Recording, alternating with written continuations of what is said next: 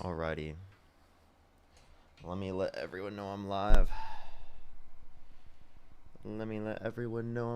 Give it a second, everyone joining up. What's good, everyone joining up the stream right now? How's everybody doing? What's up? Give it a second, everyone. Just turning on the stream. Do give it a second. Letting everyone know on Instagram and all over that I'm live. How's everyone doing this lovely morning? How's everybody doing? Alrighty. What's up? We're going to start getting people up here in a second. Do give it a second. Let me just let the Instagram know that I'm live. Hey, I'm live.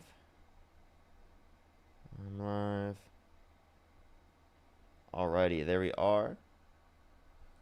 What's good, everyone joining in? Do tap that screen. Do share the live. It'll help get it out to more people. What's up, everyone joining in the stream? How's everybody doing? We're going to start getting some people up here very, very, very, very soon. We're going to start getting the debates going here. How's everyone doing again this lovely morning? What's up? Bedhead Parker. Yes, that's me. What's up?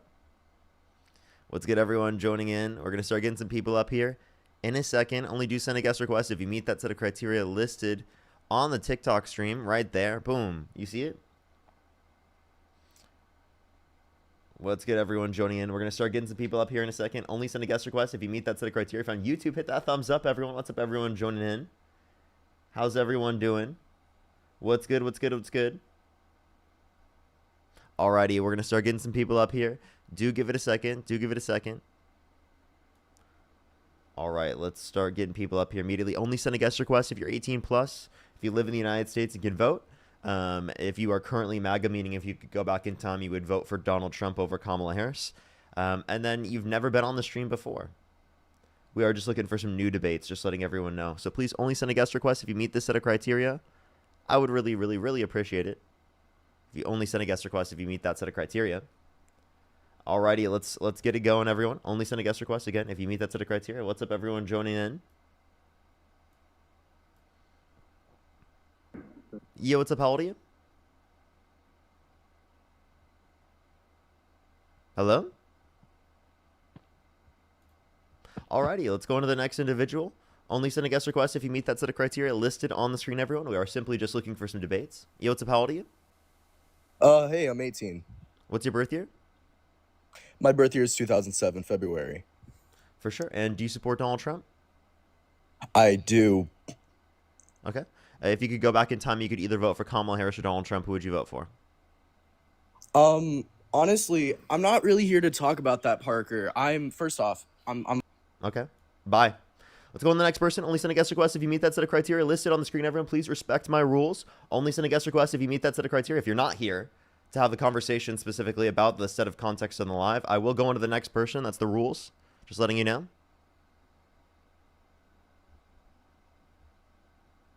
Only send a guest request if you meet that set of criteria listed on the screen, everyone. We're just looking for some debates. Everybody. Alrighty.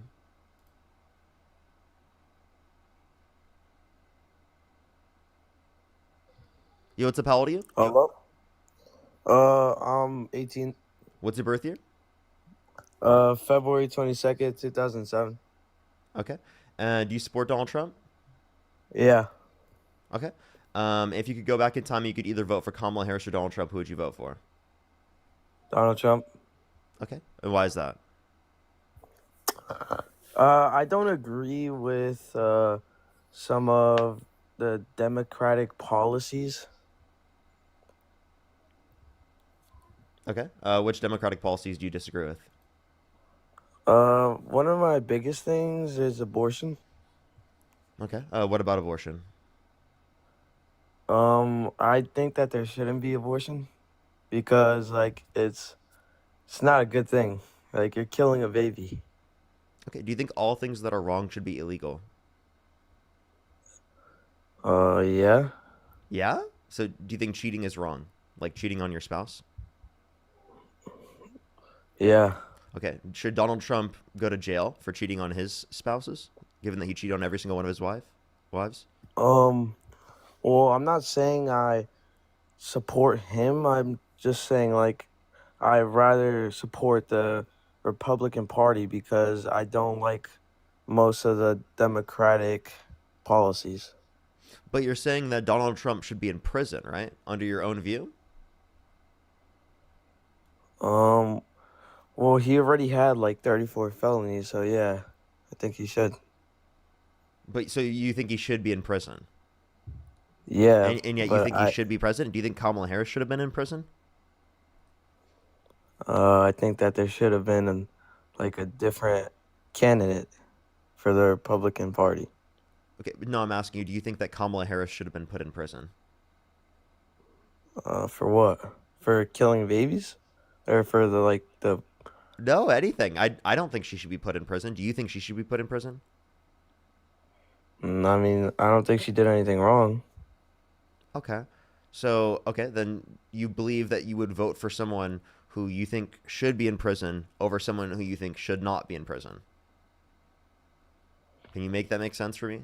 Why should they be in prison if they should be president? Right? Wouldn't you want someone who's going to be president like not to be like a convicted criminal that you think should be in jail? Because the reason why you think that they should be in jail is so that they don't harm other people, right?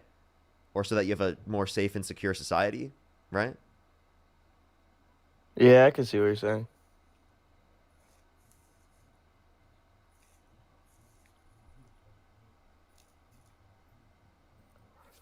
Anything else you got?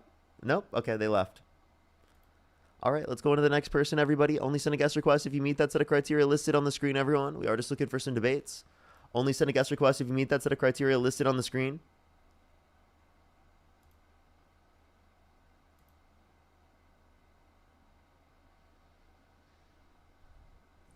Yo, what's up? How old are you? I'm 20, I'll be. Let's go to the next person. Only send a guest request if you meet that set of criteria listed on the screen. Only send a guest request again if you meet that set of criteria listed on the screen, everyone. We are just looking for some debates. Najia, thank you so much for the $5. I know, right? Yo, what's up? How old are you? 18. Do you support Donald Trump? Yes, I do. What's your birth year? 2007, August 23rd. For sure. And if you could go back in time, you could either vote for Kamala Harris or Donald Trump. Who would you vote for?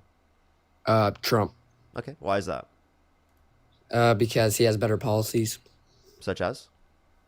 abortion laws. Okay. Like, what about them? He says that it's not right to do it, unlike Kamala. That completely. Do you think abortion should be illegal? 100%. Okay. Why do you think abortion should be illegal? Well, if someone kills a pregnant lady, why aren't they charged with double homicide? That's a question you asked back to me. Could you answer my question first? And I could give you my explanation for why. No, answer my question.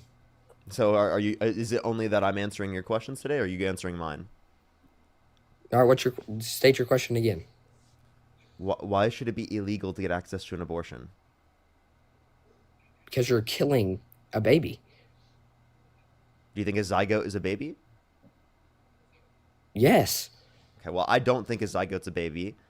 I don't think that it's going to be valuable prior to the point of sentience, and that's why we're not going to consider it double homicide, although we would say it would be a homicide of one person, and then it would be an unjust termination of a pregnancy.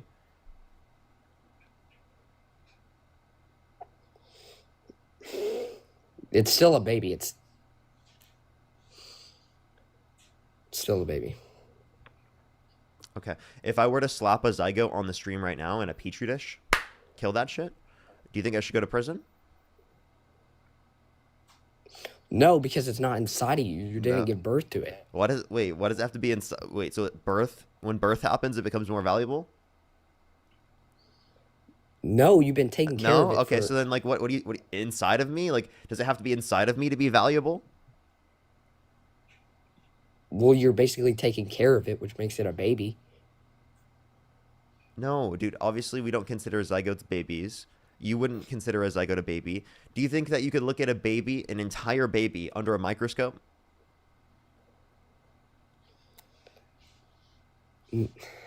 No, No? but like Okay, so then it's zygotes it's must not be babies because you can look at a zygote under a microscope. The entirety of one. Right? They must not be no, but babies it's like then. it's a formation of one, so it can become a baby. So it's It basically a can baby. become a baby, so it's not a baby yet. When No, does it it become a is baby? still, Oh, it is. but So it's when in does it become a baby? it's a baby when it's in the womb. It's a baby when it's in the womb. So not until implantation? Do you even know what implantation is? No, explain it to me.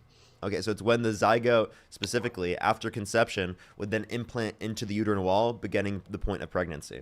That's what implantation is. Okay. I mean, Okay, so then if you don't consider it a baby, well then what's the issue with getting an abortion? The same way, like, you don't think I should go to prison for slapping the zygote.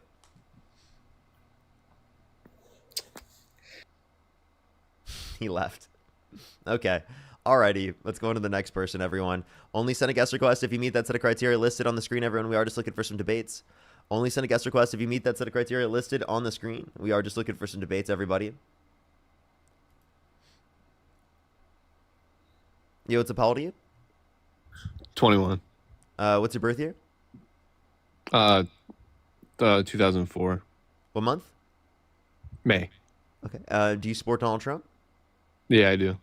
If you could go back in time, you could either vote for Kamala Harris or Donald Trump. Who would you be? Who would it be? Trump. Okay. Why so? I mean, policies. I mean, first of all, definitely abortion over like Kamala Harris. Kamala? Abortion laws. Am I saying it wrong? Yeah, it's Kamala. Have you been on my live Kamala. before? Not today. No. Thank you for telling me. Not today. Jeez, bro. Let's go on to the next person. Only send a guest request if you meet that set of criteria listed on the screen. Yo, what's up? How old are you? Hey, Parker. Evil Dean. Let's go on to the next person. Only send a guest request if you meet that set of criteria listed on the screen, everyone. We are just looking for some debates. Only send a guest request if you meet that set of criteria listed on the screen. Yo, what's up? How old are you? Yo, it's good. That was definitely a fetus. Let's go on to the next person. Only send a guest request if you meet that set of criteria listed on the screen, everyone. We are just looking for some debates.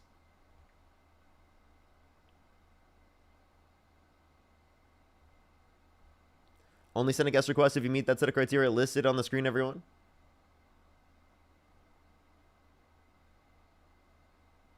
Yo, what's up? How old are you? Alrighty, let's go on to the next person, everyone.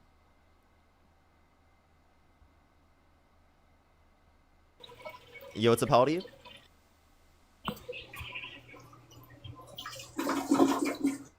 Okay. Let's go on to the next person. Only send a guest request if you meet that set of criteria listed on the screen. Yo, what's up? How old are you? I'm 18. Do you support Donald Trump?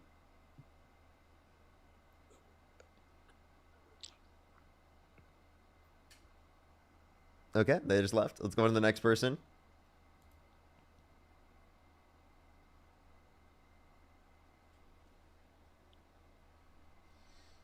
All right, do give it a second, everyone. We are going to get some debates here in a second. I do apologize. Sometimes it takes a second to get people up here, but we are like within the first 15 minutes of the stream, so, you know, it is going to take a second. Do give it a second here. Yo, what's up? How old are you?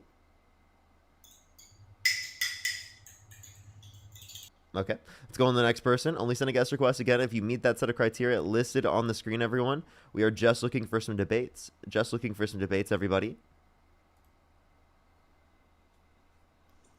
Yo, what's up? How old are you? 34. How are you, Parker? Do you support Donald Trump? 100%.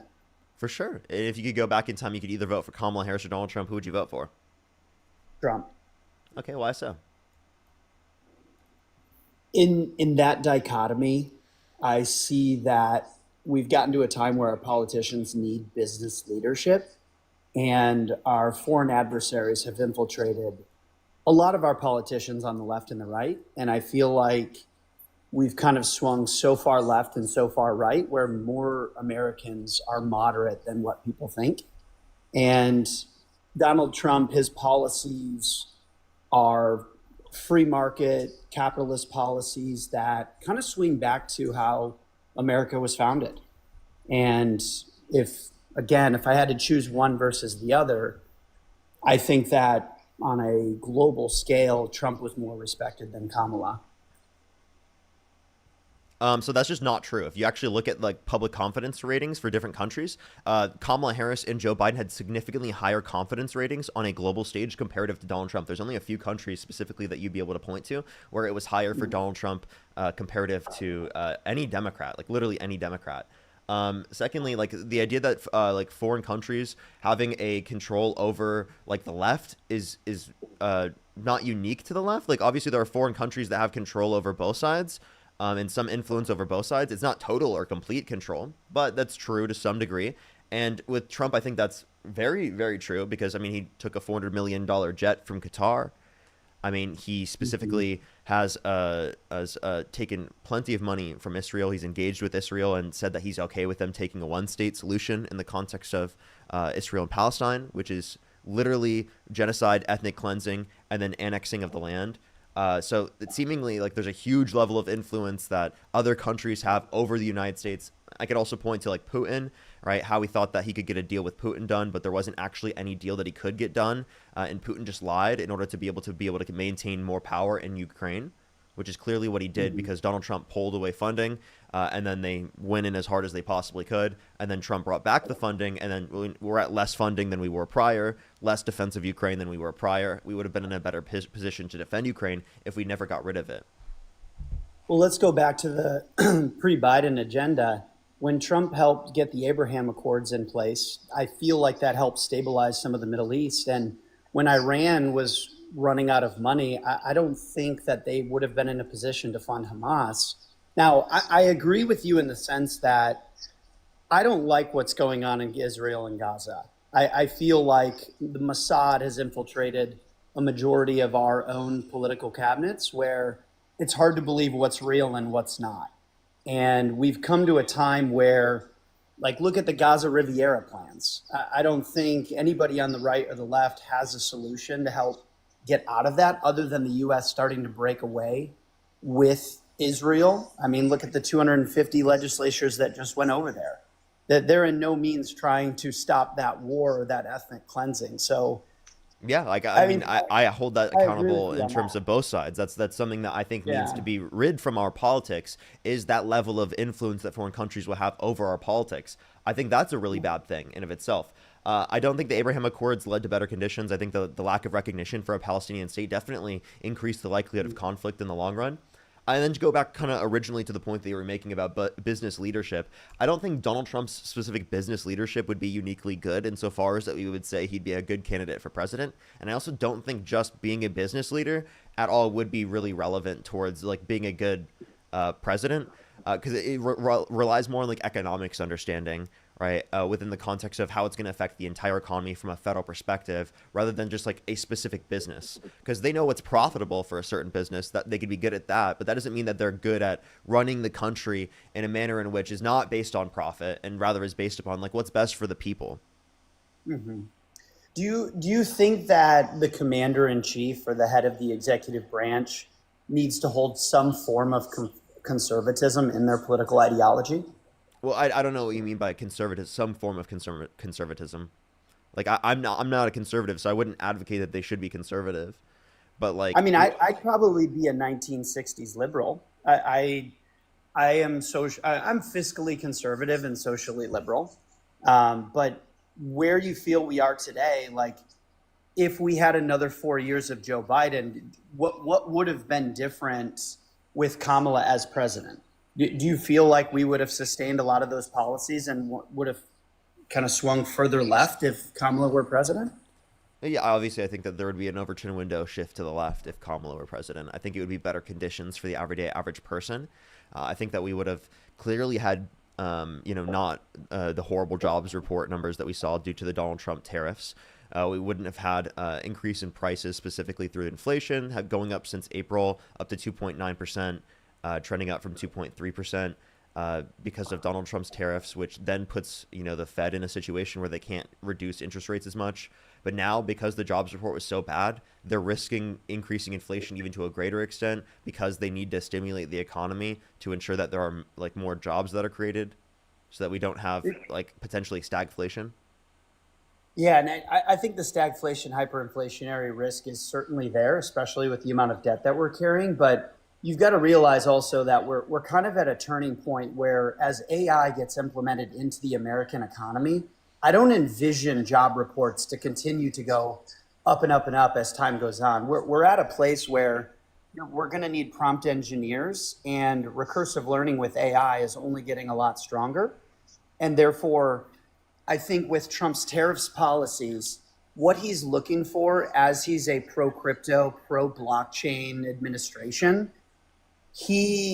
all he wants is trade reciprocity. And there was such an imbalance to where production in America would never have been sustainable. And I think that's where a lot of this outside investment, you mentioned the $400 million from Qatar, there are trillions of dollars being put into infrastructure in the form of data centers inside the US so that we can have a global impact on artificial intelligence now that quantum computing is backing it. And I don't think people realize, Parker, and I agree with you a lot of stuff, but I love debating some points, and I'd love to debate the abortion piece here momentarily. But I think that with blockchain technology, the World Economic Forum in 2021 anticipated that $867 trillion of business revenue was going to get disrupted by blockchain technology. Knowing that that's coming, knowing that there's a lot of companies like Salesforce and Zoom, and I'd say Fortune 500 companies that are built on things that AI can do, and so therefore they can't provide additional value moving forward. Part of the reason why they needed tariffs to they used tariffs as a weapon to create trade reciprocity with other nations, so that in the form of AI data centers, we can use AI in a way to where we can help other countries, but as long as they're helping us in the same form, I think that's the only way that we can get our national debt taken care of. And we're going to use crypto to help with that too. I don't disagree wholeheartedly with Russia. Now, I just threw out a lot of things. I'm happy to debate any of those, but the abortion ones I'd love to get your impact on as well. Yeah, so I'd love to address this first, and then we can move on to that. So there's a few things. So it seems like you're saying that there's going to be a trend down in the amount of jobs that are created specifically due to AI. I don't think that change would have happened as quick as it did, right? If it were actually AI, this is because of Donald Trump's tariffs. And then if AI is going to then be in a place in the United States, especially to be able to produce goods rather than workers, well, then wouldn't we actually expect that if we were to impose tariffs, that instead of those jobs going to American workers and domestic manufacturers, it would be actually AI that would be doing it? I think we're trending in that, and you're probably right. I think there's got to be a lagging indicator on that jobs report when it comes to AI implementation. But it's coming. I work in finance. I'm seeing where the money is trending towards. It's going into industrial data centers. It's going into recursive learning. There's a lot more mergers and acquisitions that are happening, and layoffs. Let me clarify my question. Right. Yeah. You're saying that AI is going to do it, is going to take over a lot of the jobs. That's why we're seeing a reduction in the amount of new jobs that are being added. So if there was a tariff being implemented, wouldn't all of those jobs just go mostly to jobs that would be fulfilled by AI rather than U.S. workers? I would consider tariffs and job creation to be mutually exclusive. A tariff is really just creating a trade balance or trade reciprocity. So let's just use a basic example. If I was living in Canada the last year, right? And it's I'd say a lot further left than the US. in terms of where the policies are. And I'd be happy to chat about that. But if Trump puts on a tariff into Canada, I mean, right now, Canada's what, 2% of our GDP, but we're 20% of their GDP. And so if you find trade reciprocity, you're going to find that Canada's economy is going to suffer, and it's not really going to affect ours. But there's a lot of goods that we bring in from Canada that ultimately we could make in the US ourselves. I think if it all depends on what type of country we want to be moving forward. And I feel like trade balance, where we can work with Canada and provide, equal help to them, that they provide equal help to the US. I think that's only leading in the right direction. But I do agree with you that that's going to hurt the jobs report. But I think that as time moves forward, there's going to be more jobs available in the US, as well as working to eliminate some of the national debt. Because when you have one person who goes, from a job to unemployment, they are now sucking, let's say, 30 to 50K from the government. You get that one person a job, they are now potentially adding 10 to 20K in taxes from the government. And so in the meantime, yes, the trade imbalance with the tariffs, that's going to find some form of balance. But when it does, there'll be more money invested in the US, more businesses buying locally. And when businesses buy locally, that significantly increases the taxation of the economy. When we buy goods from China, all our money's just going overseas and all the jobs are done over there. If we take that and buy locally, that state's getting business taxes. Those workers are paying FICA. Those workers are paying taxes. And so finding a trade imbalance locally at home is really the only avenue we have towards solving some of the national debt.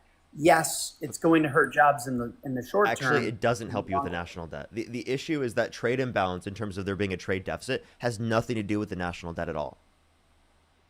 Right? Wait, tell me more. Yeah, trade deficits have nothing to do with the national debt at all. The trade deficits are about the difference between exports and imports, right, when engaging in trade with a different country. So the idea of a trade imbalance leading to our national debt is definitely wrong. And then if you want to look at the overall perspective, which candidate leads to a greater level of debt signed into law, it would actually be Trump. All right, the Committee for Responsible Federal Budget, a nonpartisan committee from the federal government, did an analysis on this and indicated that there was $4 trillion more debt-related spending signed into law by the Trump administration comparative to the Biden-Harris administration, and then under the first term. And for the second term, the campaign plans Harris's administration versus Trump's administration, even taking into account the revenue from the tariffs, indicated that Harris's campaign plans would add $4 trillion less on a central estimate than Trump's plans. Do you feel like it's not only just the amount of national debt, but it's truly the debt to GDP ratio? I mean, Trump really helps raise the GDP in a positive way to where he can take on more debt to invest in areas to eventually lower that debt. GDP is growing at a slower rate since Trump got in office. And there wasn't actually like a change in trend from his first term to like Biden's first term. Even if you want to look at real GDP, it's basically the exact same. But since Trump's got in office and imposed the tariffs, it's definitely negatively impacted GDP. And secondly, like you did also say that tariffs and job creation are mutually exclusive, and then argued right after that tariffs in the long run would create jobs. So do you think that they're still mutually exclusive in the long run? So they're mutually exclusive in the short run, but they're dependent on each other in the long run. Because so the idea is that, let's say U.S. companies are buying all their steel in China. And then all of a sudden, Trump puts on a huge tariff for Chinese steel. And American companies say, wow, I can actually buy local American steel now because the prices are the same. And as that local American steel company now hires more individuals, and these other businesses inside the U.S. buy from the local American business, that increases the amount of tax revenue that state and federal level will receive, as well as the amount of jobs that are created for that company. A few things Yep. first. Higher Sure. costs for goods for consumers. Secondly, it's also more costly in terms of the domestic manufacturing process. If you put a tariff on everything from around the world, manufacturers in the United States that rely on aspects of the production process that come from countries around the world, their cost of production will go up. That's why we've seen real manufacturing investment decline since Trump got in office. And you're saying this is just in the short term, it's not going to happen in the long run, but there's not really much of an incentive for them to come in the long run because it's a tariff through an executive action. It's not through the legislative branch, meaning that it's less permanent in the long run and that the next president can just come in and override it, and likely it would because of the disastrous effects of it. Do you see a Democrat taking the White House in 2028? Yeah, Like, what do you see as who? I don't know. But I see it trending towards Democrats because the reason why Trump got elected is because people attributed inflation to the incumbent president. They thought Trump was going to make it better in terms of that. He clearly didn't. He's made it worse. So he's losing all of his approval rating in terms of the economy. If you look at his approval rating in terms of his economic policy, it is in the gutter. It is horrible right now. And it's because there's essentially no good arguments for his position, right? From an economic standpoint, he's not more fiscally responsible. He's not creating more jobs. He's not creating better economic conditions. He's not lowering prices. There's really nothing that he's brought to the economy that is beneficial for the everyday average working American. I mean, real manufacturing investment was massively increasing under the Biden-Harris administration. They actually had policy to address it. The infrastructure bill, the bipartisan infrastructure bill, the Chips and Science Act, the Inflation Reduction Act. Those were different policies that invested in domestic manufacturing in the United States to actually make it cheaper, right, to produce in the United States, then incentivize people to buy from American-made goods to show them they can compete in the market rather than forcing that competition for American firms that are not ready for that competition, right, and actually making it more expensive for them to manufacture in the United States. So I don't think tariffs, especially on a universal basis, would be beneficial at increasing manufacturing. Could targeted tariffs in certain industries be effective for increasing domestic manufacturing? Absolutely. But it would have to be in that context. And it would have to be through legislative action. And I agree. In that context, yes. I see tariffs more as a weapon to create trade reciprocity so that prices become fair and local communities around the country, especially in the Rust Belt, they can compete with foreign businesses. And it's not so much that you're right. Like we don't want to throw tariffs on the entire world in order to destabilize, the level of inflation that could occur inside the U.S. as a result. But by having some form of competition, it is the opposite of free market. So it does seem a bit oxymoronic in that, but I do feel that the pulse on the American economy, like you mentioned, when you meet with a client and they're talking about the couple $100,000 in their 401k, they're more bullish now than they were before. And I don't know, those polls or pulses on the economy saying that, the average American is not feeling more confident about their country's standing and their paycheck going further under Trump. No, it's actually whether or not they approve of the government's plans or the Trump's administration's plans on the economy. And he just has a very low approval rating. His approval rating was actually above 50% for the economy, and then now it's like 20-something%. So it's seen a massive decline. Mm-hmm. So, I mean, and then also you said prices become more fair. For who? Just the American producers? I don't even know if that would be true. There's also other things we need to take into account. When it is the case that we place tariffs in other countries, they place reciprocal tariffs on us because the tariffs we're placing on them aren't, reciprocal to them. So if they place tariffs back on us, that then disincentivizes our businesses from being able to sell in countries around the world because the consumers in those countries will have a higher cost for the American produced goods. So we'll lose out on so many different industries that rely on exporting. Like farmers, for example, they export their agricultural products, like, for example, soybeans or corn, to countries around the world. And that's a huge basis of their market. And if you are going to go after that by tariffing, those countries and then they tariff us, that's going to harm farmers in this country. And then, there's going to be like 30% of farms that go out, right? Because like a huge percentage of their market, because their agricultural products come from countries around the world. And also you got rid of it in terms of US aid. So like there's a few things that the Trump administration has done to make it worse off in terms of trade that will actually harm a bunch of industries in the United States. So like if you say from a net basis, will it actually increase jobs? We don't even have good reason to believe that. I do feel that, again, the way we view business and trade globally is going to change significantly over the next 5 to 10 years.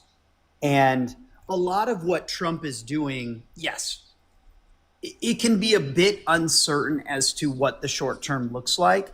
But a lot of this is under the guise that as AI technology builds the blockchain and we turn to a more crypto friendly environment globally, Parker, everybody is going to become bankable in the globe when it comes to cryptocurrency.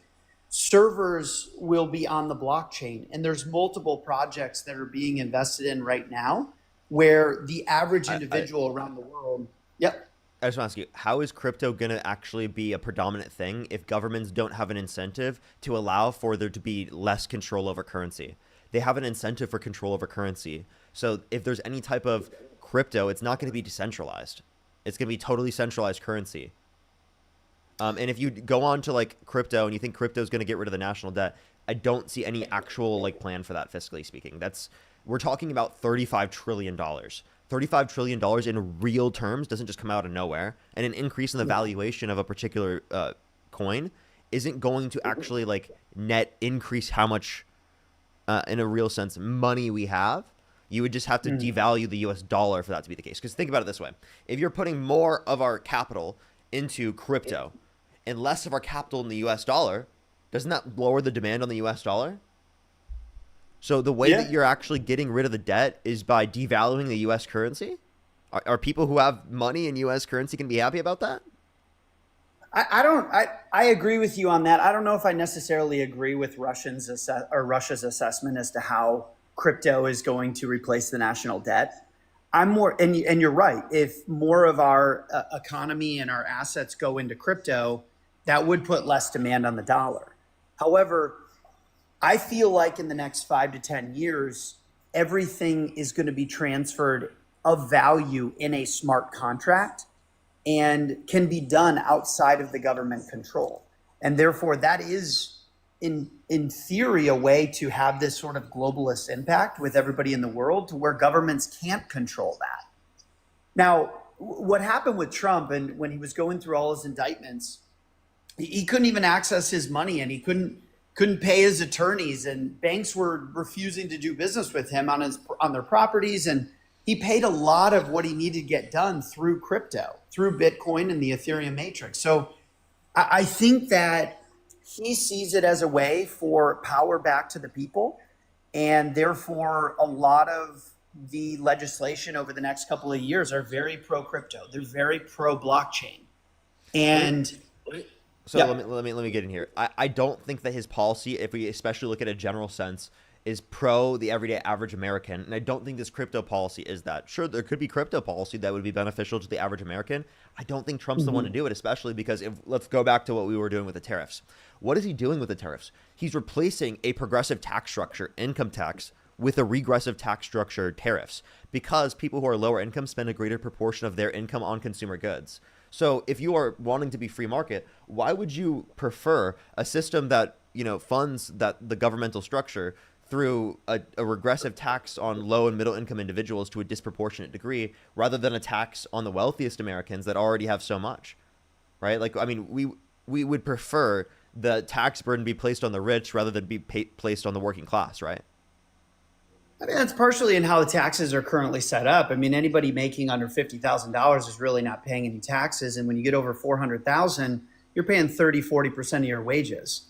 Now, I do agree that the corporate tax at 21% going lower is helpful because you want to incentivize reinvestment in their own businesses. You look globally, Parker, and the one thing, like, I've lived all over the world, and you get into some of these more progressive countries and they talk about how everything is great, grand, and wonderful, but there's not necessarily this free market and capitalist drive. There actually People is. hit. That's just not true. I'm sorry. I have to cut you off here because if you look at the Oh, economic freedom index, the Scandinavian countries that you would be pointing to, they actually have freer markets than what we have here in the United States. And then if you want to incentivize reinvestment, you do that to a greater extent by having a top marginal tax rate that's higher, because if the top marginal tax rate is higher, it creates a greater incentive from a business like employer perspective to do a reinvestment to the firm. Because when you do a reinvestment to the firm, it's a tax write-off. And what do you save in terms of a tax write-off? You save whatever your top marginal tax rate is, because you would have otherwise paid that in taxes because it would have counted as income. In the form of pass-through taxation, I agree with that. But now when you get into a C Corp, it's double taxation. So they're paying 21% on their income, and then they have to pass through to their own personal tax. So in essence, it can be 60, 65% all in. But going back to the heart of it, if you look at the pulse of where creation and ideas are coming globally, a lot of that occurs in the US. Because as a free market capitalist structure, we incentivize people to keep building and building and building. If we get to a point where we say, hey, you've got enough, we're just going to increase your taxes more and more and more. Well, look what happened, after the war. When taxes were 90%? Marginal. That wasn't the effective tax rate. I mean, you had significant stalling occur. Because why would you continue to increase? I'm sorry, that's just not true. That was like a very, very high level of growth period for the United States GDP. Well, if you take out the amount of baby boomers in relation to... So you're saying increase in population is going to be beneficial to the GDP? Absolutely. Sounds like we should have more immigration. Well, I agree in the fact that we need to have more people in the U.S., but I would also agree in the fact that if they're going to come to the U.S., that they should at least respect the fact that this is America and this is the United States of America, and not send that money back to their home country. I don't think it's disrespecting. I mean, like, just sending money to a different country isn't disrespecting. They made that money. They can choose to do what they want with that money, right? Have you ever been to Ottawa, Canada? Wait, is it a free market? I thought you wanted a free market. A free market would be that they can do whatever they want with their money. I think that if you come into a country, I mean, we have one of the least strict immigration policies in the world. I mean, there's other countries that will execute you for coming into their country illegally. Yeah, and that's obviously not the standard that we want to use for determining. No, God no. But I mean, you got to realize that. Could you let me know which country? Go with what is Poland right now? I mean, just I don't want to say like North Korea or something crazy, but what is Poland's immigration policy? I mean, what happens when you go to Warsaw? I don't think you get executed in Poland if you come in undocumented. No, I don't think it's executed in Poland. I mean, you might. Let me think here. You could go with. I wonder what Bulgaria is. Jakarta, Java. Anyways, total segue. I could chat with you about anything. I love it because, but I did want to hit one more piece, and then the abortion piece. I'm kind of confused what we were just talking about. I'm confused how we got to that point. Pre-1965, 80% of immigrants came from from first world countries. Post-1965, 85% of immigrants come from third world countries. When you think about the United States as a whole, are you adding to the potential growth of the economy, or are you potentially adding to the poverty state? Oh, okay. There's no evidence that immigration leads to greater levels of poverty. If anything, immigration will actually lead to lower levels of poverty in the long run, especially because we won't have insolvency of Social Security and Medicare, which is likely to occur if we don't have immigration, because we won't have the necessary levels of tax revenue in order to be able to fund these programs, which will then lead to greater levels of poverty, especially in our elders, because it is the case that they rely on these programs in order to be able to not be in poverty. And since they've been implemented, it's heavily reduced poverty in this country. So if anything, immigration is a necessary element of reducing poverty in this country. And the idea that immigrants coming to the country are going to cause there to be a greater level of poverty is definitely not based in any facts or reality. Okay, so I agree in the fact that immigration is necessary in order to help. Like that we can agree on. How you get those immigrants into the country, I think we disagree on. When you open your borders and let anybody come in, and ultimately it puts additional pressure on hospitals, additional pressure on the police force, additional pressure on infrastructure and social security. Over time, I think per person, you're having a much weaker effect on the GDP than if you were to bring in immigrants from around the world who ultimately came in with skills, with interest to build a family here, with interest to take part in our economy and reinvest in our economy. Basically every immigrant is doing that. I mean, like, just sending money to a different country isn't like something wrong. Like, you know that there are U.S. citizens that do that, right? They have family members in other countries they send money to help out. I mean, what is the total? We brought in, what, 30 million in the past 4 years? What is it, 10 million per year? No, it was actually like, I think it was 7 million people. If it was 10 million people per year, that would be okay. That's like the max that we'd probably want to do. That's like 3% population growth, or not. Mm-hmm. By the way, that's definitely like something that we would, do you feel be a lot higher in terms of immigration than what we have now? Parker, do you feel that countries that have proximity to the U.S. should get front line into our country versus the rest of the world? I think asylum seekers should get proximity. Like, yeah, I mean, if we're thinking, but like, I mean, in general, I believe that there should be a pathway to citizenship for anyone in the country who's undocumented who hasn't committed a violent crime or bad crime. I'm willing to accept up to like 10 million people a year. I think that's great. I think that would be good for our economy. I think the idea that people being anti-immigration is generally a bad thing, right? Because it's really important for our society to have immigration. Wasn't it over like 85% came from Latin America? I'm not sure, but I don't mind if people are coming from Latin America or if they're coming from, anywhere else around the world. Like where they're coming from to me does not matter. It simply doesn't. Do you feel like, in a fair sense, like there's people in Europe and Asia who would love the opportunity to get to America? Do you feel like we should at least give them an opportunity? Absolutely. Then how can you have an open border and get so overwhelmed? That's not an open border. We're saying that, specifically, people who have not committed violent crimes or bad crimes would be given a pathway to citizenship. Not everyone is.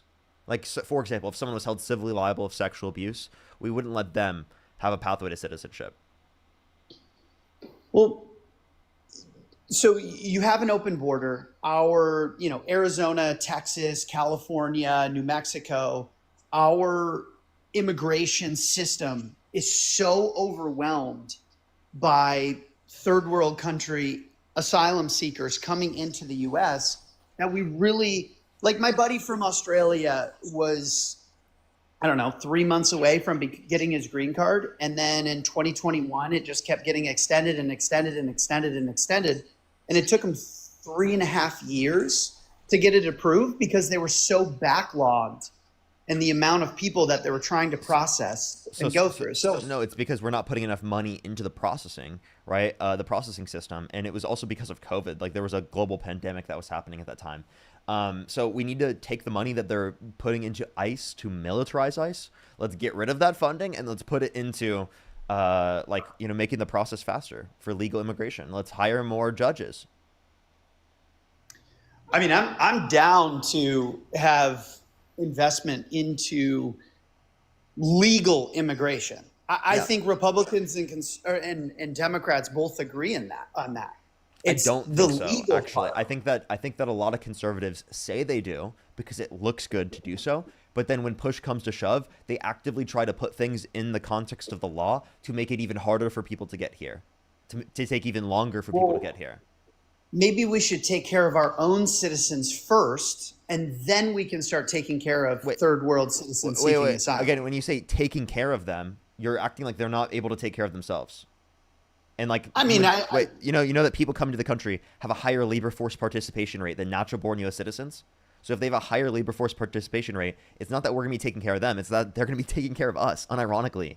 They're going to create tax revenues that we'll be able to create, still continue Social Security and Medicare for, right? Which we would have otherwise not been able to. So they're actually going to be the ones taking care of us. So the idea that like we're taking care of them is simply a thing that is argued by people on the right to make it seem like immigrants coming to the country, right, like aren't making our society better, which is just wrong. Immigrants coming to our society, it increases the amount of innovation that happens. It increases the amount of competition within our markets, which is a great thing. It increases the amount of jobs. It increases GDP, right? It increases tax revenues. Practically every aspect of our society becomes better because of immigration. And almost every single thing you could probably point to in our country that is good and amazing comes partially because of immigration, right? I agree with the idea that immigration helps our society, 100%. I don't agree that we should open our borders and allow anybody in close proximity to come into the country to overflood our system. Because there's got to be a gas and brake on this part. Wait, what is the determination of overflooding our system? At what point is there too much? Is it based upon like it negatively impacting our economy? Is it based upon a certain type of thing that you can look at? At what point is an overflooding to our system? I think an overflooding is when you've got somebody's court case as to whether they'll get approved for asylum being longer than 6 months. I mean, you had people coming over the Texas border getting a meeting for asylum that was 27 months into the future, and that therefore they're just in America and then eventually waiting to seek asylum. I mean, that is overrun, if you ask me. Okay, so it's the asylum process, which is a legal process.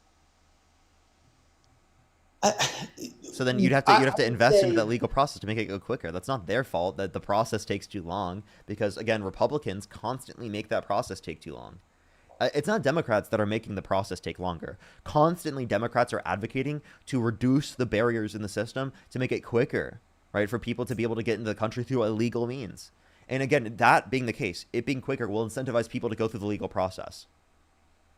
Yeah, again, the asylums, I could almost relate this to the abortion conversation as well, where if you start making policies for the 1%, you're basically just taking away from what the 99% are actually doing. Which is not true, right? Like, for example, do you think that like all laws, like practically are going to be applicable to a small portion of people because of the fact that we don't want that to be rampant, right? Like, for example, do you think most people in the US are murderers? No, right? So the law in that putting people in prison for murder is going to affect a small portion of people. So you're making it about a small portion of people, right? Are most people in the United States killed, right, by murder? No, right? Yet you still have laws that apply to the small percentage of people. Laws are meant to apply to the small percent, because that's the reality of what we need to deal with. And it's supposed to take into account all these different circumstances. That's why we always want to put into account like exceptions and stuff like that. All of these laws are applicable to a small percentage of people.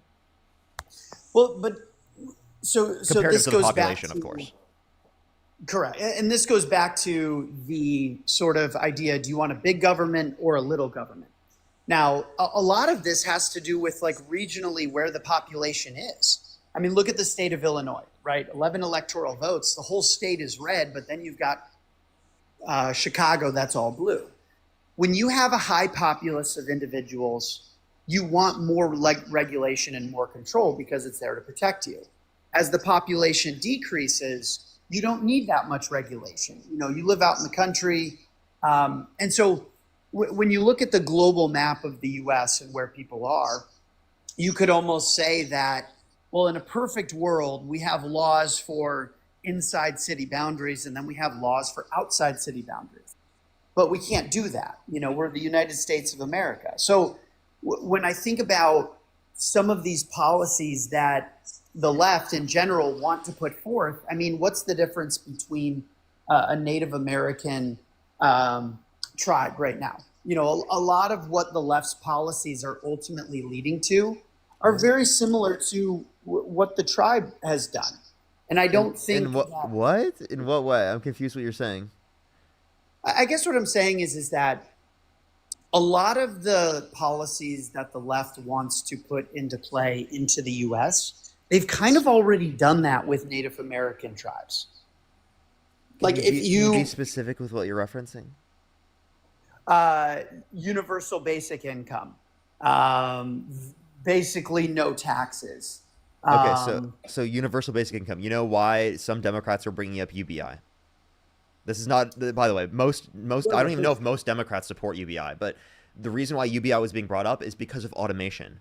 Andrew Yang specifically was like one of the people that has talked about it, especially like in the 2020 election race, talked about how UBI would be a necessary element of our economy in response to the idea of AI and automation. And since you were bringing up AI and automation earlier about how that's going to be affecting the level of jobs that exist in our system, wouldn't it make sense for you particularly to like be okay with that?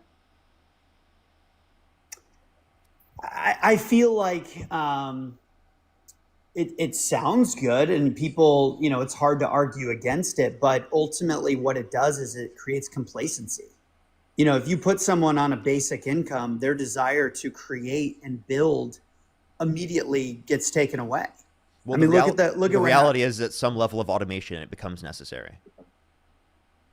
Can you explain at some level of automation? Can you explain that? At some level of automation, most mundane labor is not going to be done by humans at that certain point, which, by the way, is in the future. This is well in the future. Yeah. So at some point, we will have to adopt a UBI. That's just the reality. That people will need money. People will need income. There's not that many jobs in the economy because it's mostly done by AI. So we take the profits, particularly from AI and automation, and then we reallocate that to people so that they can afford things that they need.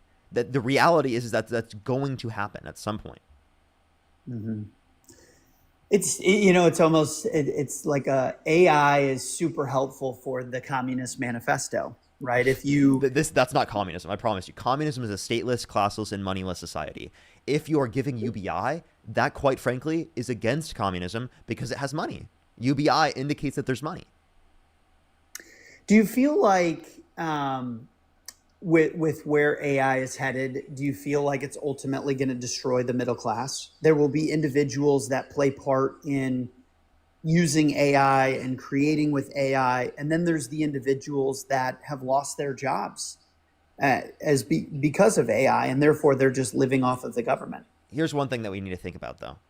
There's always change in the economy based upon different types of innovation. This is one of the greatest levels of innovation we've ever seen. It will continue on. This is the technological revolution. That's probably what's going to be seen as with the internet, the advent of the internet, social media, and the level of technology that we see today. This is an incredible increase in technology that is obviously going to change the way in which we engage in labor, similarly to how the Industrial Revolution did, right?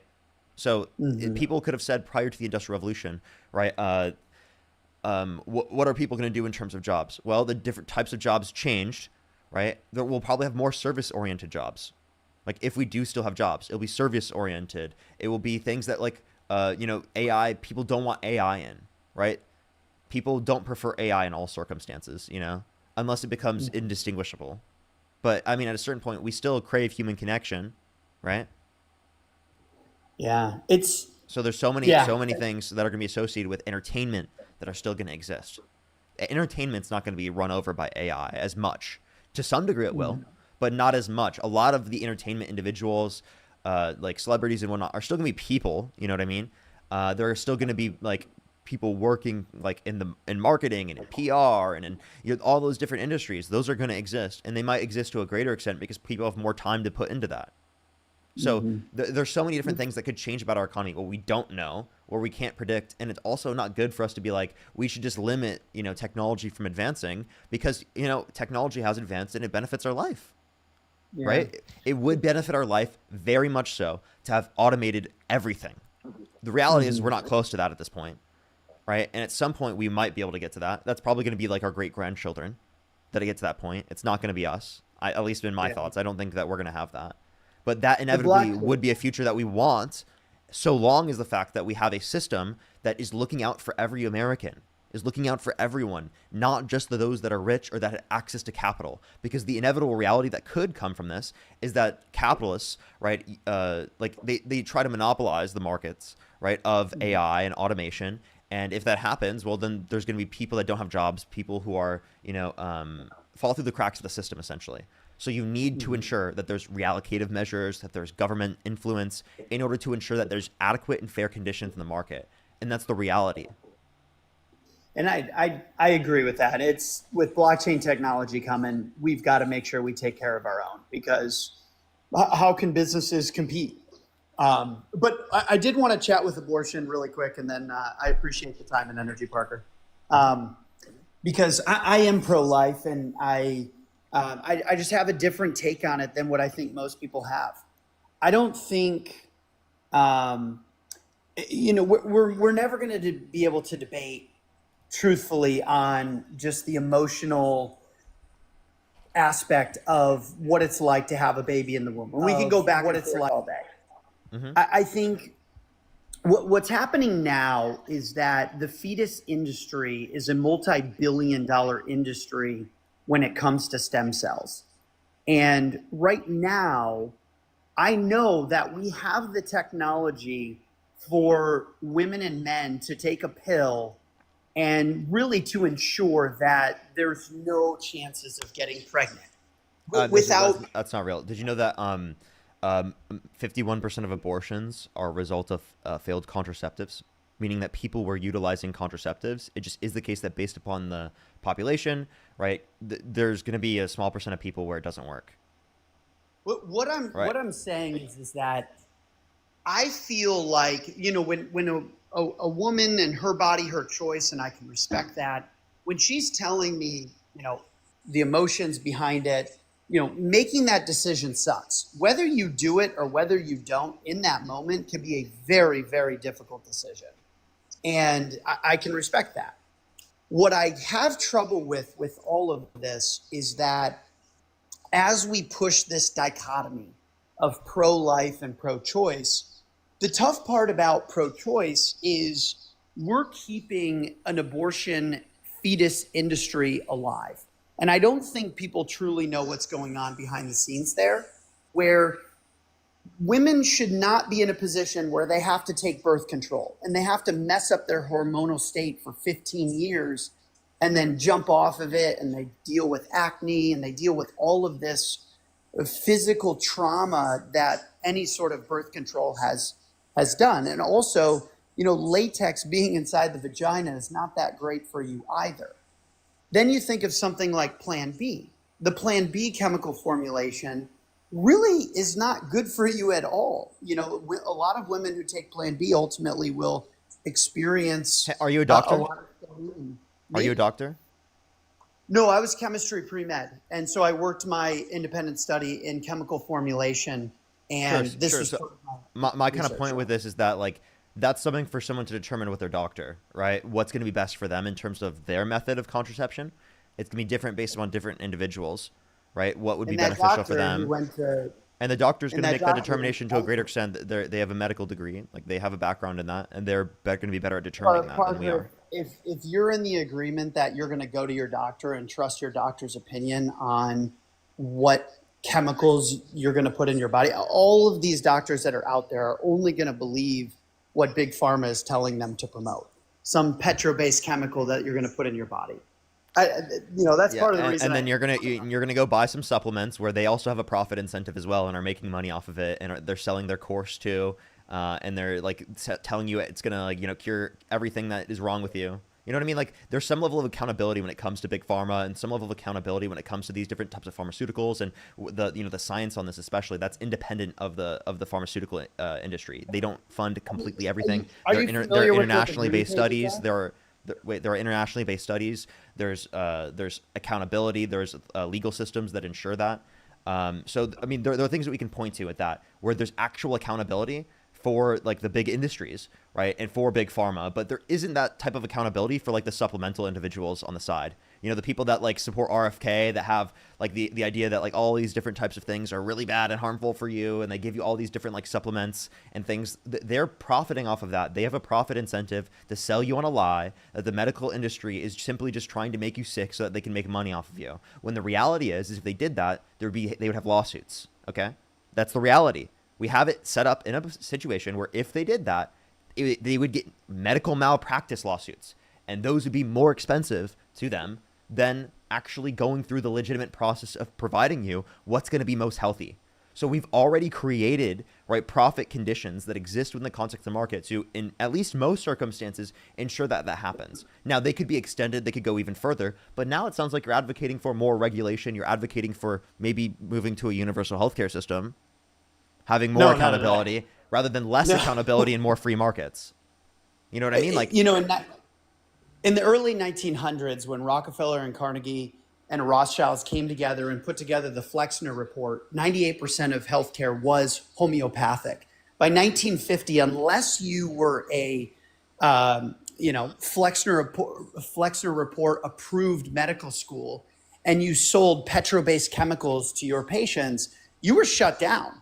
And so this idea of like homeopathic healthcare being the unconventional healthcare is just mind-boggling. Because do you think vaccines are safe and effective? I think I have a lot of opinions on vaccine. I think, going back to like the 1950s, 1960s, when you were injecting a dead pathogen into your system to allow your body to like typical vaccines today. Like, would you vaccinate your children? Absolutely not. Oh, okay. So so it's just you denying the medical consensus.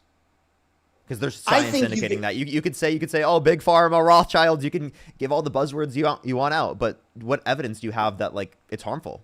Do you have anything?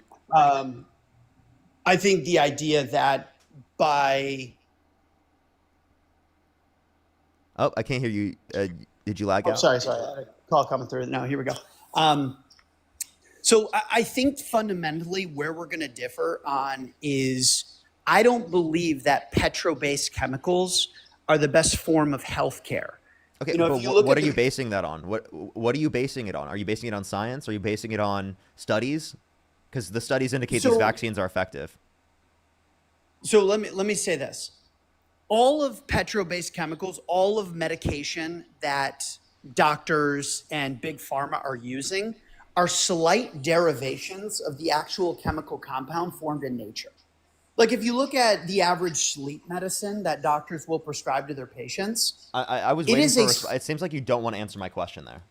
Where are no, you no, getting? no. I'm how are you identifying whether or not it's effective? Is it science? Is it a study? When you look at the green pages, it's basically all of the research of all of the chemicals found in nature that help the human body.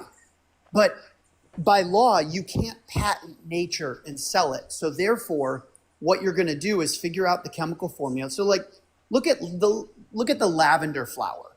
The chemical formula of lavender is pretty dang close to the chemical formula of sleep medication.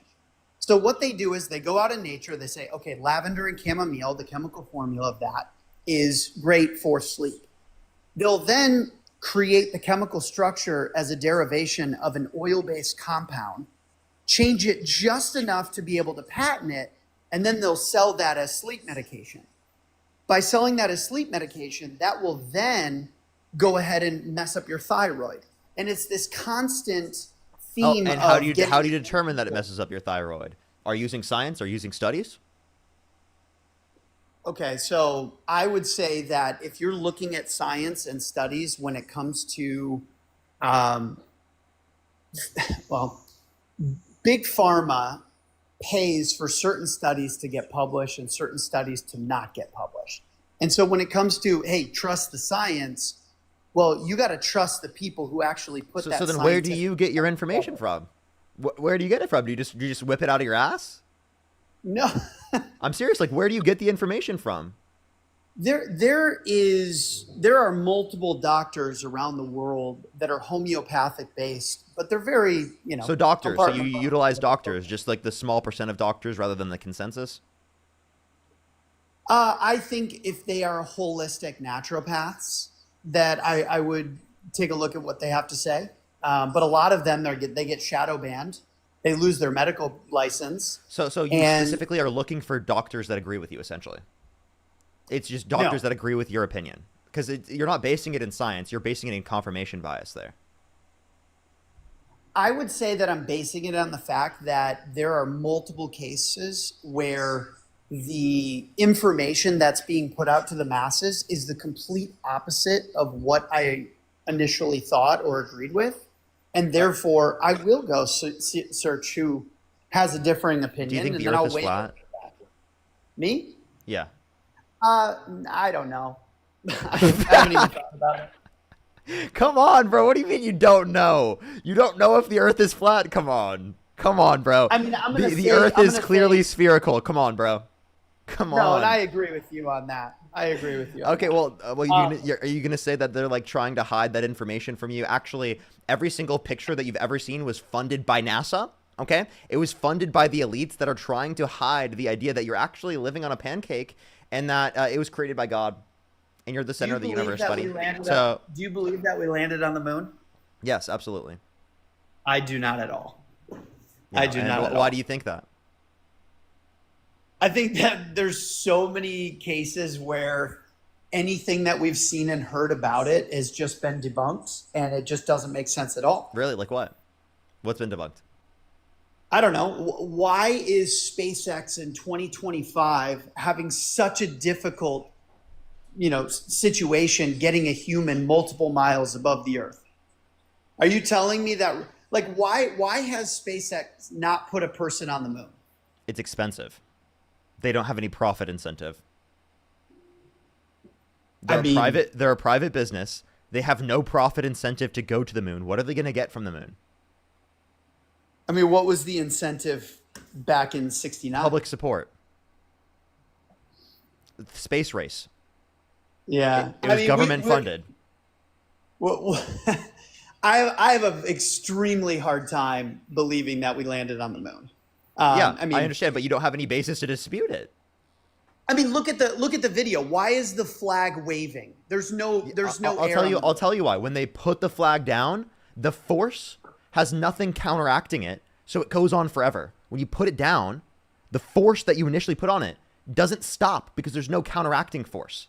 Like when you're on the Earth, there's a counteracting force of friction. Okay, when you're on the moon, there's no counteracting force. So when they put it down, it still moves the flag, right? And it's going to continue to keep moving because there's not gravity there that would specifically prevent that. When they're hopping There's not an around on the atmosphere that would prevent that.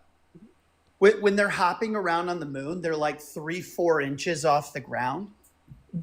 Scientifically, they should have been like 3 or 4 meters in the air, given the relationship between our Earth's gravity and what it is on the moon. When John Glenn, they even you'd have to show me. This is just a claim that how much they jumped was not justified scientifically. That's just not true. I'm sorry. You think that they would have not determined that themselves if they were faking it? If they were faking it, you're telling me that they wouldn't do that? They wouldn't try to find the accurate calculation? They control the entire world. Wait, by the way, they control the entire world. They're creating this narrative, right, about it, and yet they didn't use the calculations that you have access to? Are you kidding me?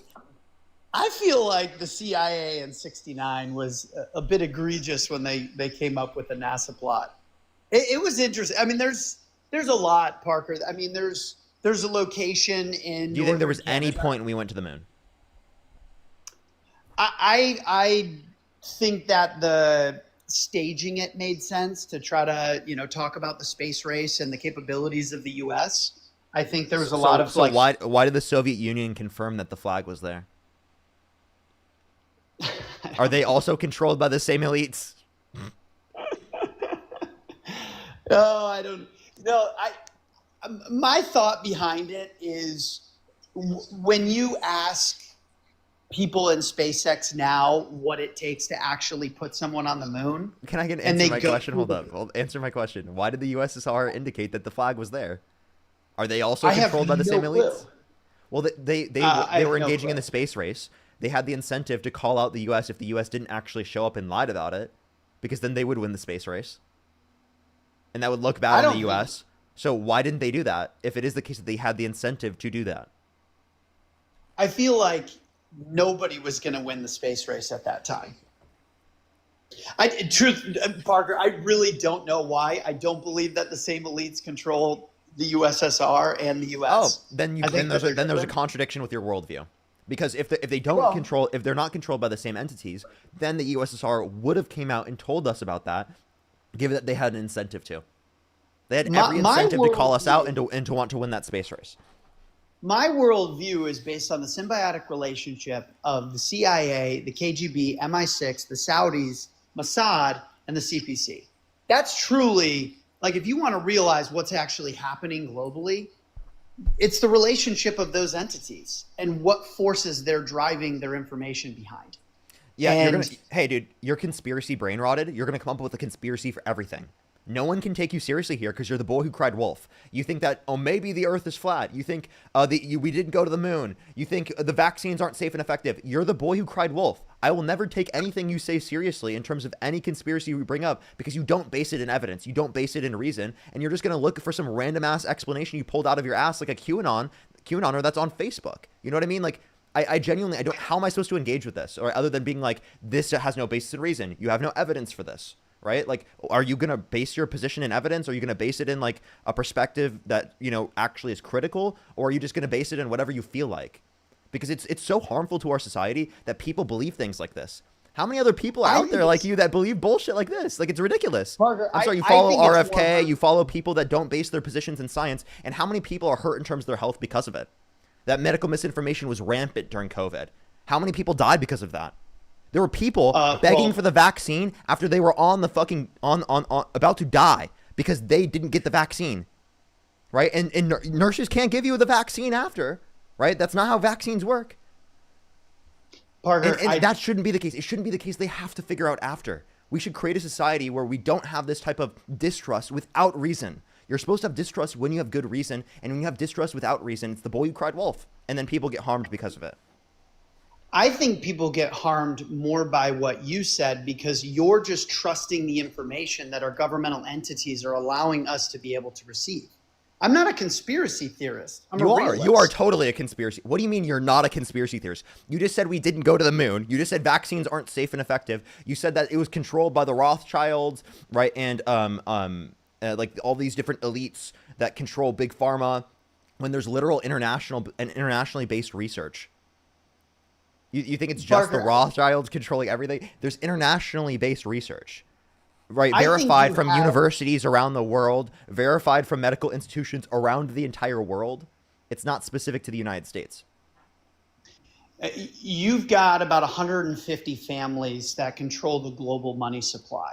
And they use those organizations in order to put forth specific agendas that really, at the end of the day... Did you hear anything that I said? Coming up with a new conspiracy is not going to help you out.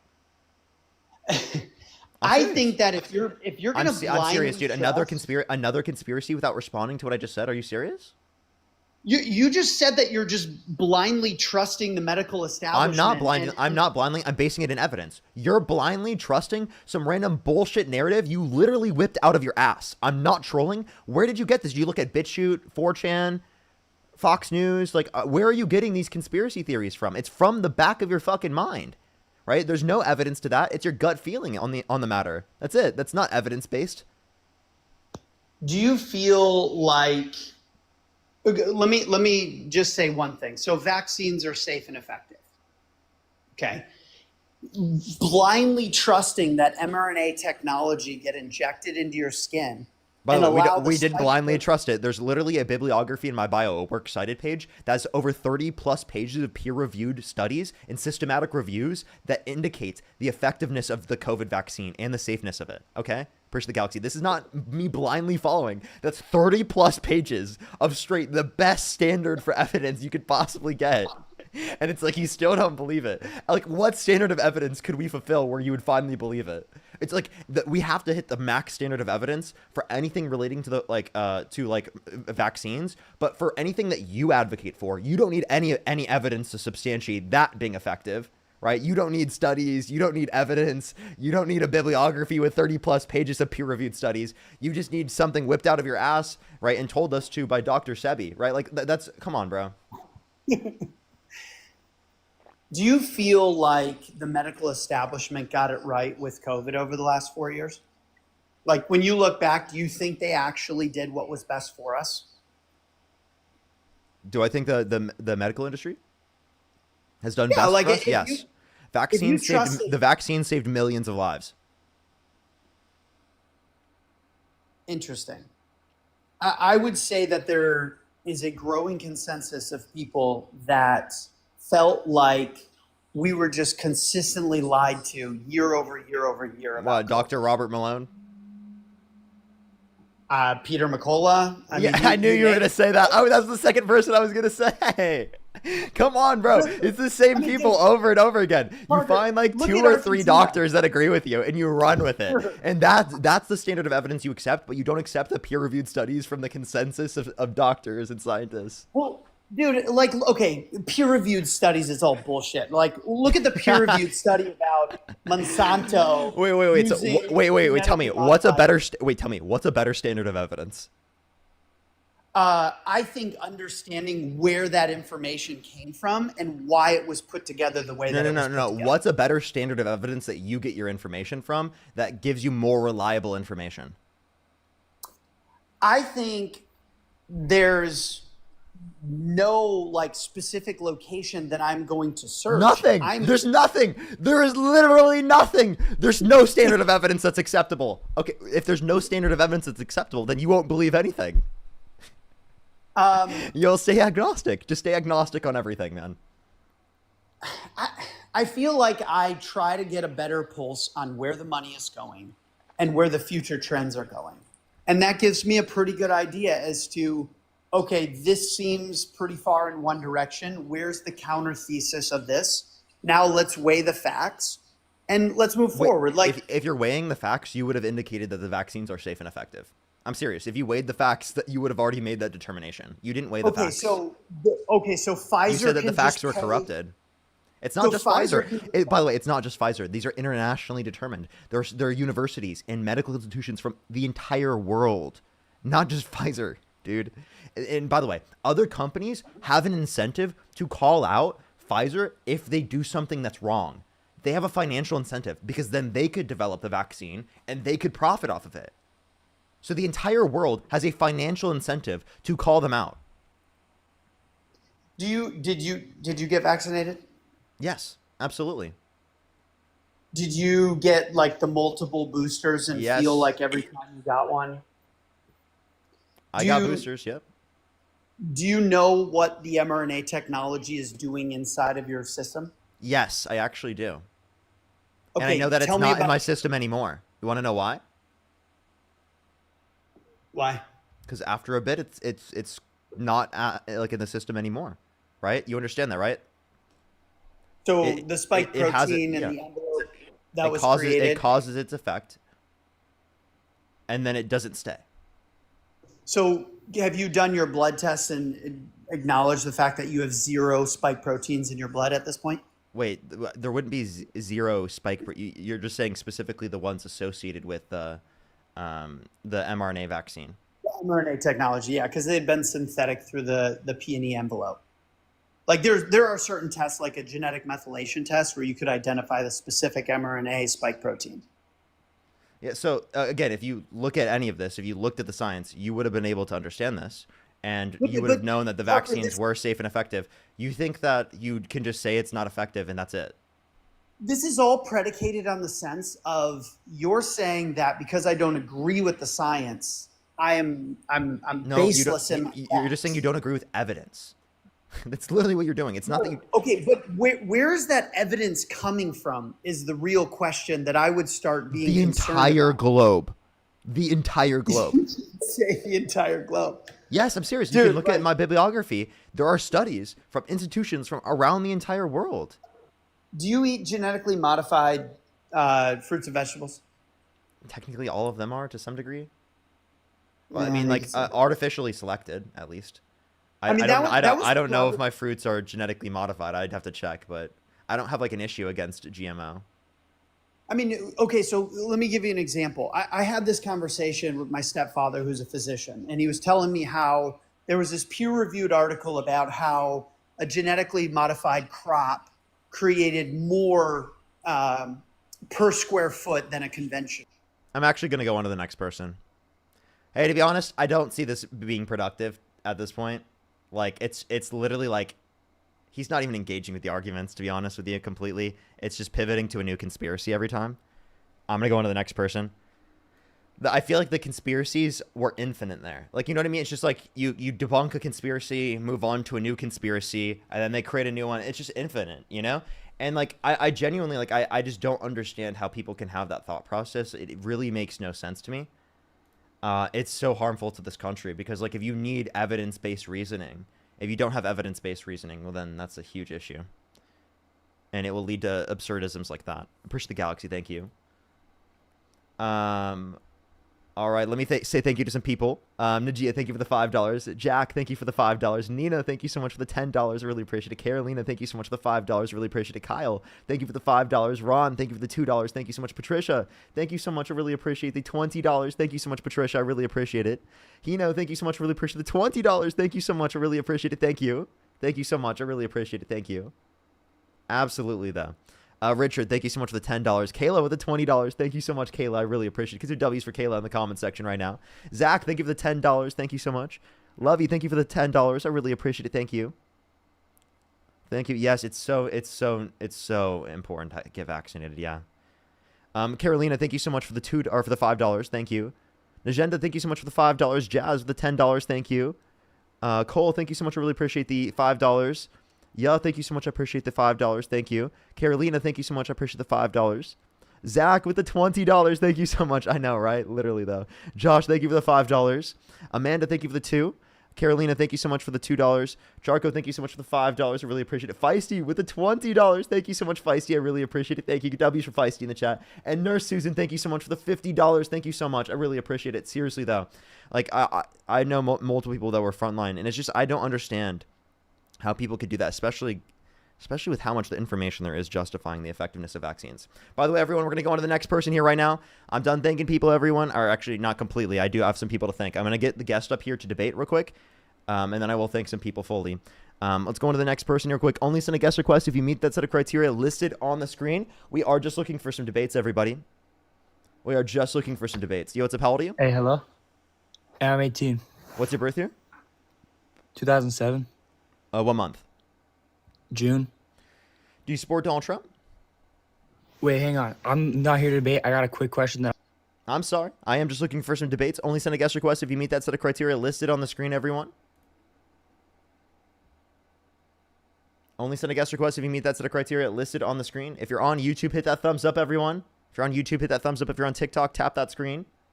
SF, thank you so much for the $2. Thank you.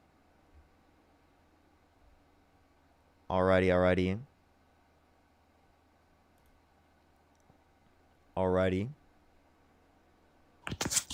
Yo, what's up? How old are you? 50. How you doing today? Do you support Donald Trump? I do support Donald Trump. For sure. I'm doing good. How about you? I'm good. Alrighty. Let me say thank you to a few people, and then I will make sure to go into our conversation. For sure, it should just take me like a few minutes real quick. Nicole, thank you so much for the $5. Thank you. Give me some W's for Nicole in the comment section right now. Thank you. Amanda, thank you so much for the $50. Thank you so much, Amanda. I really appreciate it. Thank you. Give me some W's for Amanda in the comment section right now. Thank you so much, Amanda. I really appreciate that. Thank you. And Jay with the $50, thank you so much. Yes, I did see that. I was actually going to message earlier, but I got caught doing something else because I got called by someone right as I was going to do it. So, Jay, I did see that actually. Thank you so much, Jay. Can we get some W's for Jay in the comment section as well? Thank you so much. Burn, thank you so much. I appreciate the $1. Thank you. Absolutely. Thank you so much. I really appreciate it. Good morning. Bajorn, thank you so much. I really appreciate the $11. Thank you so much. Karen with the $5. I appreciate it. Burn, thank you so much. I really appreciate the $1. Thank you. Thank you so much. I'll have to look back and see the message. It didn't load for me fully. Kids Party, thank you so much. Really appreciate the $35. Thank you so much. I really appreciate it. Thank you. Give some W's for them in the comment section. Allison with the $32. Thank you so much. I appreciate it, Allison. Thank you. W's for Allison in the comment section. Toby with the $5. Thank you. That's great. Good work for yourself as well. That's great. Thom, thank you so much for the $25. Thank you so much. Vicky with the $5. Travis with the $1. Thank you. Nathaniel with the $10 in the kind note. Thank you so much. Zoe with the $20. Thank you so much. Samantha with the $2. Maudie, thank you so much for the $4.20. It's good to see you. It's so good to see you. So good to see you. Madeline, thank you so much for the $2. Wendy with the $5. Thank you very much. Katie, thank you so much. I really appreciate the $2. Jalen, thank you for the $4.20. Maya, thank you so much. I appreciate the $10. Carla with the $30. Thank you so much, Carla. Louise, thank you so much for the $5. And Jesus, thank you so much for the $10. I'm sorry if I'm going to try and keep up. I literally the entire live have not thanked people. So that was like the first time in an hour and a half. I do apologize. I was a bit behind on that because I was just like debating that last guest. I'll try to keep up with it so I don't have to thank people for as long. I did, not want to do that yesterday, but then I got into the same thing today. Tara, thank you so much. I appreciate the $20 as well on YouTube Super Chat. Thank you so much. Thank you. Okay, for sure. So why do you support Donald Trump, sir? I just, I'm a conservative. I'm a Christian. But that being said, I used to be an independent. Once I saw how Biden was in office, meaning how he was not. Dude wasn't there. He's not cognitive. He can't form a freaking sentence. He can't walk upstairs. Everybody's holding his hand. In my opinion, the Democrat Party is just completely 100% untrustworthy. I have no faith in them. There might be a few Democrats I like, but that's it. Well, then wouldn't you say the same for the Republican Party, given that Trump had 30,000 confirmed lies in his first administration?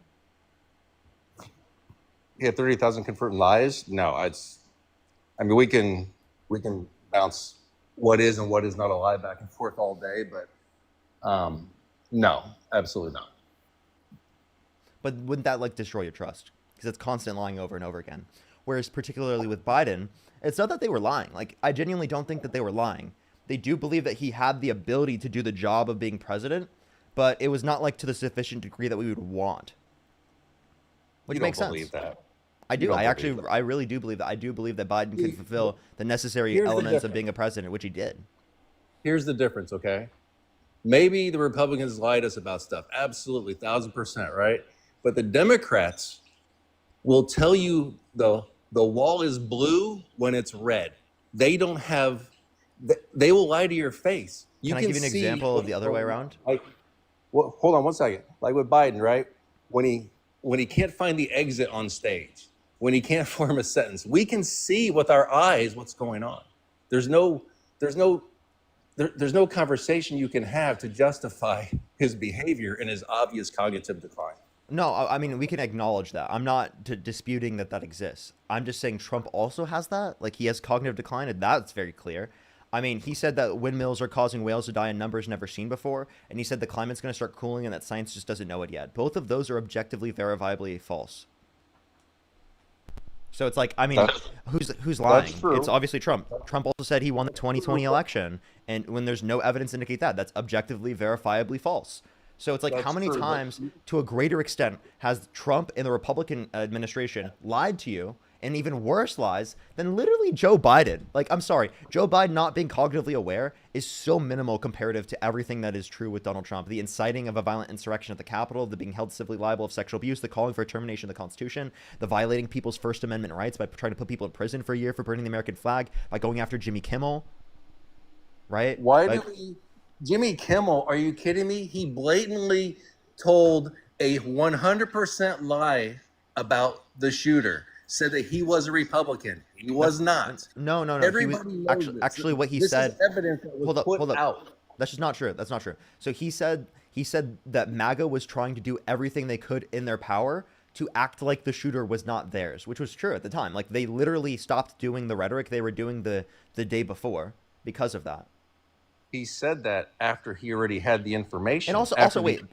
By the way, Trump literally said that it was a left winger when we didn't know who it was.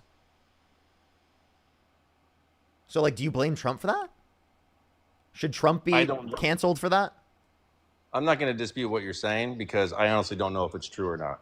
Yeah, honestly, Jimmy Kimmel could have said that, and he still shouldn't be canceled. That's ridiculous. I'm sorry. You can say things that are. Works for ABC. He does not work for Donald Trump. ABC. Here's the reality. Not Donald Trump. That's the reality. I understand, but it was someone from Trump's administration that told them to do that. They threatened them. That's an opinion. That is not a fact. Literally a few hours before. What are you talking about? That was clearly because of that. How would you know this? Were you there? I'm sorry. Are you really denying that? Everyone knows this to be true. No, that's not true.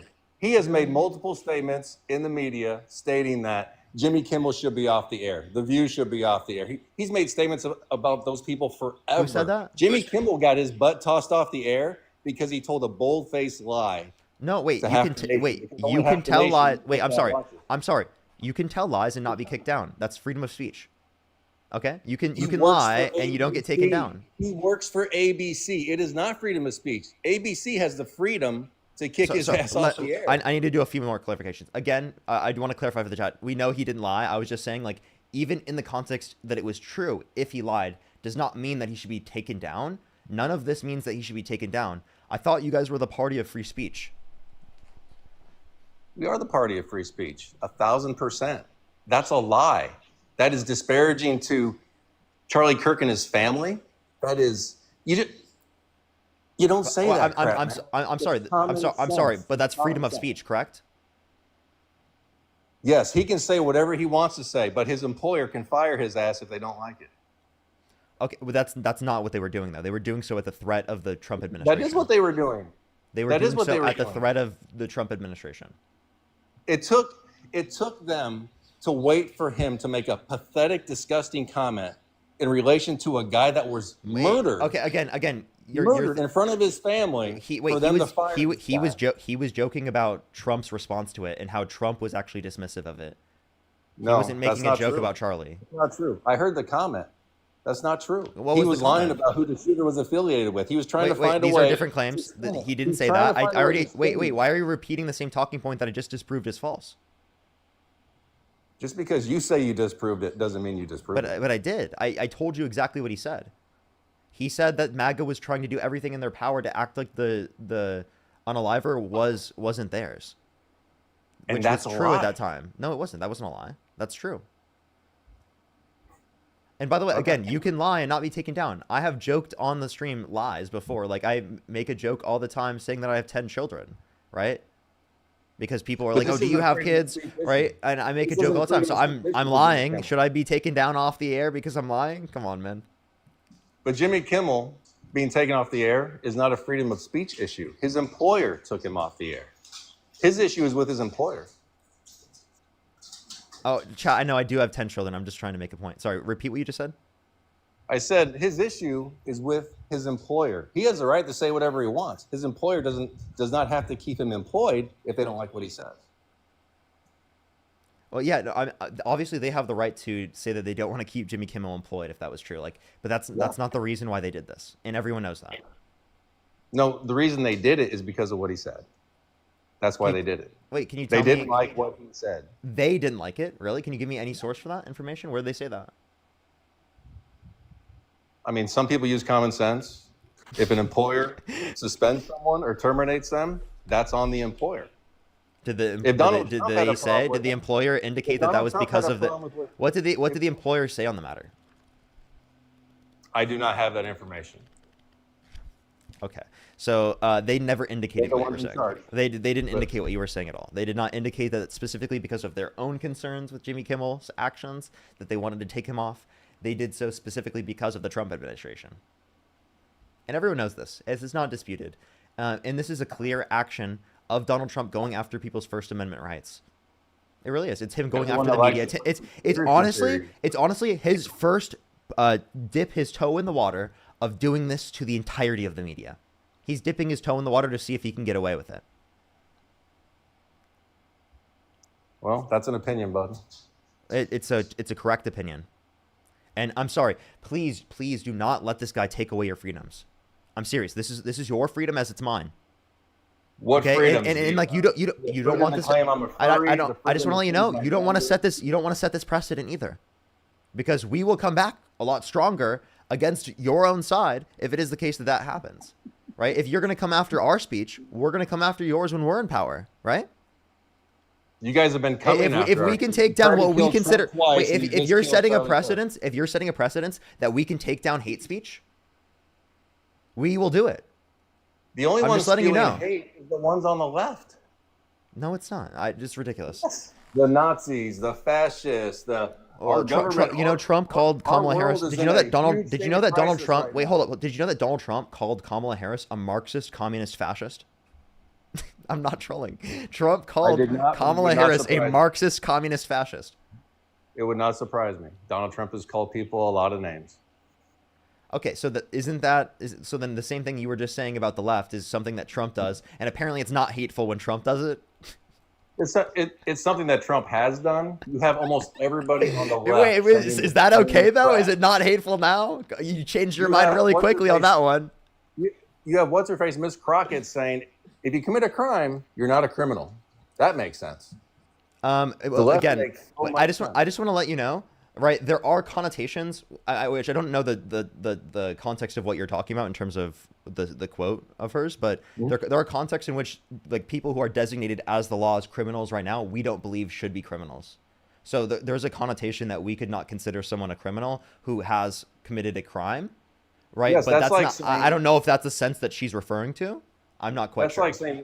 That's like saying somebody goes to the police, they're afraid they're going to be sexually assaulted by someone who's peeping in their window, and then the police are like, well, when he sexually assaults you, let us know. Then we'll deal with it. What? Wait, I'm sorry, repeat what you just said? I said that's like saying someone who goes to the police, hey, there's someone peeping around my house, I'm scared, and they're like, well, he hasn't done anything yet, so when he does, let us know. I'm confused with what you're comparing that to. That would be wrongful for the police to do that if they didn't like address someone who is like trespassing on their property. No, I agree. I'm just saying in general, it's like making somebody wait until after the fact, even though there's a concern. I'm confused. What are you talking about though? I don't know. I guess I'm talking past you. I apologize. Because I'm that's like one of the things I have with the police that like I think is an issue. Like they don't address things until after it happens oftentimes, and I think that there also serves a purpose. There serves a purpose to prevent those things from happening too. You're minimizing crime, right? You're saying, well, just because somebody crosses the border, that doesn't mean that they should be arrested or they should be detained. No, they should. Actually, wait, hold up. If you are in the country undocumented, you have not committed a violent crime or bad crime, you should be given a pathway to citizenship where you don't have to leave the country. I don't really care that you came to the country undocumented. I don't. I really don't. How do they harm the country? What was the harm? Yeah, how does that harm our society? Why are they our responsibility? Why do we have to give them a place to live, give them food, give them money? Wait, I'm sorry. You know that immigrants coming to our country actually will be feeding us? Did you know that immigrants coming to our country will be feeding us? That's interesting. You want to know why? Because immigrants have a higher labor force participation rate than natural born U.S. citizens, meaning it is going to be the case that they work to a greater extent, and they're going to be providing more tax revenues into the system so that we don't have Social Security, Medicare, and these different types of social programs that we rely on going insolvent, so that we'd have to reduce the benefits that are actually given out to our seniors, which would cause an increase in poverty in this country. Then they should come through the right way. Wait, I'm sorry. So you're saying they should use the legal process. I have a question. Do you have an issue with Donald Trump violating people's due process rights if they come to the country undocumented?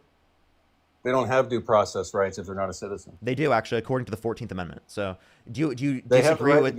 So do you disagree with? So do you disagree with Donald Trump undermining their due process rights? I don't disagree with anything Donald Trump is doing with them because they're not U.S. citizens. Okay, so then you don't think that he needs to go through the legal process of deporting them? No, I think you just throw them on a plane and send them back. Wait, so do you just realize how you contradicted yourself? Undocumented immigrants need to follow the law, but Trump doesn't? I did not contradict myself. You did. You literally just did. Trump is apparently above the law under your view and doesn't have to go through the legal process of deporting someone by virtue of due process, right? Which is the legal setup under the Constitution. Trump has the right to deport anyone who is not a U.S. citizen who he feels is a danger to the country. Okay, so how do you determine whether or not they're a U.S. citizen? Due process. Well, so if you don't determine whether or not they're a U.S. citizen, could he claim you are not a U.S. citizen and deport you? I mean, I guess he could try. Anything's possible. Well, he could do that, and if without due process, you would get deported. Am I afraid of that? No, I'm absolutely not afraid of that. Yeah, because you're in the in-group. So you're okay with doing it to other people, but you're not okay with it happening to yourself. That's the issue. That's the issue, is you're okay with it happening to other citizens. Because if they do not use due process, it inevitably speaking will happen to a U.S. citizen. It has. Like there are people who are legally in the country whose due process rights were violated. For example, Mahmoud Khalil, he is legally in the country and was held without due process, right? Detained for over 100 days. Those things are going to happen. That's true. Do you realize that that's bad though? Like we do not want that. And also again, if you care about following the law, then you should be caring about following the law when it comes to Trump. It shouldn't So if just they only rounded up- apply to. It let's just shouldn't say they rounded up following the law 100,000 shouldn't just only apply to undocumented immigrants. So if they round up 100,000 illegals, they're supposed to take the time, Undocumented spend the immigrants. money to go to court Yes. with each and every Yes. single one of Oh, them. are you saying because? Oh, are you saying because? Oh, wait, No. watch it. He just justified undocumented Throw immigrants them on coming a to the country. boat, throw them on a plane, airdrop them to another country, but they do not belong here. So what you just did is you justified undocumented immigrants coming to the country because it would cost too much to go through the legal process and because it takes too long to go through the legal process. Both of don't have a those right things. to the legal You wait, hold on. process. Both of They're those things US you just citizens. wait. Both of those things you just said it was a reason specifically to violate the law, right? In the context of Donald Trump's case, but it's not a reason to violate the law for undocumented immigrants coming to the country. It sounds like you I just don't justified believe them he's coming to the violating- country undocumented. I don't believe he's violating the law. He is. He literally is. The Constitution disagree. says that everyone within the jurisdiction of the country has due process. You can't disagree. It's literally written down. So everyone who just happens to be on land in the United States is entitled to due process. Interesting. Yes, everyone in the U.S. is entitled to due process if they commit a crime. Okay. Absolutely. What is Well, that's a literally nice the little- it's the That's a Constitution. nice little loophole for them, huh? That's a nice little loophole for them. What do you mean? Okay, I have a question. Do you think that? Do you It's think no a certain, different. You know what, man? It's no different than somebody murdering somebody, and then 3 days later, the person that got murdered, well, they're gone. Now does this guy have any mental health issues? What is are his you upbringing? saying? What is this What side is comparison? he on? Well, dude, I really I don't understand how your brain even thought of that. What even relation did that have? That was just like that was just ridiculous. What even did that mean? It is, man. My brain is all over the place. I'm up. I down, can tell. left. I can tell. I understand. But like, you should respond to my point instead of just saying random shit. Like, come on, bro. Like, that's actually like a deflection mechanism, so you don't have to address what I had to say. You clearly You have call to me random. acknowledge that if you see it to be justified for Donald Trump to violate the Constitution and the law, right, specifically because it would cost too much and it would take too long, well, then that same thing would be true for undocumented immigrants. It costs too much to go through the legal process, and it takes too long to go through the legal process. Therefore, it's justified under your view for them to break the law and come to the country undocumented, right? I mean, considering the massive number of people who have entered illegally in the last 4 years, yeah, absolutely. Okay, You cannot take that think about it this way. Why is it wrong for someone to come to the country undocumented? Because they're not a U.S. citizen. They don't live here.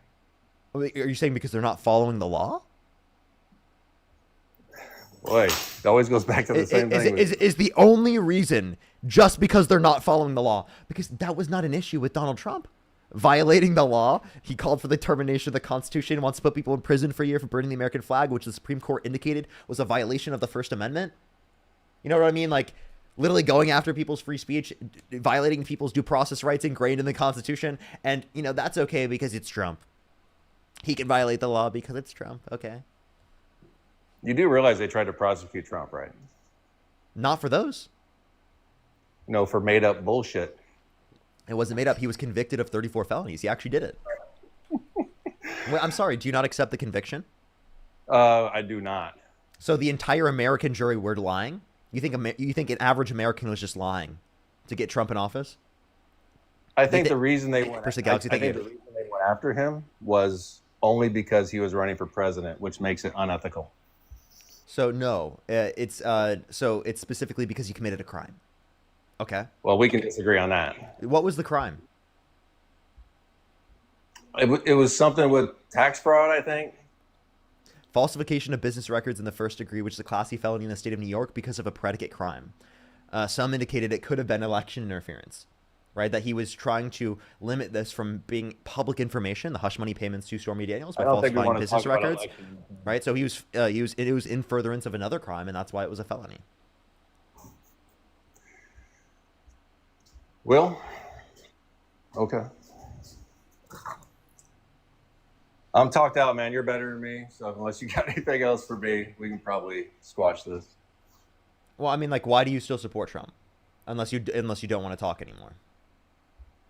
At the end of the day, and obviously we're going to disagree on this, I cannot deal with an administration who blatantly lied to everybody about the state of the president and his ability to run the country. That was despicable to me. It's like telling me you are all By the way, morons. that's the only lie that matters to this guy. It's not the 30,000 It confirmed is. lies from Trump. It's not the lying about the results of the 2020 election. It's not the inciting a violent insurrection at the Capitol and then pardoning violent rioters who beat police officers. It's not lying about the Epstein files and whether or not he was going to release them.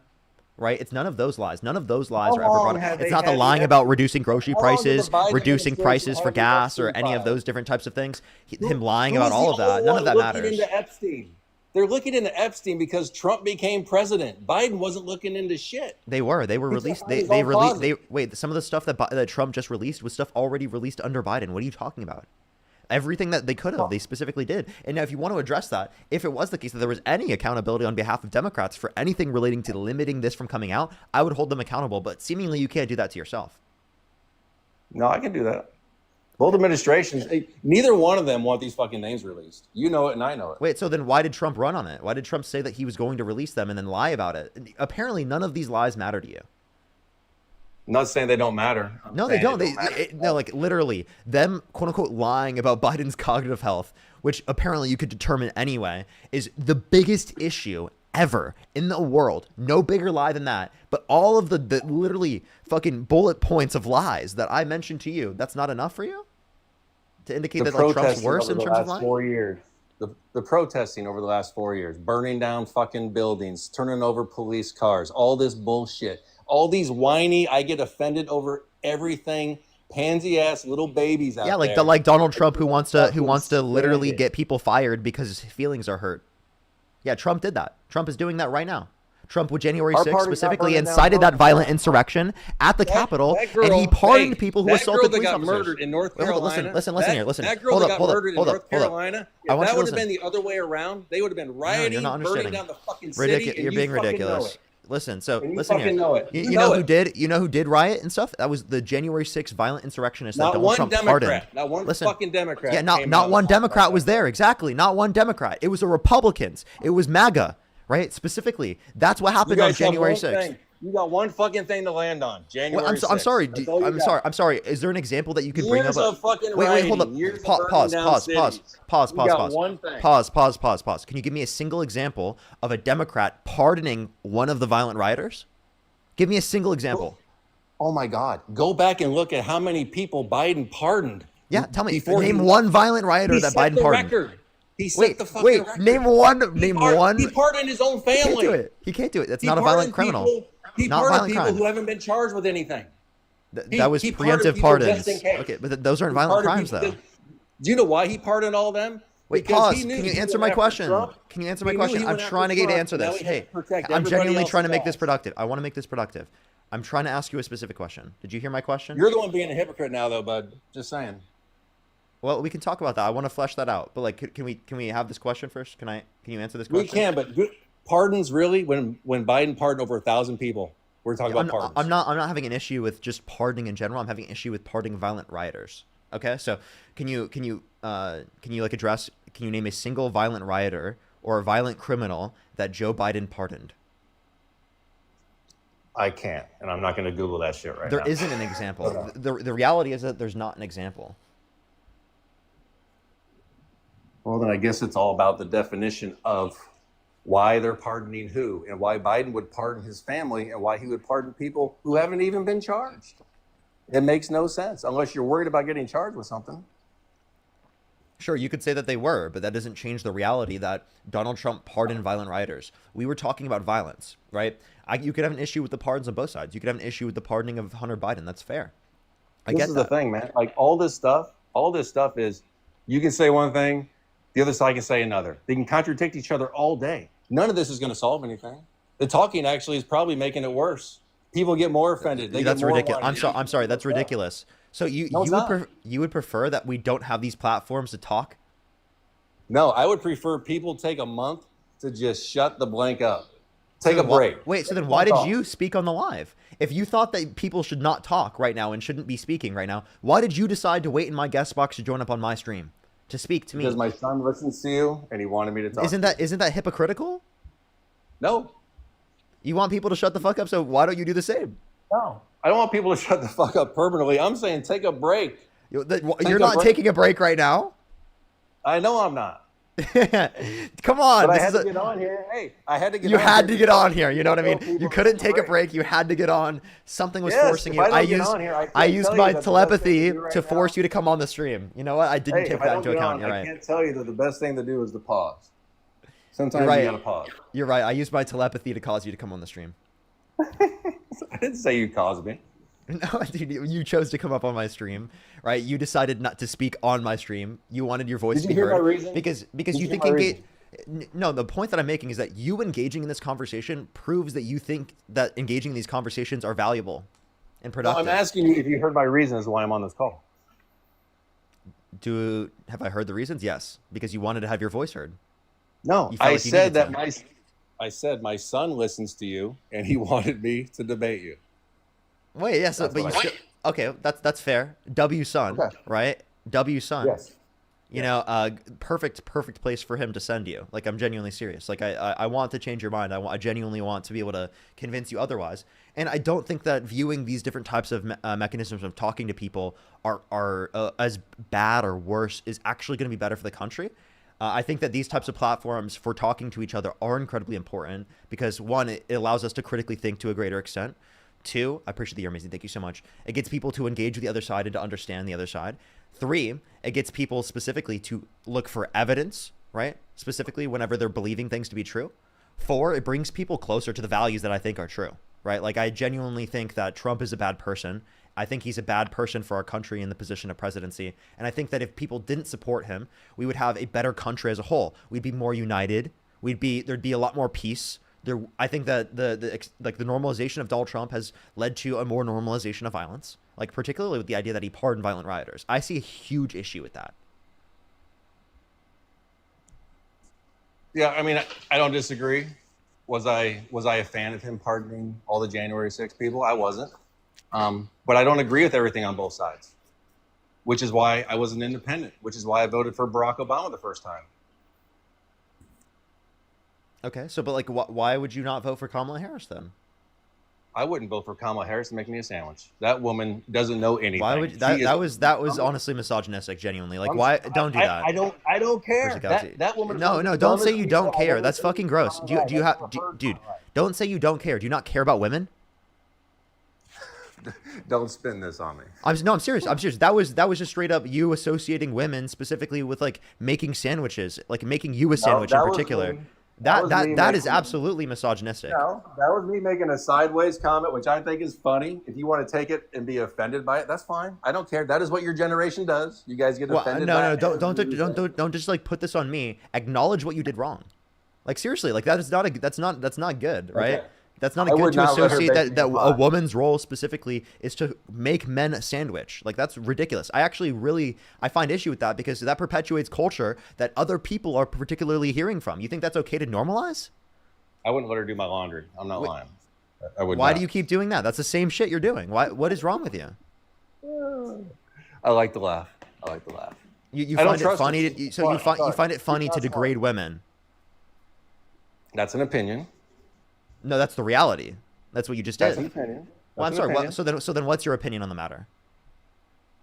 So my opinion was I would not vote for Kamala. Wait, actually, tell me, what's the joke? What's funny? Well, the fact that you keep going back to this, like you're making this amazing point, is funny. I think that's pretty comical.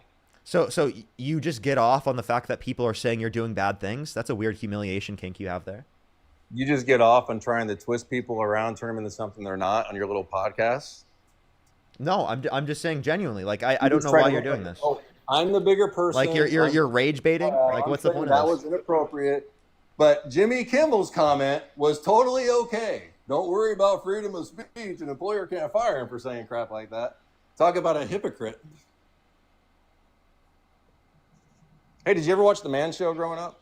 Talk about a hypocrite. Check that out. You are. Amazing. I'm serious. You're like literally amazing on The Man Show. My favorite episode was when he was smelling the chick's ass from behind. That was just awesome. I mean, Jimmy Kimmel loves women. He's not a misogynist at all. I'm sure. You want to call out misogyny on both sides? I agree. Let's call that out. I totally agree to call that out. It was for comedy. I don't care. Wait, I'm sorry, and I don't think that's okay to joke about. I genuinely don't.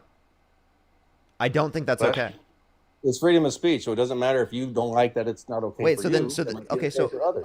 I'm not saying it's not freedom of speech, but freedom of speech doesn't mean freedom from consequences. And the consequences are that people are not going to think you're okay or nice. They're not going to be thinking that you're a good person if it is the case that you're willing to make such misogynistic points. I'm serious. That's just the reality. That's the reality. Everyone's gonna. That's the best part of it. I'm sorry. You want to I be don't socially care. isolated from everyone because you want to treat people horribly. Like that's I the don't same thing. care what people think. That's the same thing that happens People with bullies. spend You're too no much time different than a worrying about what bully. people think. You're no different than a bully, right? That we do the same thing with You're bullies. no different than a bully. This What is am the I doing same that's shit you bullying? do. What am I doing that's bullying? Talking over people, intentionally twisting shit around to make them look like something they're not. Like not understanding That's that not something was bullying. done Us not debating and understanding me that talking something was over you said is not as bullying. sarcasm. Come on. I mean, I know you're a smart guy. I do. I understand that. However, he said however, that's bullying. You sound you're like a also- sensitive little snowflake when you call that bullying, bro. When you I have an actual basis and argument for calling it bullying. You sound like a sensitive little snowflake when you have no basis I and am a reason for what you were sensitive saying, little and you're just trying to get me back. I That's am all you a were trying to do sensitive there. little snowflake. You're I am a literally the sensitive one that's little soft snowflake. and you're a sensitive little I mean, the snowflake. last 4 years, I have become more and more and more sensitive. I Yeah, don't you even know what have. gender You I am. really have. You really have. Anyone who gives any type of dissent, specifically to people like Donald Trump, you find an immediate a need to like do things that they find to be bad, so that you feel superiority over them. That's literally what it is. You felt like better about yourself doing something like that people are like, that's horrible. You shouldn't be doing that, and getting called out for your behavior. That's really weird. I don't know why you're trying to do that. I don't know, man. Got nothing. Nothing. You're done for. I have a question. Can you name one Trump economic policy that he influenced to get passed that was beneficial to the middle class? I cannot name any policies. I haven't studied up on policies. Surprising. Do you have like any reason why you support Trump other than like hating people? Well, as most people, you watch, you listen, but most of us, unlike you, because you're just a genius, most of us don't go in and read policy and shit. We just watch and listen and use the eye test. It doesn't make me a genius to like look into policies, dude.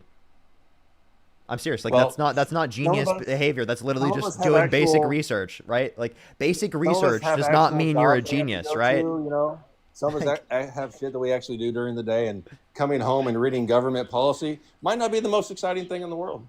Well, then why'd you go on a live talking about it? I'm sorry, We've isn't it already relevant to like asked why me- you're voting a certain way? Your profile picture is "Make America Great Again." Don't act like you don't think about this stuff. I think about it all the time. Yeah, you do. You clearly do. Your profile picture is MAGA. That's all I do. I can't sleep at night. It's actually not Your my name picture. is your name is Trump 2025. I know you didn't listen to me earlier, but that's all good. My picture Is is a picture of this your kid's account? 100. So your kids. Okay, so they're MAGA. They're both Again, MAGA. This wasn't my idea, so that's it is what it is. It's been fun talking to you. I do think you're a smart dude. You make some good points. I'll never vote Democrat probably unless something changes massively, but who knows? Before you go, I have a question. Who won the 2020 election? Who won the 2020 election? Biden won. Okay, so you think Trump was lying? So I'm a person, you know, like if I don't have all the facts, I'm not going to say something's 100 one way or the other. I don't know. I wasn't part of the process. I know what I've seen. I know what I've heard, right? But do I have enough information to say one way or the other? I don't know. Okay, who won the 2024 election? Well, Trump did. Why can you say with such certainty now? I mean, did anything What do change you about mean? how much you've looked at the I said evidence? Biden won 2020. I just said Trump won 24. What do But you you mean? just said you don't know, right? No, you asked me if the election was stolen. I said, I don't know. I wouldn't. Yeah. I don't know. Yeah, so if you don't know if the election, do you know if the election was stolen here in 2024? I have no idea. I wouldn't know. Okay, there you go. Again, I don't work for like. At least he's I don't consistent. work for like. I mean, I'm not going to make something up just to make something up. That's not me. But I mean, so the point that you were making, particularly like the first one, and I don't mean to keep you here for much longer, but the first point you were making was that like you didn't want to support the Biden-Harris administration because they lied about Biden's cognitive state, right? So like I just don't get how you overlook the lies that Trump engages in so easily, but you think it's such an issue when it relates to Democrats. I guess you don't get okay, and this is the only way I can explain it to you is there's a like all these politicians lie about shit all the time. We all know this. My point is, with Biden specifically, they were deliberately telling us that we were complete morons by telling us he was fine. That's what's frustrating. When someone looks you in the eye, you know, you already know. So is Trump doing the same thing when he says the election is stolen? Everyone knows that he did the election was not stolen. There's no good evidence for that. There were 60 plus court cases indicating no sufficient evidence to overturn the election. Many of them conservative and Trump appointed judges. That's probably a fair statement, but that's not the same as the lie that I'm talking about. Okay. Seems like nothing else. All right. Appreciate you coming up. Yep. Have a good one. All right, let's go on the next person. Only send a guest request if you meet that set of criteria on the screen. Everyone, we are just looking for some debates. Let's go look through. Let's look through. Let me say thank you to people real quick, and then we're gonna get the next person up, and then we're gonna thank people. That's what we're gonna do. Let's keep it going. Only send a guest request if you meet that set of criteria listed on the screen. Everyone, we are just looking for some debates. Evil Dean. Yo, what's up? How old are you? Hello? What's up? How old are you? 18. Do you support Donald Trump? Yes. What'd you say you cut out? Yeah, you do? If you could go back in time, you could either vote. monkey, shitskin nigger, I'm gonna rape you, nigger. So disgusting, dude. So fucking disgusting. Let's go on the next person. Only send a guest request if you meet that set of criteria listed on the screen. Yo, what's up? How old are you? I'm 47. Do you support Donald Trump? Yes, sir. For sure, for sure. Let me say thank you to some people real quick, and then I will. I'll make sure to go into the conversation here real quick. Burn, thank you so much. I really appreciate the $1. Thank you so much. I really appreciate it. Thank you. So real. Thank you so much. I really appreciate it. Thank you. Martin, thank you so much. I really appreciate the $2. Thank you so much, Martin. Can we get some W's for Martin in the comment section right now? Thank you, Martin. I really appreciate it. Thank you. Jay, again, thank you so much for the $50. Can we get some W's for Jay in the comment section right now? Thank you so much, Jay. I really appreciate it. Thank you. Thank you. Thank you.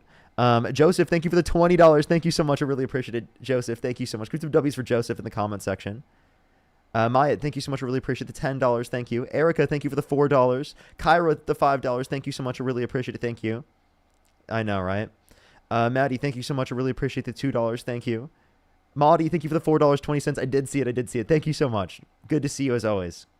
Lou, thank you so much for the $5. Thank you. I know, right? Honestly, they should have been at that time. Elizabeth, thank you for the $5. Thank you so much. I really appreciate it. Thank you.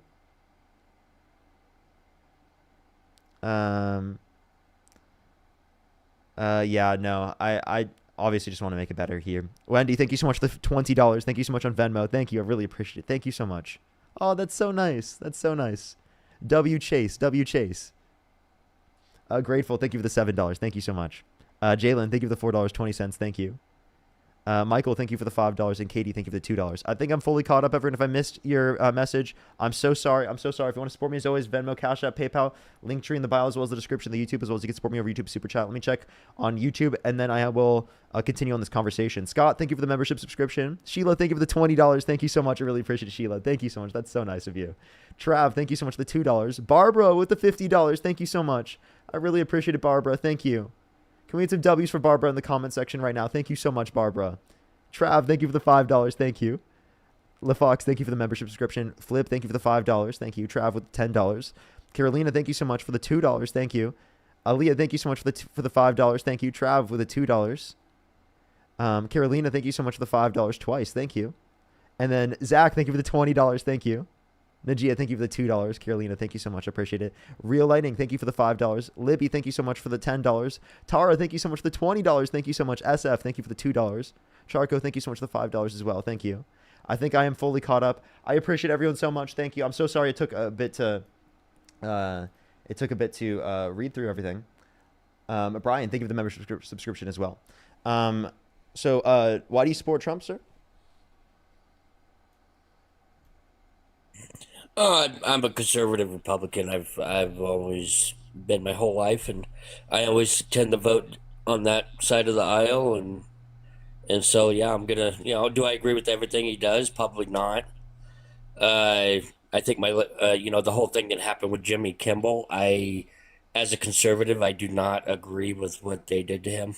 And I don't support Jimmy Kimmel at all, but I support free speech. And I think what they did with him was very hypocritical. And like I said, I say that as a conservative. Yeah. I think that we have the right to disagree, and when you have free speech, people are going to say things that offend you, and that's just the way it is. Yeah, absolutely. I think that's an important thing for especially people on the right to be saying right now. I guess here would be my specific question is why would you say that someone like Donald Trump would be a better candidate than someone like Kamala Harris? Well, I support lower taxes, smaller government. Uh, you know, and and that's what makes me a conservative Republican. Like I said, I don't agree with everything that Donald Trump does. I don't agree with everything that he says, but I agree mostly with his policies. Sure. So, I guess I could ask you like how in like what way. I guess I'll ask that secondly. The lower taxes point. It's really a shifting of the burden of taxation because he's just replacing income tax with tariffs, and tariffs have a regressive negative impact on low and middle income individuals because they spend a greater proportion of their income on consumer goods, whereas this income taxes is the progressive tax structure. With tax brackets, which causes there to be disproportionately more paid by the rich and wealthy. So it's just really replacing taxes. So it's not really that we have lower taxes. Any of the tax cuts that happened under the Tax Cuts and Jobs Act for income under $400,000 a year would have been maintained under the Harris administration. They actually would have just seen less taxes, right? Because it is the case that they wouldn't have had the tariffs placed on top of that. Right, right. Well, I think the whole point of the tariffs was, start manufacturing here in America. A lot of our manufacturing has been shipped overseas over the last 50, 60 years. And when you start putting tariffs on foreign products, it incentivizes people, sorry, I can't talk, to make those goods here in America. And I think that was the whole point behind the tariffs. Yeah, which it is also creates jobs, here in America. Yeah, which would make sense to do specifically if it does do that. But what we've seen since they've been implemented is we've seen our jobs report become even worse. I mean, we had like 22,000 new jobs last month, which was like 7 to 10 times less what we saw under the Biden-Harris administration last year around the same time. And that's definitely a problem. We've seen unemployment increase on a net basis to 4.3%. And it's continuing to trend up. We've seen a reduction in real GDP growth. Again, like Donald Trump even considered the jobs report so bad that he fired the head of the Bureau of Labor Statistics because he said it was politically biased information. And then the person that came in that he appointed and put into the position then indicated even lesser jobs for the next month than what they indicated prior. Right. We're also we're also in a transition phase, which is going to be rough, but over time, once the policies start to kick in, it'll do what it's intended to do, but it's going to take time. Well, the reality is that it's through executive policy, meaning that the next administration that comes into office can just overwrite the tariffs that exist, which they probably will do based upon the economic standing at the time, which actually means that there's not much of an incentive for manufacturers to come back to the United States. Plus, if you tariff all goods that come to the United States, goods that are used as an aspect of the manufacturing process here in the United States will then become more expensive. So if the cost of production for manufacturing becomes more expensive in the United States as well, that also disincentivizes manufacturing in the United States. So really, I feel like the best way to increase manufacturing investment was what the Biden-Harris administration was doing through, for example, the infrastructure bill, the Chips and Science Act, and the Inflation Reduction Act, which led to a massive increase in real manufacturing investment under the Biden-Harris administration, whereas we've seen a decline since Trump got in office, and under Trump's first term, we saw a decline. Right. Well, I mean, Trump implemented tariffs during his first administration, and Joe Biden didn't do away with any of them. So, I would submit that the next president probably will keep them in place. I could be wrong about that, but, I mean, in all reality, it's just one of those things trying to tell whether or not it's going to work. Yeah, so that'd be like a distinction between targeted and universalized tariffs, whereas Donald Trump's tariffs that he's implemented here in his second administration are universalized tariffs, whereas the ones that were implemented in his first term were targeted tariffs, which the Democrats don't actually disagree with. Here's a graph of real manufacturing investment from the St. Louis Federal Reserve under the different administrations. This is when Trump got in office his first term. You see it's about 71.793. And then the end of his administration, it is 64.18. So it's actually declined, and it was on a trend down throughout the administration. And then Biden gets in office, quarter 1, and it starts shooting up. He leaves office here quarter 4, and then it goes on a decline for the next 2 quarters.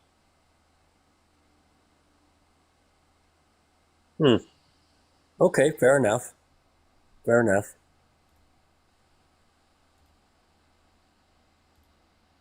So, all right, man. Well, I'm actually going to jump off here. I mostly just came up here to make the point about Jimmy Kimmel. And I just wanted to tell you that I saw your debates with Charlie Kirk, and I thought you were pretty good. And even though I disagree with you, I still thought your debates were pretty good. Thank you. Thank you. All right, well, you have a good day, bud. have a good night. Or good day. Sorry, I'm used to going live late. Have a good day. Yeah, it is like 11 o'clock. I keep saying good night, and it's like 11 a.m.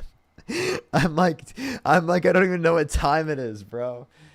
Oh my gosh, my time is so off with things. We are like 2 hours into the stream, everyone. We probably have another 2 hours or so left. Just letting everyone know.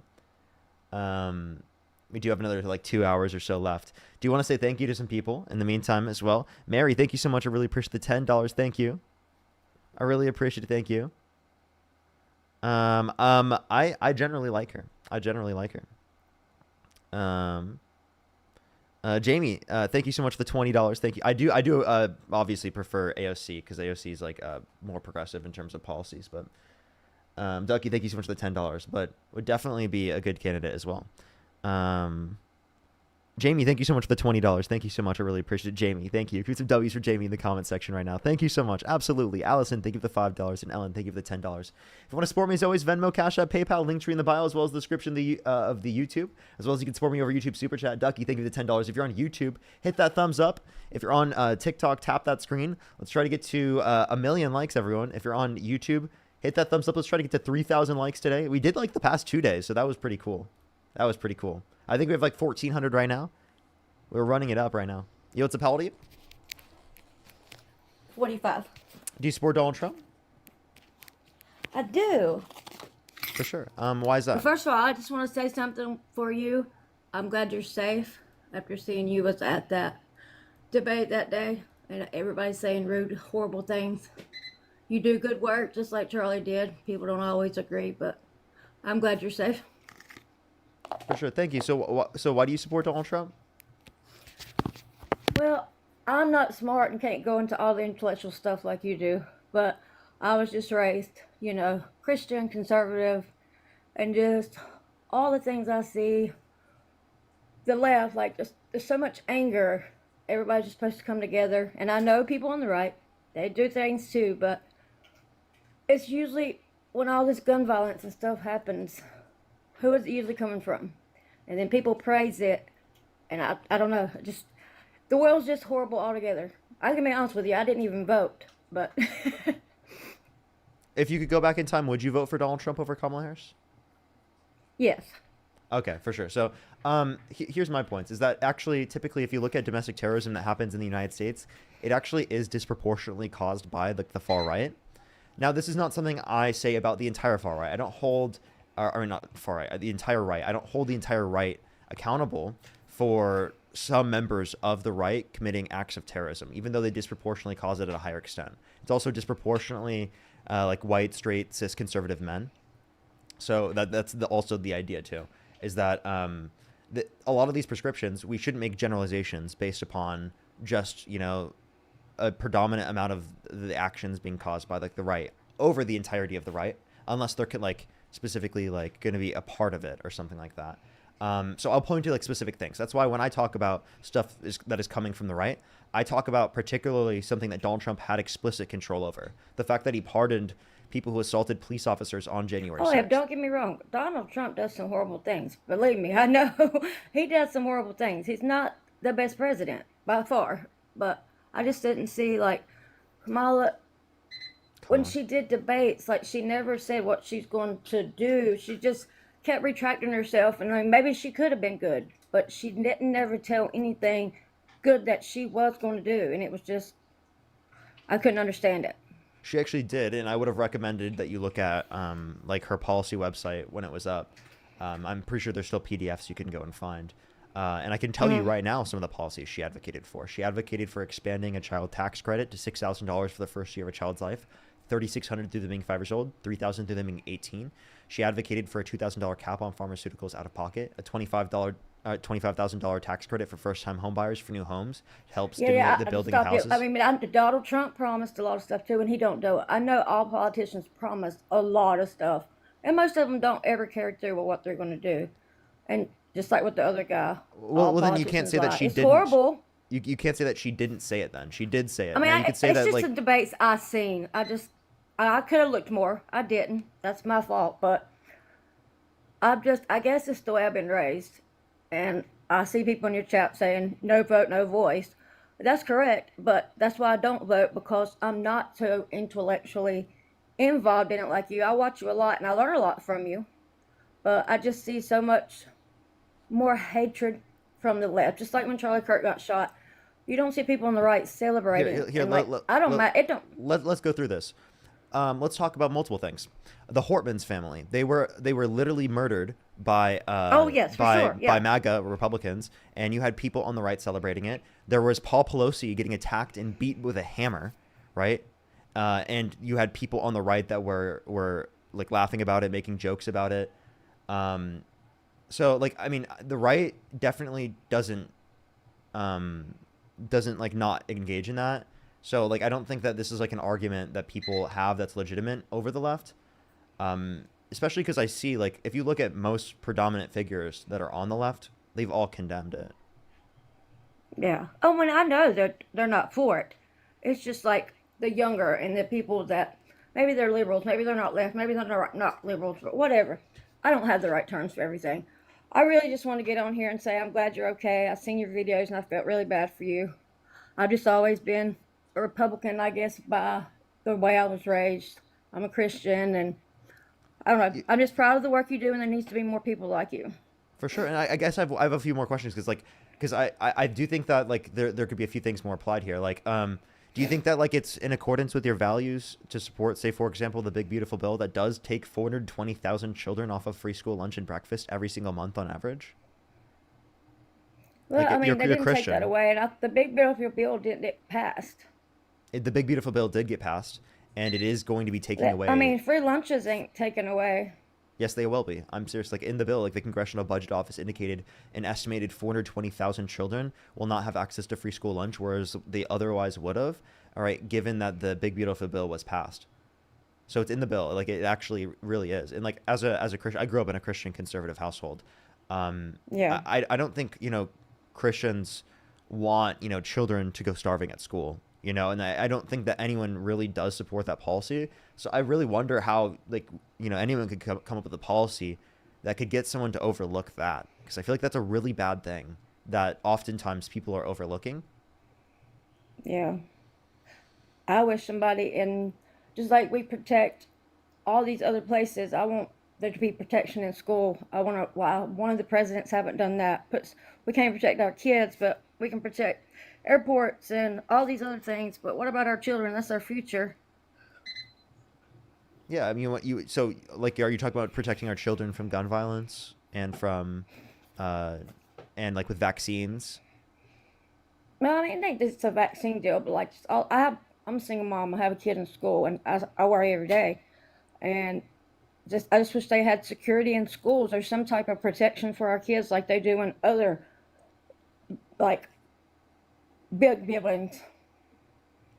Can't get the word out. Government buildings, like stuff like that. They're protected. Why can't our kids be protected? Yeah, Alex, poor child. My child is just fine.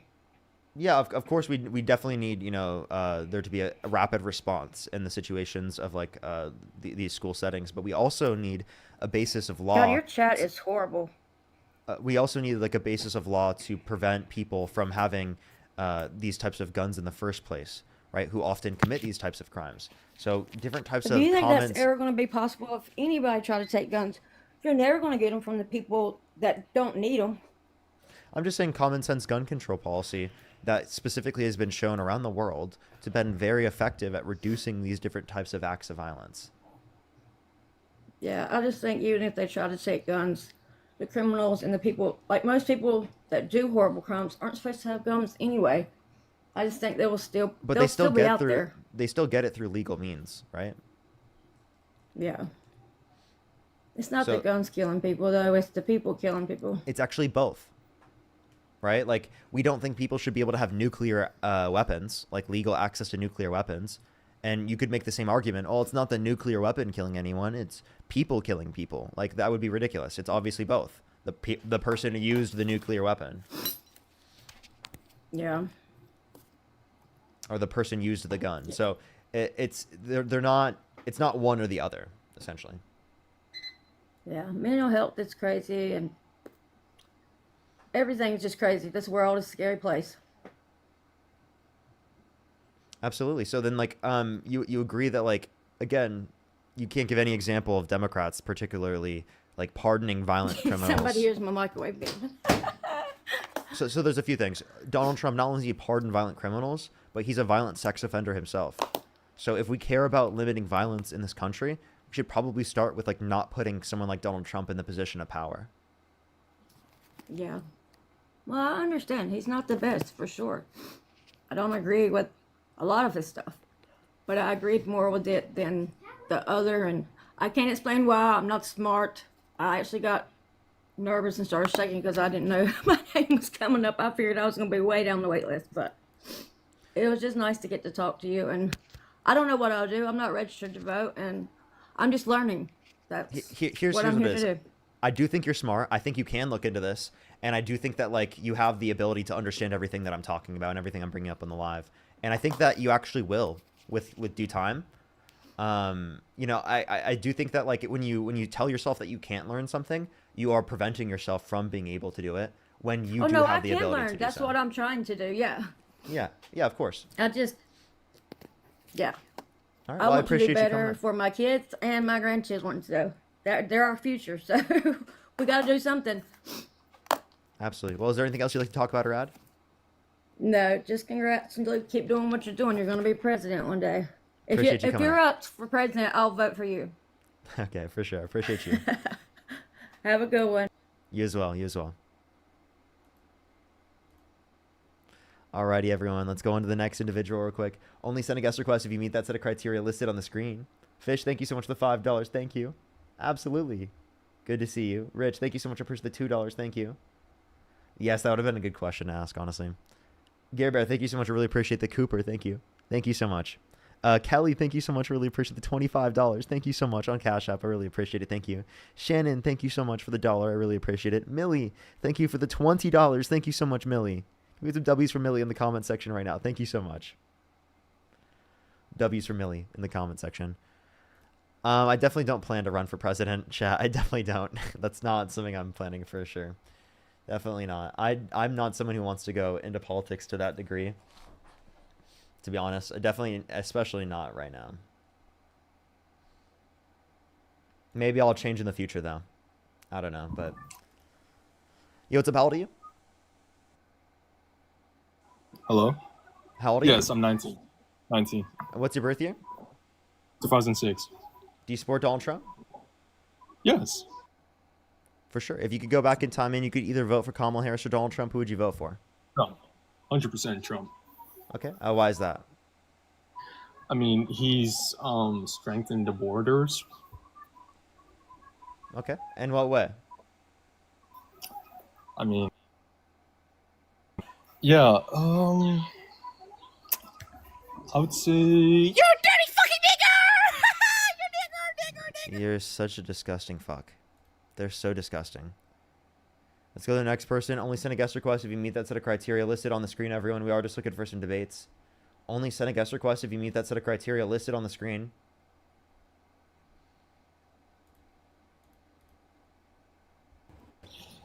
Yo, what's up? How old are you? Yo, I'm 22. What's your birth year? 2003. What month? July 12th.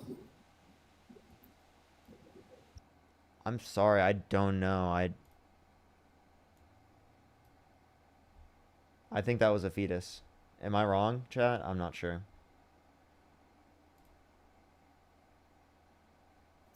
Yo, what's up? How old are you? 18. Do you support Donald Trump? Yes. What's your birth year? 2007. What month? April. I heard the laugh. Whenever people laugh when saying their name, I'm always like, immediately like, they have to be a fetus.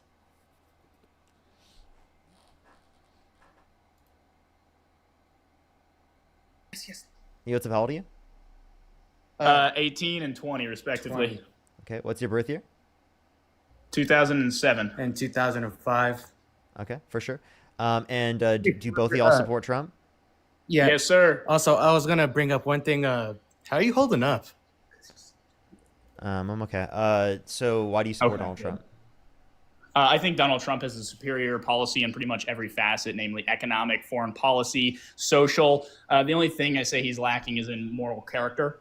I feel like Kamala Harris maybe had an edge up on there purely because of her own personal life, even if her agendas were less beneficial. I'd say from a objective of trying to improve our government as much as possible through policy, it is imperative that we support Donald Trump. Hey, can I make you my first guest? I need to hit a quick restart. I just got a second flag for my stream. I want to make you my first guest. I want to talk to you. So just join back in the guest box, and I'll bring you right back up as the first person. Is that fine? Okay, sounds good. It's because sure. of those guys I would rather finish. Yeah. I just got my second flag for the stream. So yeah, just give me 1 second. All right. Yeah. Sounds good. All right. We'll be right back. We're gonna hit a quick restart here on TikTok. I'd recommend everyone to go over to the YouTube. You don't have to deal with this quick restart thing. I have to do it in order to preserve my account. I don't want it to be taken down. Whenever I get 2 flags, the third one that comes, it takes us down. So I have to ensure that this account doesn't get taken down. One thing you can do is you can just go onto my account and you can like the stream, or not like the stream, follow me, and it will get you to see the stream. I'll be back in literally 15 seconds. So I'll be right back.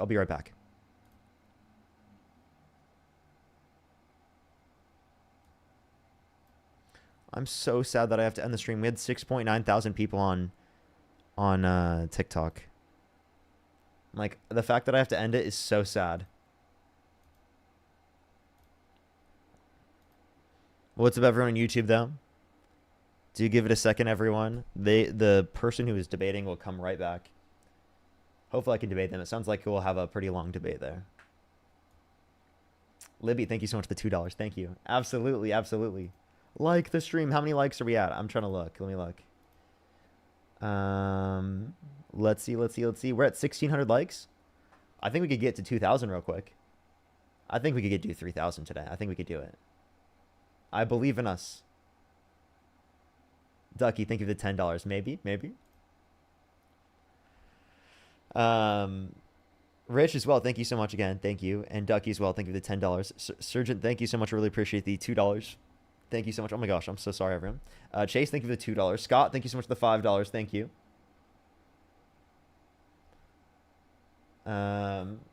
Literally, I don't know. I thought Republicans and conservatives were like pro the Constitution too. So I don't know. I feel like the narratives have completely changed. I'm gonna go find that person I just was talking to. I just was going to talk to. I see them in the guest box right now. I'm gonna add them up right now. We're gonna have our conversation, have our debate. Go ahead. Hello. So go back. You guys said that policy was better for Trump. Hi, So okay. yeah, like what specific policies would you say would be better? I would say the Trump tax policy, namely the tariffs, are particularly effective in restoring American industry. As for social policy, I feel like abortion is a moral evil within society and has catastrophic consequences on society in general and its ramifications. Additionally, I feel like on foreign policy, I was hoping there would be more of a delineation there between the standard neoliberal and neoconservative positions. But I feel like Trump has generally been pushing a more America first position, especially in trade deals and in dealing with NATO. I feel like that's all been very crucial. Additionally, in negotiating with domestic economic policies like gas lines, he's not shutting down gas lines like Biden was. He's not shutting down gas lines like Harris would have. All of these things, I feel, ultimately culminate in making Trump the far superior option. Okay, so a few things here. You said tariffs restoring manufacturing in this country. Do you know that real manufacturing investment not only declined under Trump's first admin, but under his second admin so far it's declined under both quarters? I would contest this. I would say that there are actually a lot of major plants that are being opened. I mean, I know, for example, there was plants that, because of the economic incentives provided by tariffs, plants that would have opened in Mexico have explicitly been opened in the United States. And I mean, obviously, it's been about a year since Trump took office, less than that. It's going to take about half of his term or more before we start to see the real impacts. But it's a long-term plan. Tariffs, they don't instantly appear. So this is real manufacturing investment in the country. So it takes into account the level of investment in the country. So anything that would be bringing like through the building of like different facilities in the United States definitely would be involved in this, and it's declined since Trump got in office. You can see right here. I'm looking at that Biden, graph. Biden, and then Trump. Okay, two quarters of decline. Does this account for government spending? This is because what's that? Yeah, because I'd be inclined to believe that this would be due to the excessive government programs under Biden, especially given the Trump tax cuts and his. Oh, that's exactly what we'd want. We want government spending into these different types of programs to build up manufacturing investment. That makes it government reliant on taxpayer dollars rather than private investment. That's not a good metric. That's like saying, wow, the government spent more money here than it did last time. That means that there's less investment. Look at this. Do you see what this says? Where? This is private. It says real private fixed investment. So it's okay. Private. I'm on the little TikTok, so it just says fixed investment. It also says it Non-residential right here. structures, manufacturing. Sorry, here. Let me move it. Maybe you can't really see. You see, it says. Thank you. Okay. It cuts off. It just says private fixed investment, but I'll take your word for it. Aha, there we go. Real private fixed investment, billions of dollars, 2017 dollars, seasonal adjusted annual rate. Where's this from? The St. Louis Federal Reserve. U.S. Federal Reserve? Yes, St. Louis Federal Reserve. Just look up Fred. Look up U.S. manufacturing Fred. It's like the first thing that comes down on the different set of links. Just look for real private fixed investment. Yeah. Okay. That seems. And they get it from the BEA, the Bureau of Economic Analysis. Yeah. Okay. I mean, that seems pretty legitimate, I'd say. I would posit. I can actually tell you why it would happen too. So there's not much of an incentive for firms to come back to the United States because the tariffs aren't long term for sure, because it's through executive action, not through legislative, meaning that the next administration can just go and take them away, and it could also be determined as illegal. So there's not like for them to do it through that executive action way. So that's the issue, is that like there's not really like certainty in the long run for bringing back manufacturing. Plus, manufacturing in the United States has become more expensive due to the fact that aspects of the manufacturing process in the United States come from countries around the world. And if those countries' products were tariffed, that means that the manufacturing costs in the context of the United States are now more expensive. Okay, sure, but does it not incentivize companies to produce domestically in the United States rather than shipping overseas? Right? I mean, I would say that the principles behind it are sound and are evidenced by history. I'm standing on my point that I think the effects will come in later. Okay. So we are seeing real GDP growth go down. We saw in especially Q1, 0.3% decline real GDP. We've seen unemployment increase. We've seen the jobs report be so bad that Donald Trump fired the head of the Bureau of Labor Statistics because it said it was politically biased information. And then the person that he put in office, the next person, indicated even lesser jobs. And we're like 7 to 10 times less what we were under Biden last year around this time in terms of jobs reports, in terms of new jobs added. So it's really not looking good at all in terms of the economy. And that's why Jerome Powell indicated that he wanted to lower interest rates, even though we have trending up inflation, because it is the case that we could possibly see stagflation and even issues beyond that if it is the case that we don't have an increase in jobs, all right, and a stimulation of our economy. Okay, I was fact checking your things, and I was looking at a Reuters business article, which inclined that overall production, industrial production, has increased 0.3% after being unchanged for a substantial time and even declining under Biden. Industrial output has advanced 0.7% on a year-over-year basis, with an increase of 1.1% in the second quarter. That's not accounting for inflation. That's not accounting for inflation? Yeah. That's the claim? Yeah. Okay, and that one accounts for inflation? Yeah, that's why it's real. Okay. So...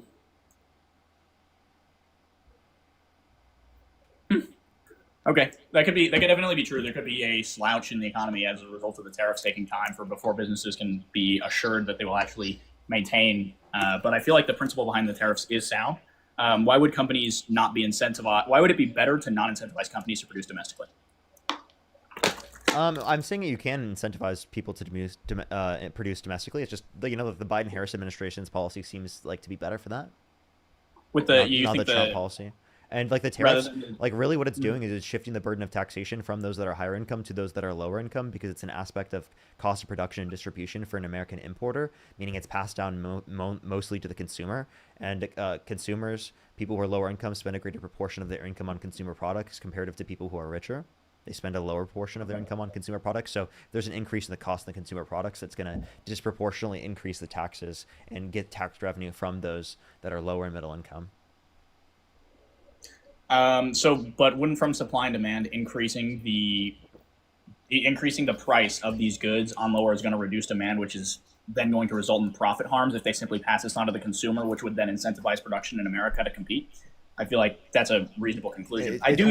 Only to some degree, though. So, like, there's still going to be increase in prices.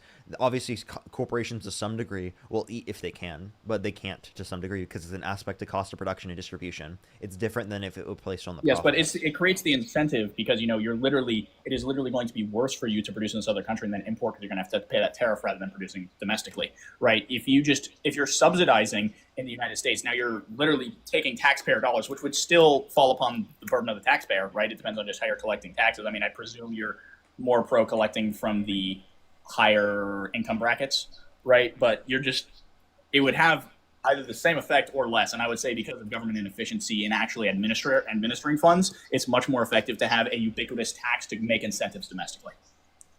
Yeah, so and that can exist. You can have tax credits for companies in terms of that, and that was lifted. That was a part of the different policies the Biden-Harris administration engaged in. It's just not the only. It's multifaceted in terms of the approach. So you are saying that a superior alternatives to tariffs is government intervention and subsidies? Yes. Yeah. Would you not say that specific industries incentivize monopolies? Right, because the government is the one who assigns said credits, and the government, I don't really think they're super efficient in these regards, right? And it would be better to let market forces through tariffs, which are applied ubiquitously across all people who import, would be just better in this regard. It definitely wouldn't, because there's so many different issues that come with it in terms of where the tariffs are placed upon, who it's harming in terms of the economy, where that revenue is coming from. I care a lot about where the revenue is coming from, right? I don't want to be shifting the burden of taxation from those that are higher income to those that are lower income. That just seemingly doesn't make sense to me. Your issue with the tariffs. Would you want to replace income tax with sales tax? I think we should remove income tax. Quite frankly, it's a holdover from World War I that should have been long removed. Okay, so then you want to get rid of tariffs too? No, I think that the tariffs are a perfectly acceptable way to incentivize domestic production, and I think your alternative, which is a government-administered thing, is just going to lead to corruption and monopolistic practices. Why do you think that? No, I actually think it leads to more monopolistic practices, particularly if you have tariffs imposed, because tariffs reduce competition for American firms.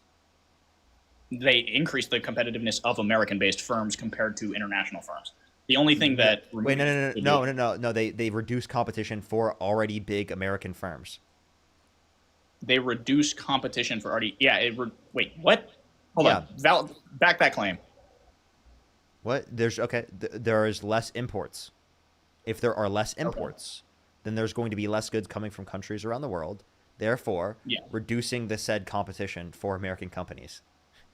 Yeah, it increases the price of foreign goods, right, which are able to reduces the competition that they have with the United States in terms of we want to reduce. Big companies in the United States will just monopolize that are already big because they already have supply chains that can be built up, whereas small companies, it takes significantly longer to build up those supply chains.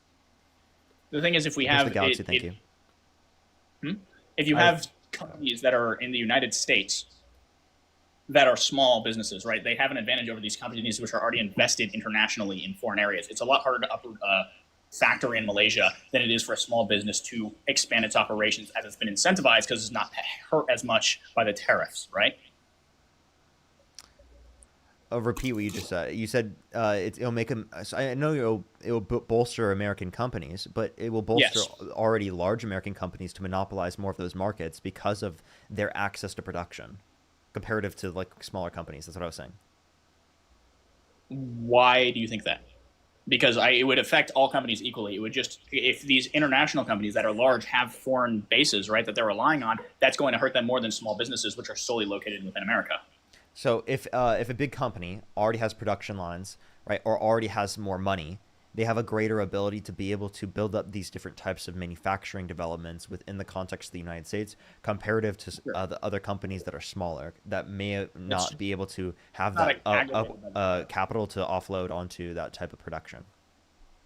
How is that aggravated by the tariff? You're stating a general principle, which is that businesses with more means will be more capable to do things. Because they have less competition because the global competition goes down. Yeah, it reduces global competition and encourages them to work in America, right? But if you're already established, it's still in America, reducing competition and leading to more monopolization. It's not. It's reducing competition between domestic and international. It is not reducing competition inside of America. It is not altering competition inside of America. Actually, in fact, as I've said before, I think it would make competition for companies that are solely based in America a lot better because they don't have to rely on shifting all those goods. But you agreed that reducing competition is a bad thing, right? I think that reducing competition amongst your own domestic market is a bad thing, right? Because that why only with domestic markets? Because we should put the nation first, right? We should put America first. That's not putting America first, though. Like it's really not. Like tariff policy makes our economy worse off in terms of GDP. It reduces the size of the GDP. Said that it encourages people to have less. It reduces the competition that we have with foreign goods, which makes our markets more competitive, right? If you reduce competition in our own markets, but they don't make them more competitive in global markets. Like for example, farmers, right, that rely on exports, right? They're selling their soybeans and their corn to other countries around the world. They rely on those global markets. If you get rid of those global, right, to encourage their own domestic production. Sorry, sir. Continue. Yeah. So the point I'm essentially arguing is that if you were to impose tariffs on those countries, they'll engage in retaliatory tariffs, and then our goods will be less demanded. Okay, sorry, very bad habit, but that is something Trump has explicitly made a lot of effort to reduce. He talks a lot about the retaliatory tariffs and getting those tariffs down, which you would know from the tariff negotiations. Yeah, but they're still higher than what they were originally, which negatively impacts farmers, correct? Because they rely on those different types of aspects of the global market to bolster the demand for their goods, to get them more profit, right? And if you get rid of that, right, then you're getting rid of a lot of their sales. So you're saying the issue is that American farmers are less competitive because of exterior tariffs, but those tariffs won't work here? So the retaliatory tariffs are bad, right? If your principle is that the tariffs are bad and don't work, and you're saying that it's a bad thing that these counter-retaliatory tariffs are bad, wouldn't that just make their markets less competitive by your logic? It would make their markets less competitive, yes. It would make their markets worse off, I agree. But that will happen because it is the case that they're utilizing it as a mechanism to bring them down. They're bringing down their own markets? I'm just telling you that it has multifaceted negative impacts. Multifaceted negative impacts. Yeah, it impacts industries in the United States that rely on exports. The retaliatory tariffs do. Yes, the tariffs that are placed that then lead to retaliatory tariffs, which has happened. Trump has actually been doing really good with retaliatory tariffs, and it actually reduced them substantially. I mean, you can read this in the reports. No, he hasn't. They've net increased. I don't know what reports you're reading that have told you that they've decreased. They have not.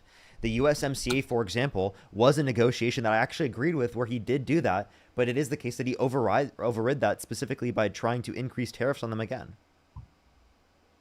So, I don't think he's actually upholding the decreases in tariffs. If he did, he would have been okay with the USMCA staying in place. If you can just look up, for example, Japan, you can see that the Japanese retaliatory tariffs have been reduced substantially. Say it again? If you just look up Japan, and Japan is a pretty big competitor for us, the retaliatory tariffs with Japan have been reduced. I'm not disputing that in certain areas they've been reduced, but not less than what they were originally. they've been reduced from their initial thing. From right? the initial increase that Trump caused. Like, I'm sorry, that is not a win.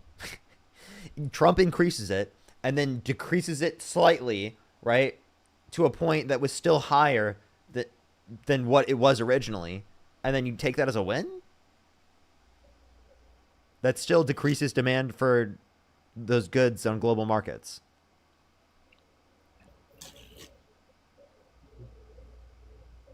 I disagree with your claim. I don't think that there is evidence that the retaliatory tariffs again. I will look into that. Thank you. Wait, what do you think a tariff is? I think a tariff is an exterior tax that is applied to imports and duties. Okay, so it's a tax on imported goods, right? And that tax on imported goods causes the price of those goods to be more to the American consumer, therefore incentivizing the American consumer to buy American-made goods rather than buying goods from other countries. So if other countries place tariffs on us, that happens with our products. Does that make sense? Yeah, that's intuitive. So you're then making the statement that this would work in principle, right? No. And that it would increase domestic production. Wait, I'm saying it does. It does. Yeah, it would increase domestic production. I'm not disputing that. But that's a good thing. That's what I'm saying. Given that it's been imposed, it would increase domestic production. But what you're not understanding is that we have not seen an increase in domestic production, especially here in the short run, because it is the case that you have increased domestic manufacturing costs, while also specifically having not much of an incentive in the long run for companies to bring back that manufacturing, because they don't know for sure in the long run that the tariffs will stay. But if the tariffs do stay in the long run, yes, as long as the tariff is in place, it will increase domestic manufacturing, right, within those particular industries. So then, are you in support of tariffs in that case? If you because you only targeted tariffs, not universalized. Okay, that's a reasonable stance, but Kamala would not have implemented these things. Are you overall in support or opposed to the institution of tariffs? Because it seems from your overall response, opposed. Overall opposed, because it seems from your response you were agreeing with me that it is beneficial to domestic production, which is a thing you were disinclining previously. I said in the long run, right? But I gave you reasons as to why right now we are not seeing an increase in domestic production. Because of the uncertainty in the market is what you're claiming? Uncertainty in the market in terms of it being established, because it could be illegal, and it also could be shut down by the next administration, and then the increased cost of manufacturing in the United States because of aspects of the production process that come from countries around the world, right, that have now made the manufacturing process more expensive to manufacture in the United States. So what you're saying is you think it would be better if we were to have absolute certainty that these tariffs would remain, because then we would reap the positive benefits of these, which I concur. It's just that's a rather shocking conclusion from you. Unless I'm misinterpreting it. No, you're misinterpreting, because it is the case that that I'm arguing that the tariffs not being in place would be better economic conditions. Tariffs still net decrease GDP. Tariffs still net decrease GDP. Right? Tariffs still disproportionately get their income from low and middle income individuals. It's shifting the burden of taxation. So, I mean, you say that net overall decreases GDP. How do you compare this to historical examples such as America in the 1890s, Japan's auto industry in the 1960s? I feel like there's repeated historical evidence for the fact that once you increase domestic production, it is going to have a long-term benefit. And if we just maintain these, it would be beneficial. If you maintain the tariff, right? Yes. As long as the tariff is in place, you will have a benefit within that industry. I'm not disputing that, right? But what you're not acknowledging I'm glad is that you're in support of tariffs, my friends. Me acknowledging a positive impact from a tariff does not mean I support the tariff. That was disingenuous. So you're opposed to the positive. Okay, my apologies. You're opposed to the tariff. Does he not understand that there's not just one impact that comes from a tariff, that there are many different impacts? I'm making a comparative analysis. What do we lose out on? What do we benefit from? Yes, you benefit in terms of domestic production, but you do not benefit in terms of the prices for American consumers. Right, you do not benefit the overall economy, because there's negative impacts in terms of exports, right, for industries that rely on exports, right?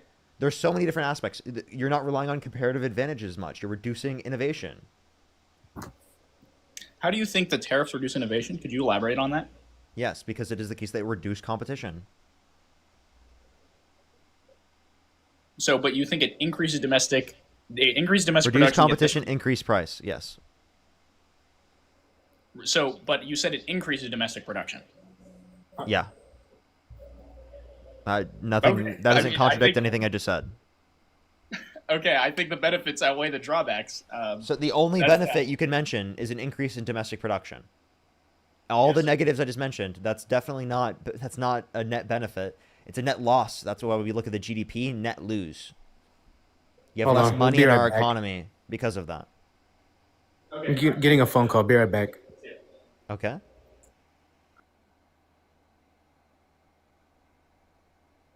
All right, give him a second, everyone. In the meantime, if you're on YouTube, hit that thumbs up. If you're on TikTok, tap that screen. It'll help get out to more people.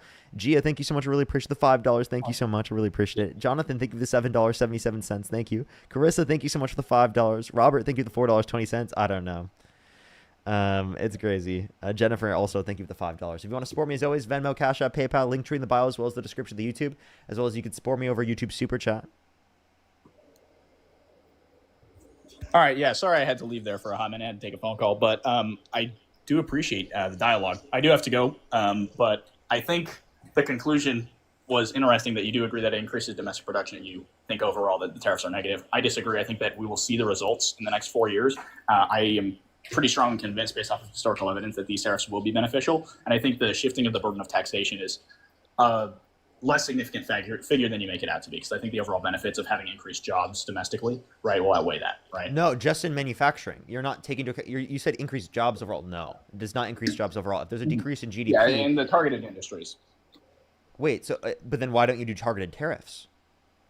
I support targeted tariffs. Okay, well, targeted tariffs are different than universalized tariffs. I think the universal tariffs also provide the benefit of just, in general, all industries, and also, again, they generate tax revenue, which is good. We don't need all industries tax revenue. So if you want tax revenue, then you're okay with Kamala Harris's plans to increase taxes on income over $400,000 a year, right? I actually don't think that's unreasonable. I think we do need increased government revenue. Okay, but Trump doesn't do that. Did you know that Trump net decreases it, right? Trump net with comparative to Harris. Comparative to Harris, I mean Harris's economic plan. Yeah, like she would have added less debt. According to the Committee for Responsible Federal Budget, a nonpartisan committee from the federal government, it indicated her campaign plans would do $4 trillion less on a central estimate comparative to Trump. And for the first administration, Trump's first admin, comparative to the Biden-Harris administration first admin, Trump signed into law $4 trillion more debt-related spending. Yeah, I do agree. I think it is rather unfortunate that we're increasing the debt. That is one qualm that I have. I think the benefits to domestic production, though, through Trump's tariff plan is going to be very significant, especially for the working class. Okay, but it clearly isn't, right? It clearly isn't, because it net decreases GDP. It's been a year. It's been a year. I'm saying we're going to see the results. You mentioned yourself that it's going to take time for these things to. I never disputed that, but like you understand that the closer that we get to the end of the administration, the less of a good reason there is for companies to invest. I think the tariffs make incentive for companies to invest. No, there's less of it because, again, there's not insurance that it's going to stay in the long run. And then whenever we get to the next administration, that literally they're going to offload it, right? Offload the tariffs. And then there would have been no incentive, right? Because there's only an incentive if the tariff is implemented. Yeah. I can see that. But anyways, I do have to go. I appreciate that you talked to me, though. Before you can I ask one question? Yes, sir. Can you name one economist that indicates that the net benefits from tariffs are better? I could name like maybe one economist from the 1960s as John Maynard Keynes. I'm not familiar with the current economic sphere. I would say that. Keynes definitely did not argue that, but. Yeah, I agree. No, I was just saying in general, like I could name like one economist. I was thinking more about the theoretical principles rather than what present economics, those who presently study economics are. Sure. All right. Appreciate you coming up. Anyway, thank you for the discussion. Alrighty, everyone. Let's go on to the next individual. Only send a guest request if you meet that set of criteria listed on the screen. Ordinary, thank you so much for the $10. Thank you so much. I really appreciate it. Thank you. Seriously, though. Todd, thank you for the $10. Thank you so much. I really appreciate it. Isabel, thank you so much for the $5. Yes, it's an amazing shirt. It's actually from my girlfriend. And then Arena with the $100 on Cash App. Thank you so much for spreading facts. Can we get some W's for Arena in the comment section right now? Thank you so much, Arena. W's for Arena in the comment section right now for the $100 on Cash App. Thank you so much. Seriously, W's for Arena in the comment section right now. That is incredibly kind of you. W Arena in the comment section right now. If you're on YouTube, everyone, hit that thumbs up. If you're on TikTok, tap that screen. It'll help get it out to more people. Let's try to get to 1 million likes here on TikTok. If you're on YouTube, hit that thumbs up. Let's try to get to 3,000 likes here on YouTube. I'd really, really, really appreciate it. I think we are, what, 1,900 likes right now? I think we can do it. I think we can do it, chat. I think we got it. I think we can get 3,000 today. We have another hour on the live at least. We're going to do at least 4 hours. I might go a little bit more than that depending on how I feel. We'll see. We'll see. Yo, what's up? How old are you? Hey, dude. Hey, man. That was a fetus, I think.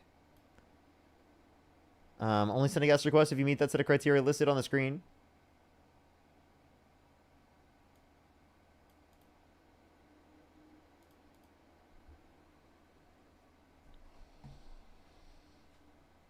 Alrighty, let's go on to the next individual. Only send a guest request if you meet that set of criteria on the screen. Yo, what's up? How old are you? Hi, sir. 18, 1907. Do you support Donald Trump? Yes, but been declining, to be honest with you. Okay. If you could go back in time, you could either vote for Kamala Harris or Donald Trump. Who would you vote for? At that time, Donald Trump. Okay. No, like if you could go back right now. If I could go back right now, it's difficult, but probably still Donald Trump. Okay. Why is that? More simply because of Kamala Harris. I simply believe that the way she was able to achieve the nomination so quickly and the way that the Democratic Party did not conduct open primaries was simply just not appropriate. I think Joe Biden was sidelined, frankly. I thought it was disgusting how he was treated. And I simply believe we didn't have enough exposure to her to really see what if she was presidential material. So she was voted in through the primaries because it is the case that we voted for the Biden-Harris ticket. And if Biden were to step down, Harris would step up on that ticket. So we technically did vote for her in the primaries. I've seen this argument. I understand that she was on the ticket and that ticket did receive 14 million votes in the primaries, but I really do believe that people were voting for Joe Biden there. I really do not believe that if they voted for the Biden-Harris ticket. Yes, but that's a false equivalency. I believe that if Kamala Harris had been in the primaries instead of Joe Biden, more people would have entered the primary, and therefore more votes would have been siphoned away from the Kamala Harris sole Kamala Harris ticket. Yeah, but no one knew that she was going to step up at that time. I understand that, but it still doesn't negate the fact we knew that she she would. We knew that she would in the context that Biden steps down, though. That's just the reality. Yeah, I understand that, but Joe Biden stepped down at literally the last minute in the last 2 to 3 months before the election. Yeah, and I advocated for him to do that. That was great. Are you even a Democrat? Yeah, but I simply don't. If you're think not a Democrat, why do you? Well, it's the party. I think that the party process should work this way. If the president steps down, the vice president steps up in that circumstance. I think that's actually following the Constitution. I think that's the best set of precedents that we could follow from a party standpoint. But do you agree with how the internal party mechanisms were conducted in order to eliminate Kamala Harris's competition towards the end there, and in order to basically have her sort of not just installed sort of into the role of no one ran against she's her. going to run for the presidency. Wait, why didn't people run against her?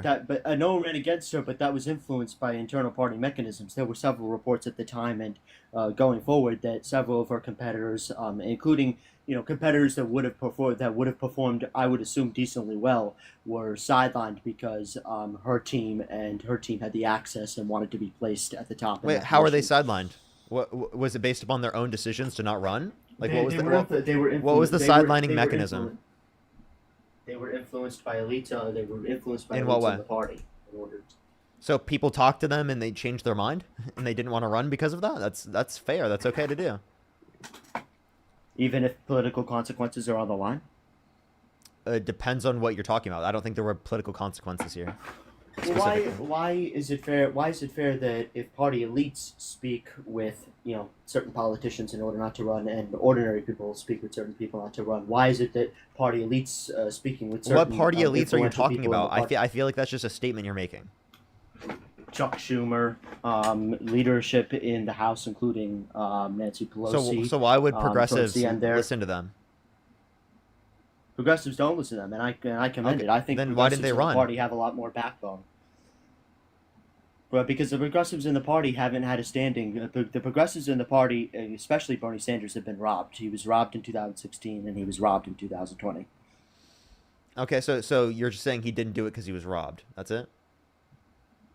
No, but again, I'm not saying that Bernie Sanders is the entirety of the progressive wing, but the progressive wing has stood no chance in 2024 because of unfair party mechanisms, okay, including the existence of the superdelegate system. I think that progressives were sidelined by the Democratic Party system in 2016 and in 2020, which was completely unfair. Well, I mean, I don't dispute you there, but that doesn't change the reality that this is a democratic process for her to be in that position, and that 80% of the Democratic Party was satisfied with her being the nominee, and all the progressives supported her as the nominee. Okay, if you say that all progressives supported Kamala Harris being the Democratic nominee. I was talking about like Bernie and the people who are in office. Okay, so the major progressives who are sort of in the positions of power towards the Senate. I thought you were talking about the progressive wing of the party, that being the voters, because there was some dissent in the progressive wing of the party disputing with that. regards to. Right, yeah, but no, I guess if that's fair, if you're taking polling and the satisfaction of Democratic voters, her being at the top, then sure, I think that's a fair argument. And in fact, you made an argument with the previous guest that that you think that domestic production would be increased through tariffs. I would have a more liberal position than you. I don't think I'm against tariffs. I don't think domestic production would be increased by tariffs. I simply don't think the U.S. companies, U.S. manufacturing, and the what? You're just wrong. That's how tariffs work. Like, what do you think a tariff is? I think a tariff is a tax against the import of goods from foreign countries, but I don't think just because imports from foreign countries are taxed does not mean U.S. production and U.S. manufacturing is suddenly going to ramp up the capacity, especially in the 4 years' time. No, it creates an incentive.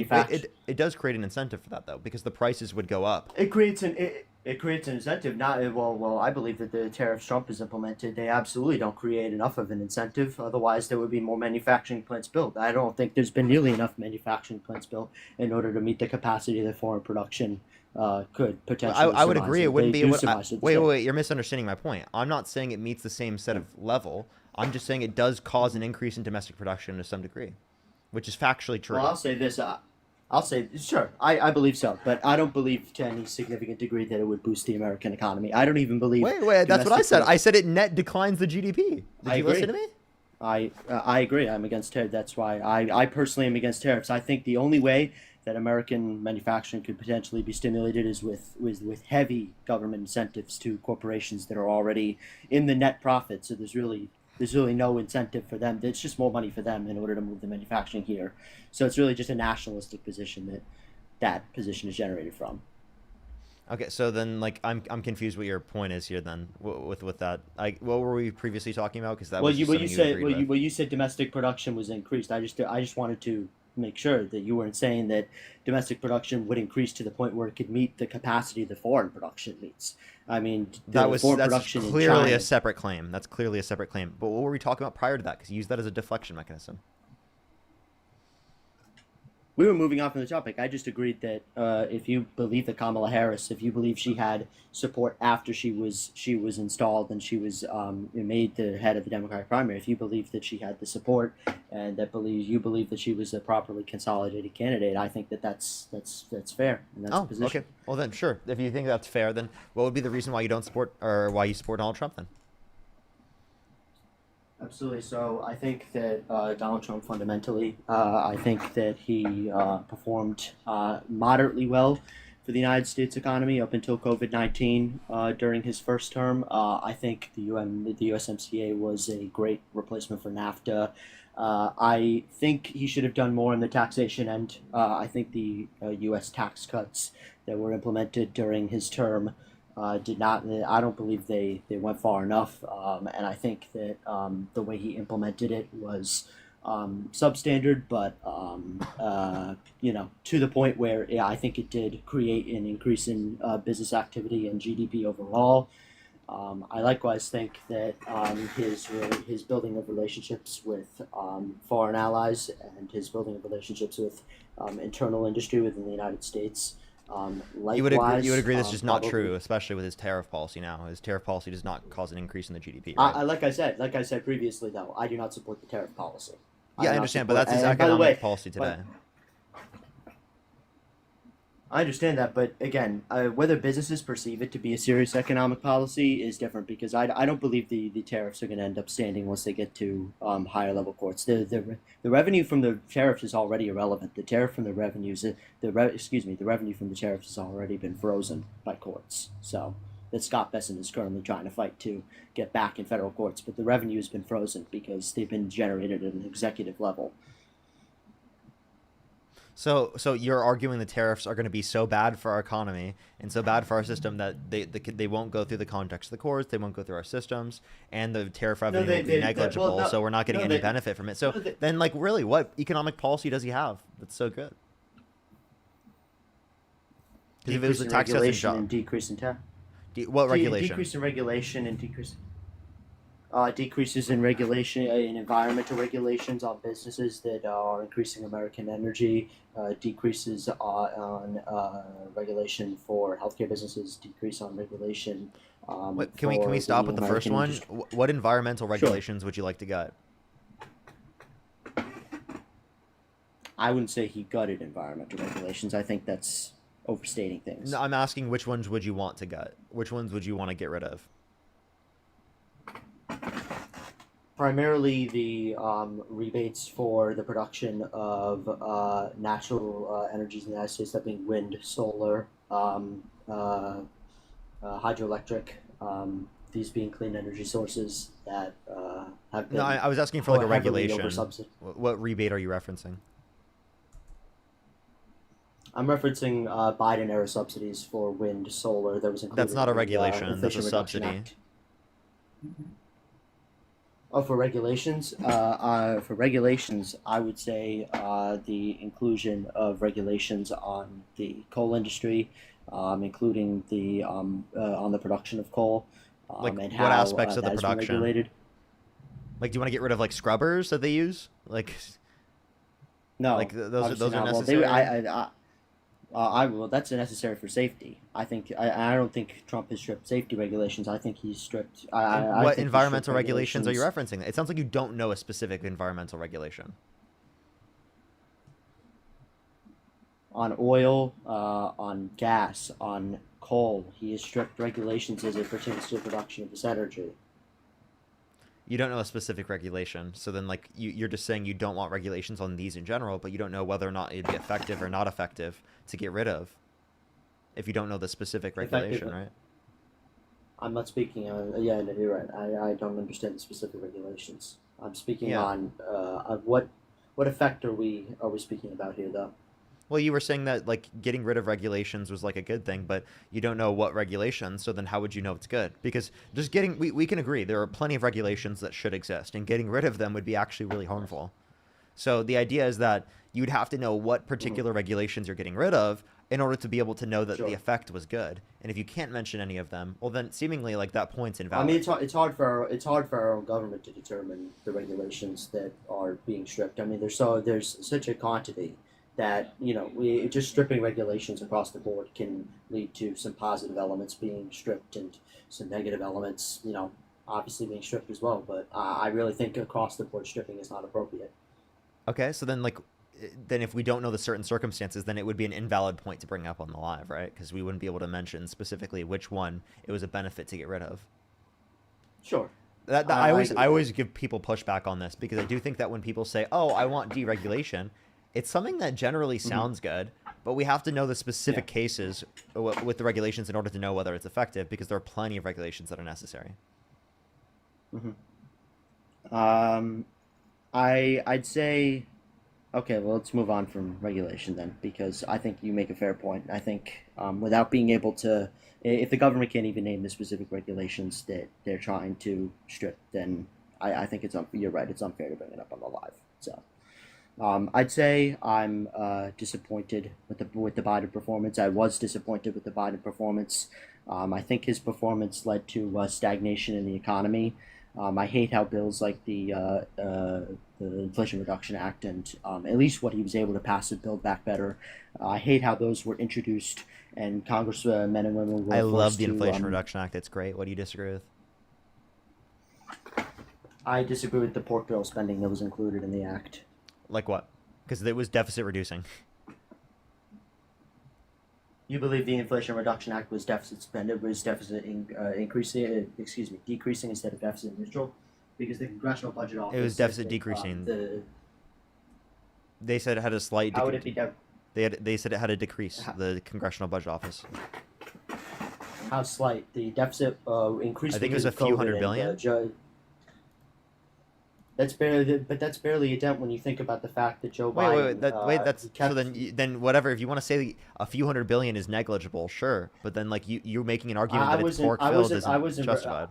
I wasn't referring to, well, I mean, regardless of whether the Inflation Reduction Act had an effect on the deficit, doesn't have an effect on whether there was pork barrel spending. Is pork barrel spending okay if there's a decrease?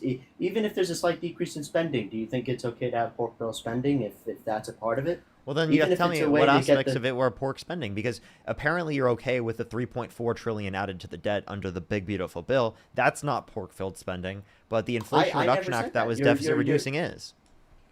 I never said anything but the big beautiful bill. You're assuming that I had a claim as to whether I supported that bill or not. You're putting words in my mouth. Sure. Do you support the big beautiful bill? Absolutely not. Okay, so then you agree that that's definitely a worse set of circumstances for being a pork-filled bill, correct, comparative to the Inflation Reduction Act. So anything that you bring up specifically about Biden and Harris, I can show you how it's worse with Trump. Just because, well, like I said, I mean, just because there was an alternative and there is, increasing, I think that the big beautiful bill didn't do, regardless of anything on the deficit. I think the decrease in Medicaid spending without any type of bolstering of the public health capacity in this country was not a smart decision. And obviously, even let's talk from an outsider perspective, from a public relations perspective, I think a decrease in Medicaid spending is just a terrible decision. When that gets released into the media, I mean, with the amount of people that receive benefits from that program, it's just a terrible public relations look. And, it was characterized, I don't know if you remember, but it was characterized in the media as an increase in the tax cuts. But what it really was an extension of the tax cuts that were already initiated in the Tax Cuts and Jobs Act. So any of the benefits that were to be, any of the business activity benefits that were to be seen from the Tax Cuts and Jobs Act were already seen by 2019. So I think the implication that there would be an increase in business activity from the big beautiful bill is just really not justified from the stance that it extended those tax cuts. I understand that you disagree with the big beautiful bill, and I think that's great. My point then is that that's a worse pork-filled bill than anything that you could mention under the Biden-Harris administration. So what's up with the complaining about the Biden-Harris administration when it's worse for Trump?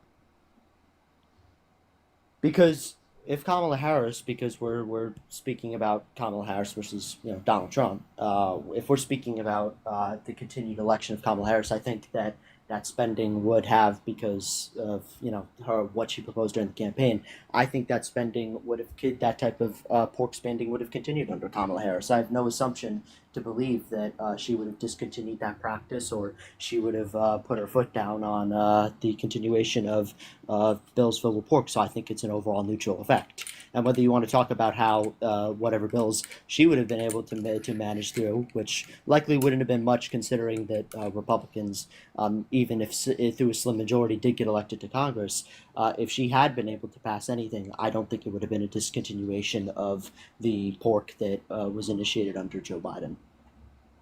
So again, I'm asking, so what specifically about what Trump and Harris have done that shows that it's worse for Harris comparative to Trump? How, maybe a specific? Sure. So let's talk about the higher education proposals made under Joe Biden. So that would be his proposal to decrease the student loan debt. Actually, it's from my state that the Secretary of Education, he came from to lead that proposal. I think that Joe Biden knew from the beginning when he made those proposals, which I don't know if you remember, were in 2022, right before the midterm election, to conveniently propose to have a $10,000 reduction in student loan debt and $20,000 for people who reduce Pell Grants. I think he knew from the beginning that those proposals were not going to succeed in federal court, and he was able to use those not as a genuine proposal to get student loan relief to Americans, which, even though he did pass during his administration, it was to an incredibly minor effect. I think he used people who are suffering from whatever student loan debt they've incurred. I think he used that as a bargaining chip in order to make the court system and those structures in the United States, to make those, in essence, martyrs. Okay, so your biggest issue with Biden isn't something that he did to harm the economy, because you were arguing that like they did bad for the economy. It's that he was specifically just utilizing something that he knew he wouldn't be able to get past, which, one, he didn't know that. That's just not true. There's no basis for that at all. There's definitely a lot of plausible deniability from Biden on that, because he definitely did not know. And that's why he underwent a different type of legal pathway, right? Given that he realized that that was not a legal pathway to go through it. So I don't really know. It, also, some was. Secondly, like, I mean, do you remember Trump literally being like, he's going to lower grocery prices? He's going to get rid of income tax. he's going to lower the prices of everything. I think the Trump statement that he's going to get rid of income tax is ridiculous. I think that you would need at least 60 votes in the Congress in order to even get something remotely like that considered. I don't even think half of the Republican Congress half of the Republican caucus is in favor of succeeding in proposals like that. And I would like to see what the replacement would be for those structures, even though I do support a decrease in income taxes. So it's I don't see how you're liking Trump better, because Trump is worse in this respect. He uses things like this all the time, right? That he knows he can't do and he knows is ridiculous in order to be able to get people's votes. He did that all the time. The Epstein files, he could release that, but he decides not to. The Epstein files, if you want to bring that up, that's one of the biggest reasons that I'm sort of falling out of favor with Trump as a political leader. But to say that, first of all, my biggest issue with Biden was the existence of his higher education proposals is nonsense. I would never make that claim. And second, Trump's I'm not even going to call it a proposal, because he makes a lot of statements, so I can even barely consider that a proposal. But the claims he made about taxes, whether it be the income tax was just one of those proposals. There were other proposals that he made, such as taxes on overtime and taxes on paid tips, that he did actually manage to accomplish in the Big Beautiful Bill. So that's just one of the tax proposals that he mentioned. So it's not like across the board all of Trump's tax proposals have not been enacted, and it's only been a year in. So I don't want to make a blanket statement. Okay, so I don't really know how we got that. I was asking about the Epstein files, right? Like, why didn't he release the Epstein files? There's nothing I can disagree with you on that. I 100% disagree with the handling. 100% disagree with the handling on the Epstein files case. I think that the cover-up that's been orchestrated by the goons in government has been disgusting. Whether Trump or whoever is implicated, I think that the way that situation has been handled purposefully, I do not believe that. So you wouldn't support them? Wouldn't support who? Would you? So he specifically says anyone who wants them to be released, that they should not support him because they're a hoax. So, like, why do you support a guy that doesn't want you to support him?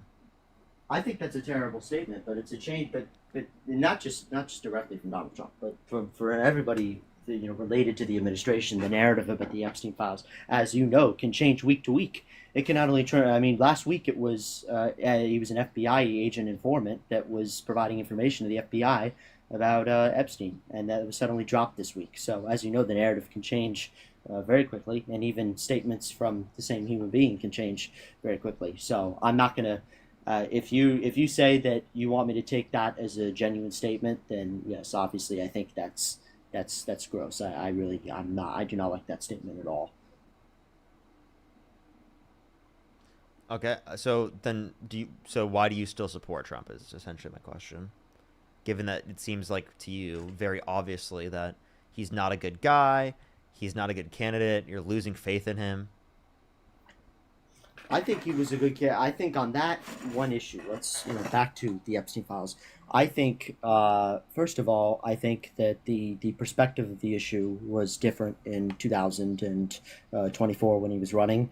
He was saying entirely different things about this issue when he was running. I hate how I'm disgusted with how Fox News. I don't know if you are familiar with this, but he did an interview with Fox News during the election. I believe this was post-election, and there were several anchors from Fox and Friends that were involved in this interview. And Fox News, they released a segment to the public in which Trump made a comment that he would support the release of the Epstein files. We then learned from News Corp months later, when this becomes a huge issue when Trump is inaugurated, and the release of these files has become sort of a hot topic, that News Corp now releases the full segment, whether inadvertently or not, that he had made a secondary comment in which he would only partially support the release of the Epstein files because people who are currently alive will be implicated.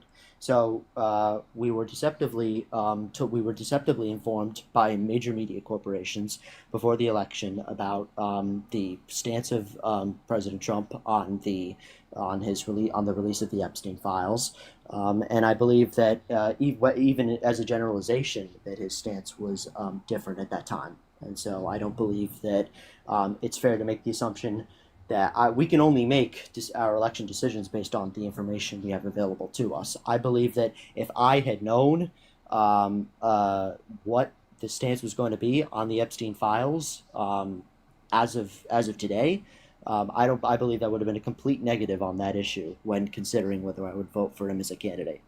So knowing what you do now, would you still vote for Trump?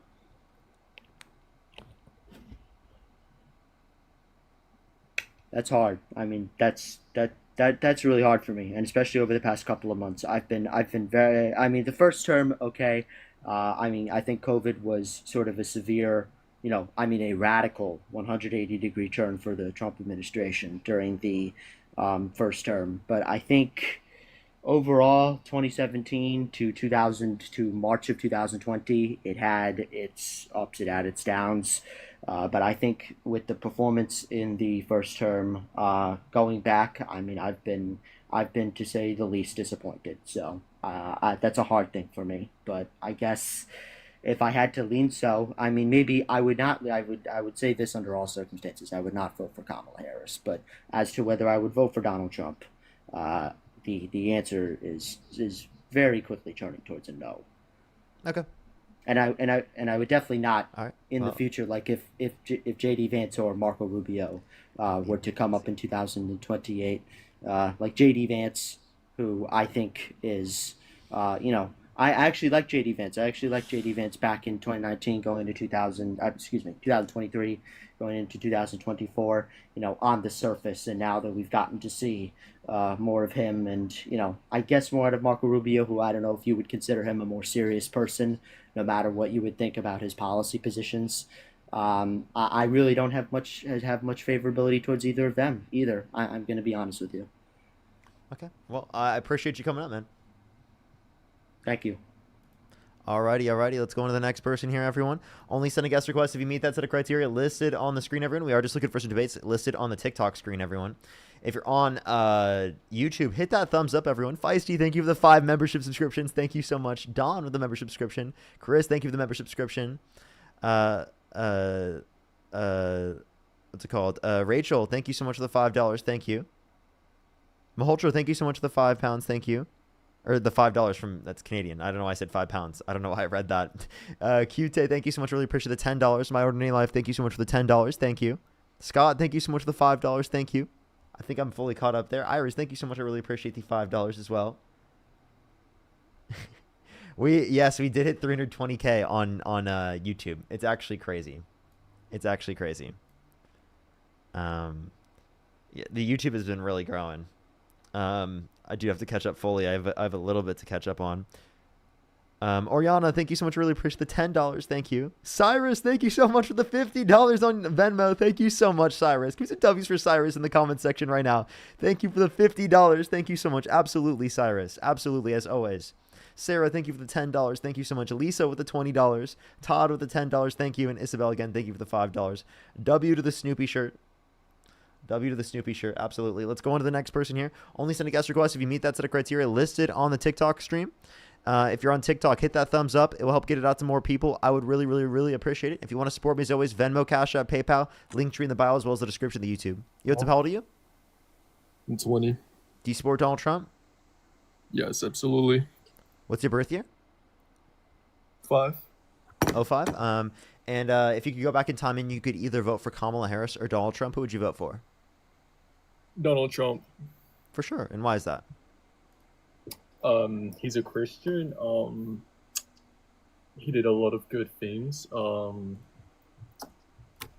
actually, I would like to ask you, because I know you just keep searching, you just easy debates, clip farming. How about you back off the PC a little bit and debate me? Because I feel like if we're going to debate each other, you're just going to be searching stuff to like. So how's that? No, I'm not going to back up away. I'm typing down notes so that I don't have to cut you off. Is that okay? Yeah. That's what I wrote down he's Christian. So Trump is laughably, like, I've arguably not Christian. I mean, he's never asked God for forgiveness. He said that himself. He can't mention his favorite verse of the Bible. He didn't really know the difference between the Old and the New Testament. He kind of just yapped about liking them the same and equally. Okay. So. And then also, it's like really cringe that you say that he's so Christian. Can you name one Christian norm that he upholds to a greater extent than Kamala Harris? Well, no, I can't actually. But like I said, he's a good person. He started fixing old buildings. He's a good person. Do you think violent sexual offenders are good people? That's not true. Those are theories, my friend. Do you think violent sex offenders are good people? No. Okay, well, Donald Trump's literally a violent sex offender. Therefore, you think he's not a good person, What's the evidence? There is no evidence. He was held civilly liable of sexual abuse, forcibly penetrating E. Jean Carroll's vagina against her will. What's the a unanimous source? decision of 9 people from a jury. AP News, Trump liable essay. AP News. All right, hello. Have you been in existence in the U.S.? Yes. What state do you live in? Florida. Florida? What time is it? It's 3 p.m. 3:32. Really? Can you name what's the capital of Florida? I'm in Miami right now. You think the capital of Florida is Miami? Fuck you, nigger! Fuck you, nigger! Do you see how disgusting they are? Like, disgusting. He tries to troll for that long. Like, dude, what the fuck? That's so disgusting. That's so gross. Let's go on to the next person. Only send a guest request if you meet that set of criteria listed on the TikTok stream. Yo, what's up? How old are you? I'm 18. What's your birth year? 2007. Okay. What state do you live in? I live in Florida. What time is it? It's 3 p.m. Okay. 3:33. What's the capital of Florida? I'm gonna be honest with you. I'm pretty new in Florida because I just moved in there 2 years ago. Can you name 3 cities in Florida? Yeah, Miami, Key West, and Miami Beach. Oh, I don't believe you anyway. But we're gonna go on to the next person. Only send a guest request if you meet that set of criteria listed on the screen, everyone. Yo, what's up? How old are you? I am 28. Do you support Donald Trump? Yes. Okay, if you could go back in time, you could either vote for Kamala Harris or Donald Trump. Who would you vote for? Neither. Okay, all right. We are just looking for some debates, everybody. Only send a guest request if you meet that set of criteria listed on the screen, everyone. We are just looking for some debates. Please, everyone, only send a guest request if you meet that set of criteria listed on the screen, everyone, on TikTok. Let's go on to the next person here. If you want to support me, as always, Venmo, Cash App, PayPal, link tree in the bio, as well as the description of the YouTube, as well as you can support me over YouTube Super Chat. Kai with the $30 on Venmo. Thank you so much, Kai. Go to W's for Kai in the comment section right now. Thank you so much. W's for Kai. Thank you. Yo, what's up? How old are you? Oh, let's go on to the next person here. Only send a guest request if you meet that set of criteria listed on the screen. Lauren, thank you so much for the $5. Thank you, Lauren. Ron, thank you for the $2 as well. Yo, what's up? How old are you? Yo, I'm 25. Do you support Donald Trump? Hell yeah. What's your birth year? My birthday is 2000. And what month? October. That's like one of the only months you could have got wrong, bro. There's like 3 months that he could say, like 2 or 3 months that he could say in the year that would have been wrong. And he said one of them. That's just bad luck, dude. That's really bad luck.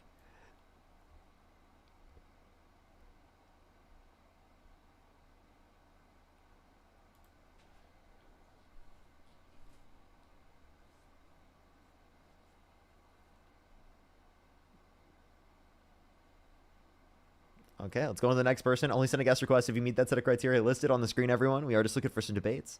So please, everyone, only send a guest request if you meet that set of criteria listed on the screen on TikTok. If you're on YouTube, again, keep hitting that thumbs up, everyone. I think we're over like 2,200 likes. We're super close to 3,000. We're super close to 3,000. I think we can do it. I think we can do it. We have another, what, like 30 plus minutes on the stream? How long I've been streaming? Yeah, we have like 30 minutes plus on the stream. We got like another 1-2 debates. We'll see. We'll see. I might stay on a little bit longer than that.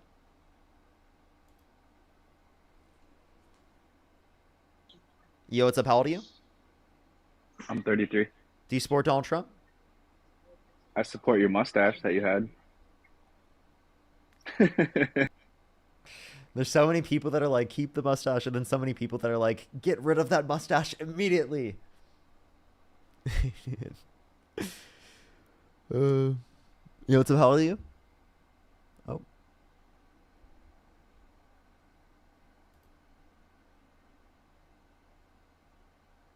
Alrighty. Yo, what's up? How old are you? Let's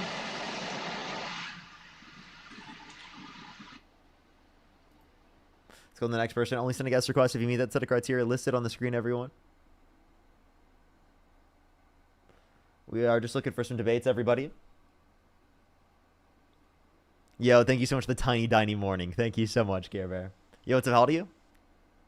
Spencer, thank you so much for the $20. Thank you so much, Spencer. I really appreciate it. Thank you. Which of the commandments do you think is the greatest?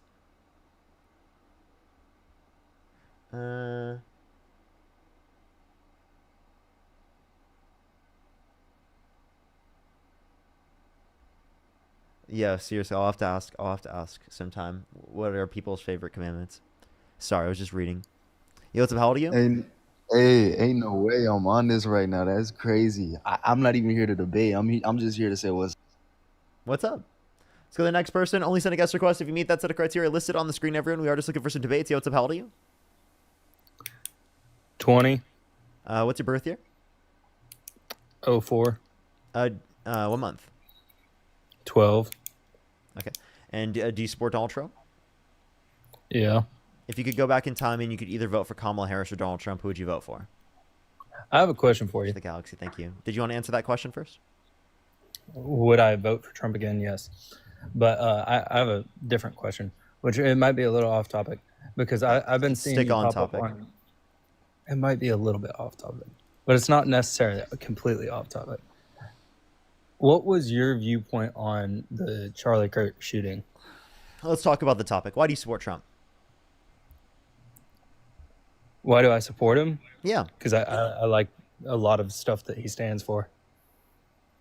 Okay. Like what? I like the tariffs. I like his stance on abortion. I like his stance on. Are you Christian? Yes. What's your favorite commandment? What's my favorite commandment? Mm-hmm. There's a lot to choose from. I think that keep God first. That would be no idols besides God. Mm-hmm. I think it's a hard one to live by, but I think that would probably be my favorite. What's an idol? Things that you worship or spend more time on than God.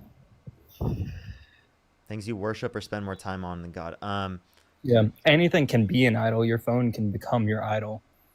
So would you say that you do that? Would I say that I do that? Yes. Would I say that I'm a great Christian? No. Okay. Okay, so like if you But wouldn't, the beautiful thing about Christianity is you don't have to be a good Christian to be a Christian. Sure. I mean, you think Jeffrey Dahmer went to heaven? Well, I don't know his life. Like, I mean, I don't know what he did in the last hours of his life.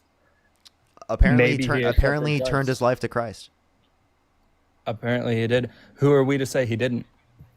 Oh, so do you think he went to heaven? If he turned his life to Christ, then yes. But me, who just doesn't believe in it, I would go to hell. If you just don't believe in it, yeah, you're choosing not to. It's a choice that you make consciously or, well, consciously. It's a conscious decision of, yes, I do choose to believe this. I do choose to accept the gift of eternal life from Jesus who died on the cross for me. Or it's a rejection of Jesus Christ who died on the cross for you. Either way, Jesus died for you, right? You are the one that has to decide if you want to accept the fact that he died for you. You're claiming it as if it's fact, but there's not good facts that substantiate that. There is good facts. No, there isn't. There's no good evidence that he resurrected from the dead. There's no good evidence that he walked on water. There's no good evidence that he turned water into wine. These are claims in books that are not, were passed down word of mouth for books? like a generation plus prior. Which book? Let's The go New into this in Testament? depth. Okay, in New Testament books, in Old Testaments, it prophesied that. What's the oldest book that we have? The oldest book that we have, I would assume that would be Genesis. Are you asking P52 the manuscript? In like any book, like what Are you asking about chronologically P52 or? Yeah. Okay, so chronologically it'd be Genesis. Well, not okay. So like carbon dating books, right? What's the oldest book that has P52? carbon I told you P52. Yeah. Wow, you didn't expect me to know that, huh? Yeah. No, Can I ask you a question? I thought it was the Quran. I might have been wrong. You might be right, but I thought it was the Quran that was the oldest book that we have carbon dated.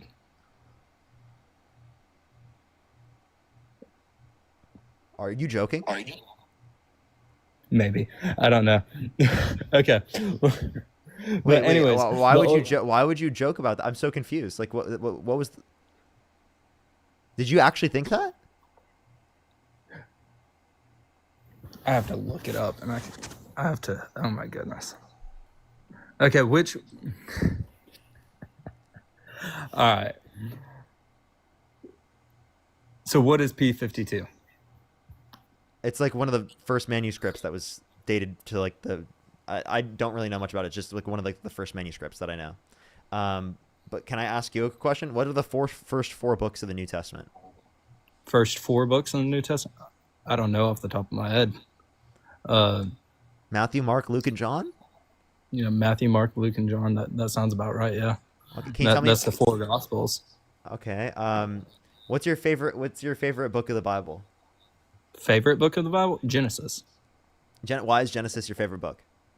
Creationism. Okay, so like how old do you think How old do you think the Earth is? Yeah. Approximately 12,000 years. You think the Earth is 12,000 years old? Yeah. Really? What makes you think that, man?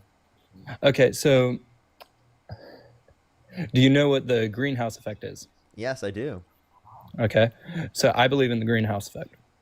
I believe in the greenhouse effect. I believe in Pangea, right? We were all one giant continent, right? Whenever the flood happened, we got... How the hell did Pangea... What? Wait, so you think that led to there being a difference in where the continents are located was the flood? Yes, I do. Yeah. So in the Bible, it says that waters came up from the ground and waters came down from the sky, right? I think that the waters coming up separated the planes of the magnetic field of the Earth, right? And caused the separation of continents. So you don't believe in tectonic plates? I think that they were different back then and they're different now. Okay, so I just want to let you know that there's no evidence of a global flood. There's actually none. There is evidence of a global No, there flood. isn't. What's the evidence? If you look at what's the evidence of an asteroid taking out all the dinosaurs then? Yeah. What's the evidence of that? Yeah. So they're a place where it hit. Like Yeah. they can look at the craters. Okay, so you believe that a dinosaur, like all the dinosaurs, were taken out by an asteroid? No, not by the asteroid, but how the asteroid impacted the environment. Okay, so you really believe that? Yeah, there's fossils. Okay, so fossils also are created by large amounts of water pressurizing and drowning, and then dirt being scooped over top, right? That's not evidence of a flood, though, right? So you have That to. is, So it not is all evident. not It's all much more fossils not logical all to think fossils that happen through a- this. I want to let you know, not all fossils happen through the same sort of context, right? But if Not there all was of them do. if there was a global flood, especially at that time period, around a few thousand years ago, right, we would have been able to understand that, right? We would have been able to see evidence. And of I think that a lot of people do understand that there was a global flood. Every religious book Can I ask you a question? teaches about a global flood. Do you think Neanderthals existed? Neanderthals? Yeah, So the missing Neanderthals. links? No, I'm asking you Neanderthals. Do you know what a Neanderthal is? That would be cavemen, right? Well, what you might think of in your head. Technically, if you're European to some extent, some percentage of your DNA is Neanderthal. Like a very small percentage. So like Neanderthals absolutely existed. We have fossil records of Neanderthals. Explain to me how we have fossil records of Neanderthals that existed prior to the point in which you think the Earth even existed. Okay, so since there was a flood, right? Before we had higher carbon emissions before the flood, because we were in a greenhouse effect, which causes higher doses of carbon dioxide. So carbon dating doesn't actually work for an accurate amount of time. Also, in the Bible, we believe that the earth was created maturely, not immaturely, not like small little ball that has to grow with more dirt. We believe that it was already functionable, already an atmosphere that you could Can I ask you a breathe question? on. Yeah. Do you think the Earth is flat? No. No, why not? It would be illogical to think that. It's not illogical to believe the Earth is 12,000 years old. No. We literally have records that go back further than that. Fossil records of Neanderthals. We have fossil records, particularly yes, of other different hominid species that existed. Tested by carbon emissions, right? That's how we carbon date things. We don't just. It's not just through carbon dating, but so it's 90% also, of it is through carbon dating. Okay, so what do you think dinosaurs existed? And carbon dating doesn't work if you believe. Do you think dinosaurs existed? Greenhouse. Yes, I think dinosaurs existed. Do you think they existed alongside human beings? Yes. Biblically, we have records of that. They really? call it where biblically do you have records the of humans behemoth, living I believe. alongside dinosaurs? I believe they called it the behemoth, right? In what book in the Bible is this? I can't remember exactly which book. I mean, it was called the behemoth. There's multiple different sections. Like go onto your Bible app and then you type in dinosaur and it will literally pop up like verses that prove it. Then you should be able to do that right now. Go ahead. Okay. Well, I won't be able to hear you while you go out of the app, so you just make sure to find it and then come back and tell me. I'll thank some people in the meantime. Spencer, thank you so much for the $20 again. Thank you so much. I really appreciate it, Spencer. Can we get some W's for Spencer in the comment section right now? Thank you so much. I know, love thy neighbor, right? Gentry, thank you so much. I really appreciate the $20. Thank you so much. I really appreciate it. Thank you. Thank you so much. And Spencer, again, thank you so much for the $20 again. I really appreciate it. W's for Spencer in the comment section right now. Lucy, again, thank you for the $2. Thank you. Oh, thank you so much, Lucy. That's so kind of you. What'd you say? Job 40:15. Okay. Job 40:15. Let's see. Where in the book of Job? Behold, now behemoth, which I made thee, he eateth grass as an ox. That's not a dinosaur. That's literally a dinosaur. What? Behemoth is referring to dinosaur. The word dinosaur wasn't invented back when they were talking about Bibles, like when they were writing the so books. if the word dinosaur wasn't invented, I wonder how they would have put dinos in this. Dinos. Yeah, this is definitely a dinosaur. How do you know it's a dinosaur? If they're not using the term, is it just? How do we know? Just you're because assuming? it's an assumption. Yeah, it's assumption. Okay, that's ridiculous. I would believe it would be an assumption. You have fossils dating back to humans at the same period of dinosaurs, do you not? Wait, say that again? You have fossils dating back with humans at the same period of dinosaurs through carbon dating. Nope. Yes. No, you don't. No, you definitely don't. No, definitely not. Nope. Dude, you are lost, bro. You are lost. Second. You think the Earth began into existence like 12,000 years ago? The Earth is billions of years old. I just want to let you know that. 4016 in Job. 4016. I just looked at that, didn't I? You looked at 4015. Okay, 4016. Lo, now his strength is in his loins and his navel. What? This has nothing to do with it being a dinosaur. What strength it has in its loins. What power in the muscles of its belly. That's all it says. We're talking about like that. That's just giving more in-depth information on the creature, right? Which leads you to believe that it would be a dinosaur. Come on, that does not lead you to believe it was a dinosaur. Come on, man. It would lead you to believe it. This is his evidence that dinosaurs existed alongside human beings. So it would lead you to believe. Dude, how are you real, man? How are you real? How am I real? You believe the Earth came into existence 12,000 years. You know the half-life of lead disproves that? The half-life of lead? Yeah. I'm not familiar on that subject.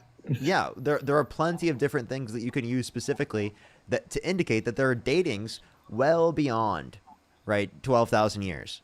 Practically every field of science, right, indicates that the Earth is 4.6 billion years old. Practically every single one. Okay, so what would you say to all the people who went off and tried to prove the absence of Jesus and then became Christians through the evidence? I would ask them what evidence. There's a lot of people who have done that. Okay, what evidence?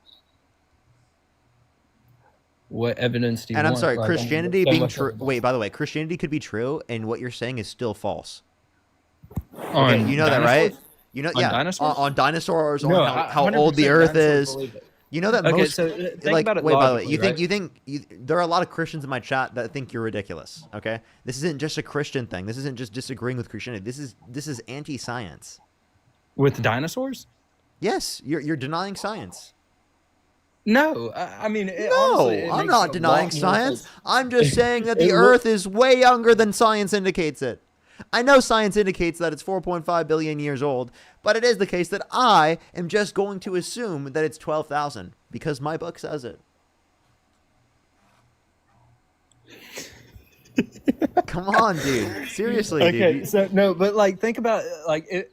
Since there was a flood, right? That makes a whole lot more sense than an asteroid. There was no evidence. There's no evidence of a global flood. There's a lot more evidence of a flood than an asteroid. No, there's not. There's a lot more evidence that the asteroid that impacted the dinosaurs existed.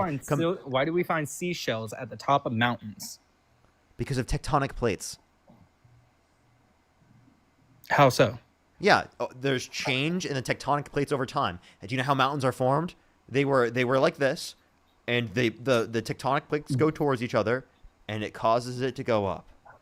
So Why this have we used not to be at a seen that? different elevation until the tectonic plates for so long went up against So why each have we other that not it became seen a that mountain. coming to? Why haven't we seen that coming to effect in earlier dates, like in our time?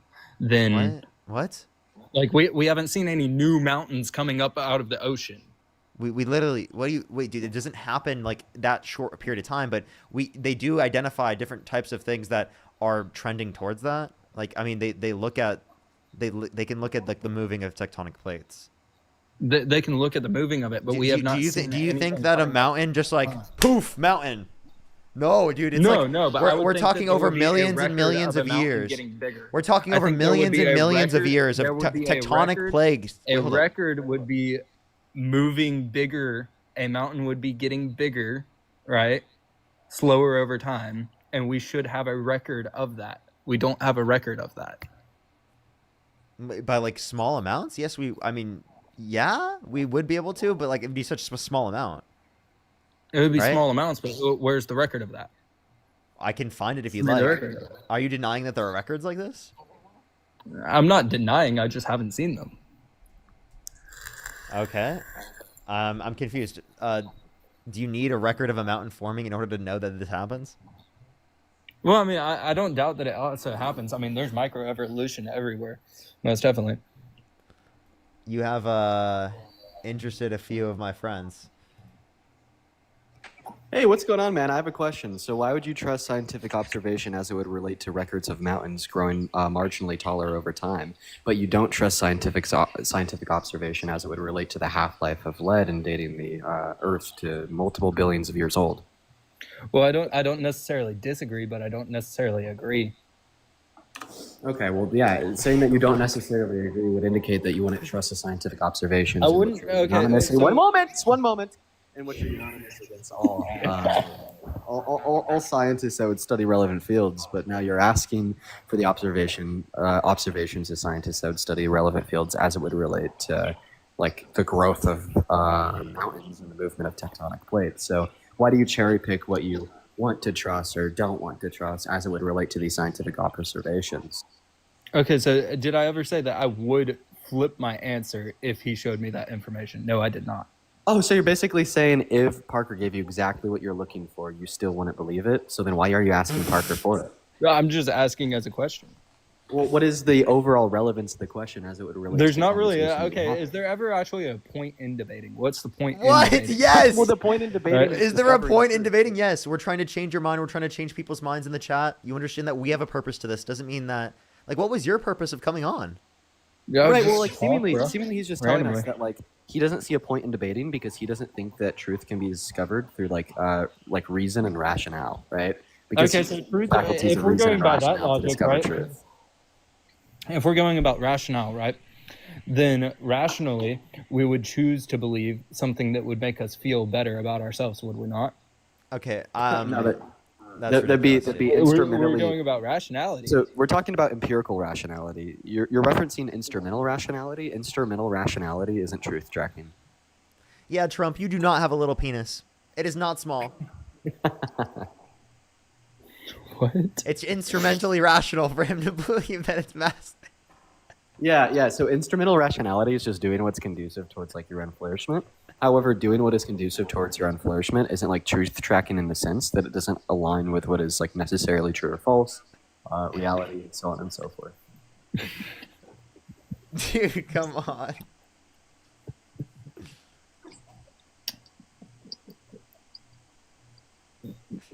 Did we end it? Jimmy, are you Yeah, okay? I'm just confused on what we're talking about now. We've brought up so many different topics. Okay, so let's bring it back. I think Matt wanted to bring up something. I had an example specifically. for him. So he mentioned not having an example of a mountain that we have seen grown, right? Are you familiar with the state of Hawaii by chance? Yeah. Okay, do you know that that's actually the tops of underwater mountains and that we can measure the growth of them over time because they're actively growing because they have volcanoes on top of them, so we actually can see them grow. So you have to expand your mind a little bit to actually know that we have mountains underwater and we can actively see them grow. Okay, so do you not believe in a flood?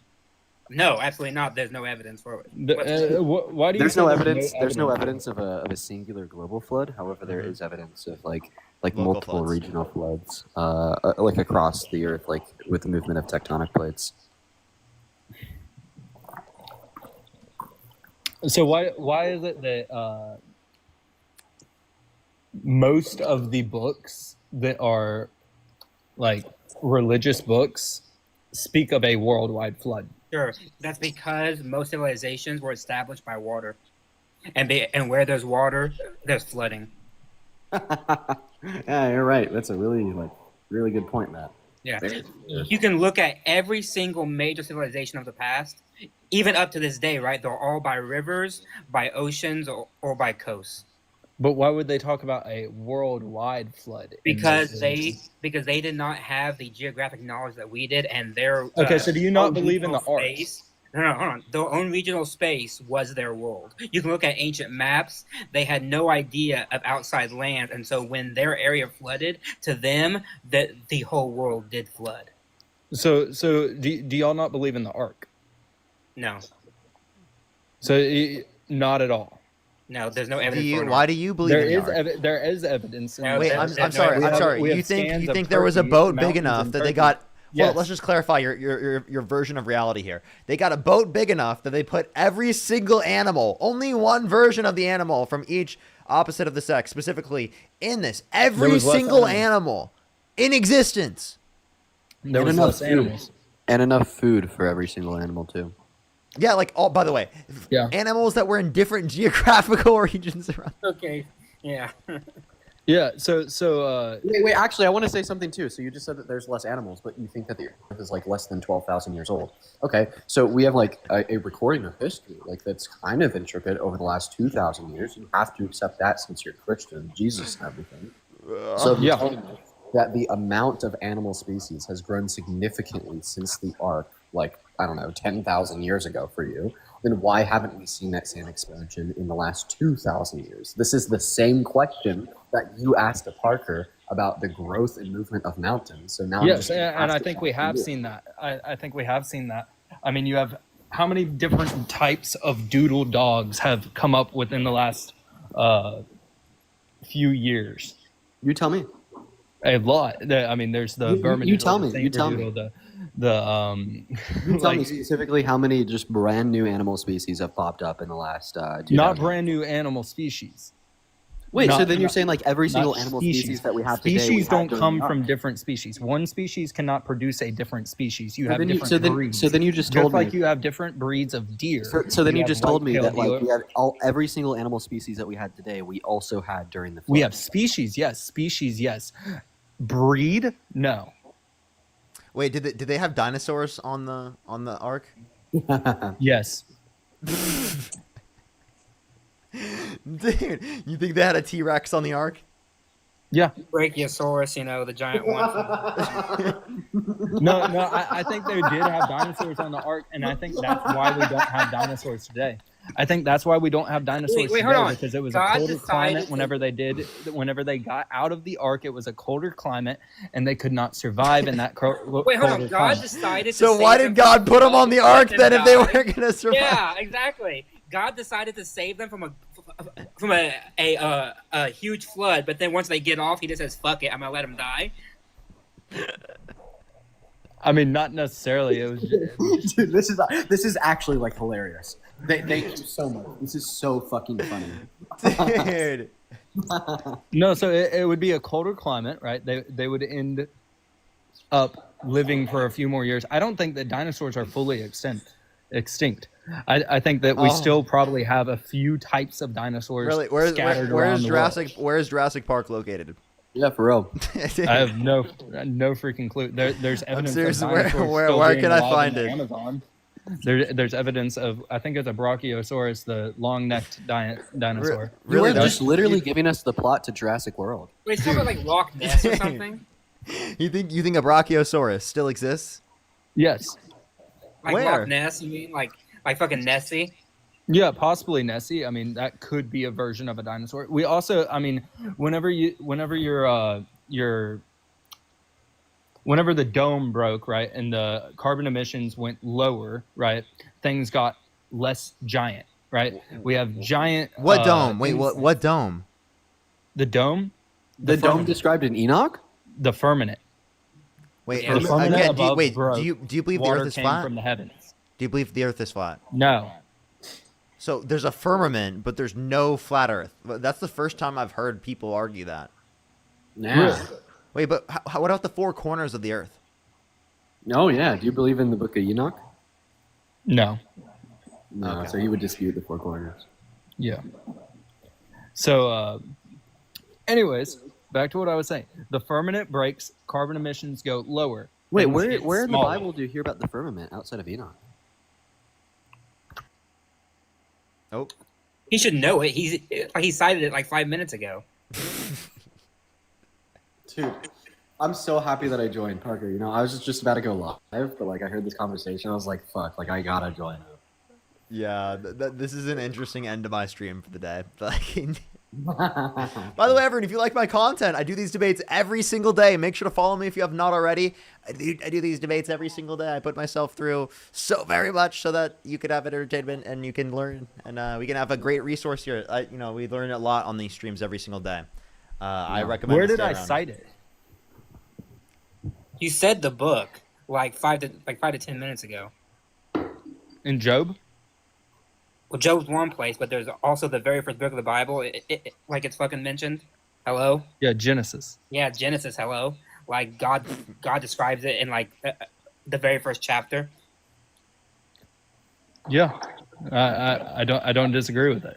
Haley, thank you so much for the Yeah, $5. 'cause I said Attorney it. with the $10. Carsty, thank you so much for the $10. Caleb with the $2. Lucy with the $2. Jason with the $10. Thank you so much. But if we believe that Roxanne the with firmament $2, broke, thank right, you. and water fell from the sky, right, and the firmament fell down, and the carbon emissions go lower, things get smaller. Dude, I just literally think that this way of like thinking is like it's funny, right? Like this is entertaining, but it's like actually so harmful, man. It's like you're just literally endorsing, like supporting like literal fucking fairy tales as reality, right? and the implications that has on like the rise and return of anti-intellectualism is so dangerous to this world. Okay, right? Like let's be real. Like the idea that a single man and his family built a boat large enough to contain every animal species on Earth and fucking T-Rex dinosaurs, as well as enough food for them. And then they put the T-Rex dinosaurs. He on had the many, boat many years to build this. He was during over a 160 when he died. flood, during a global flood, and then lived to 160 while they were sailing the seas with their fucking T-Rex dinosaurs, is just like completely outrageous, dude. Like Yeah, dude. How do you prevent the T-Rexes from eating the other animals there? And, Right. like, how do you feed the T-Rex? Yeah. What do you feed them? Other animals? Wait, but God only brought one of each. Two of each. Yeah, he only brought 2 of each. So Yeah. He was eating them out of existence. Quite possibly. We weren't there. We wouldn't know. Wait, so God saves one species just for it to be sacrificed on the boat?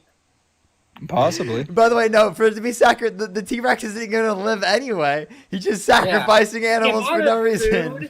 Right, The and amount remember, of the food T-Rex that a is gonna T-Rex have to needs to live is so high that he would have the boat completely drained in a matter of days. Like, it would be like Well, who knows if, I mean, maybe, I think some dinosaurs, not necessarily all of them, who knows? I mean, I wasn't there. I didn't see it. Okay, But- so no 2 and it's not- T-Rexes. it's Didn't not- he say? it's not Wait, didn't he say written- 2 of every animal on the planet? Yeah, who knows if those animals Okay, were so- still existing at that point okay, in so time, how- okay, right? so how- So, like, oh. maybe not all the dinosaurs were existing. Oh, maybe so some how of do the how do the dinosaurs were T-Rexes go existing. extinct? We don't know. How did T-Rexes go extinct? Colder climates, climate change. The colder climate, so after the flood, right? Possibly after the flood, possibly before the flood. I mean, leading up to a flood, leading up to the breaking of a firmament, you would have a lot of things changing in the world. Okay, all right. That. I feel like this is a really interesting take. Interesting take that you've got here. So do you just like do you accept God. science? Do I accept science? Yeah. Some science is cool. Some is as not. long as it matches. I don't accept that we came from monkeys. I don't accept that Wait, we. wait, wait. That's not evolved. that's not what evolution is. Evolution does not mean we came from monkeys. Evolution means that monkeys, particularly, have a similar common ancestor to us, right? Millions and millions of years ago. Okay, so they're Okay, a so very, you very, think very distant cousin. So if we're going off of an evolution basis, right? What started everything? What are you talking about? Like what start like abiogenesis? Yeah, yeah. Well, by the way, in order to know evolution is true, you don't need to know that abiogenesis is true. Not necessarily. Yes, you would.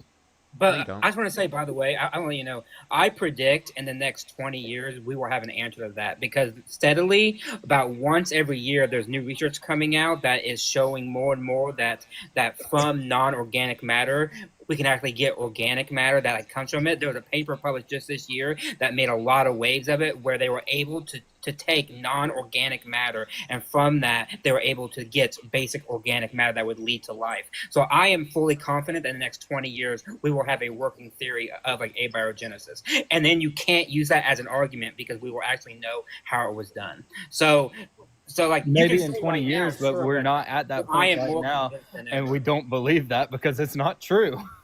No.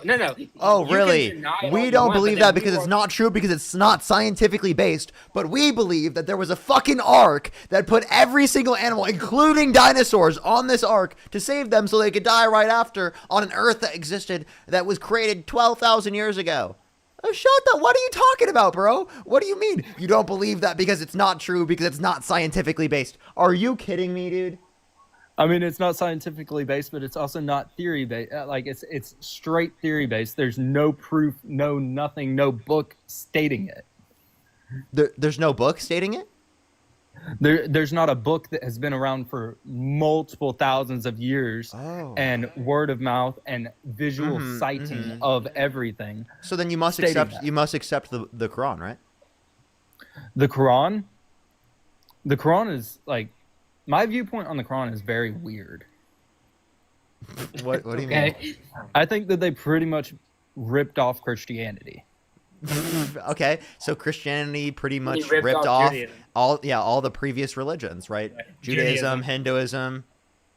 Yeah, I mean, Christianity comes from Judaism. Yes. Oh, rip off.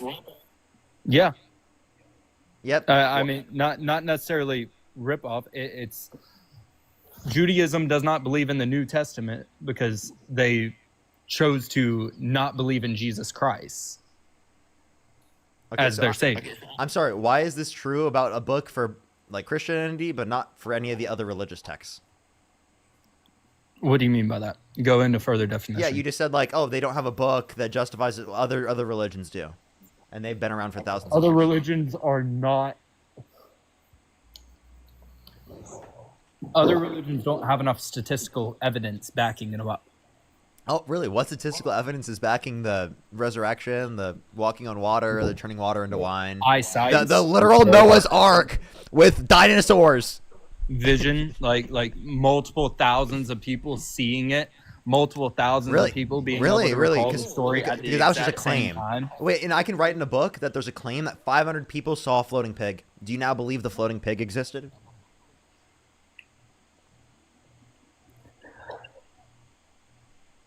Yes, the floating pig had to exist. Yes, the floating pig. I believe it. I saw it myself. Wait. You Also, wrote could- in a could I book, just, like, only bring one up- person wrote that 500 people saw that.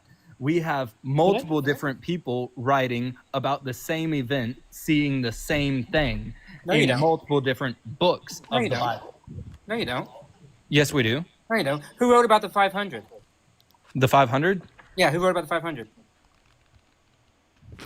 You should know his name.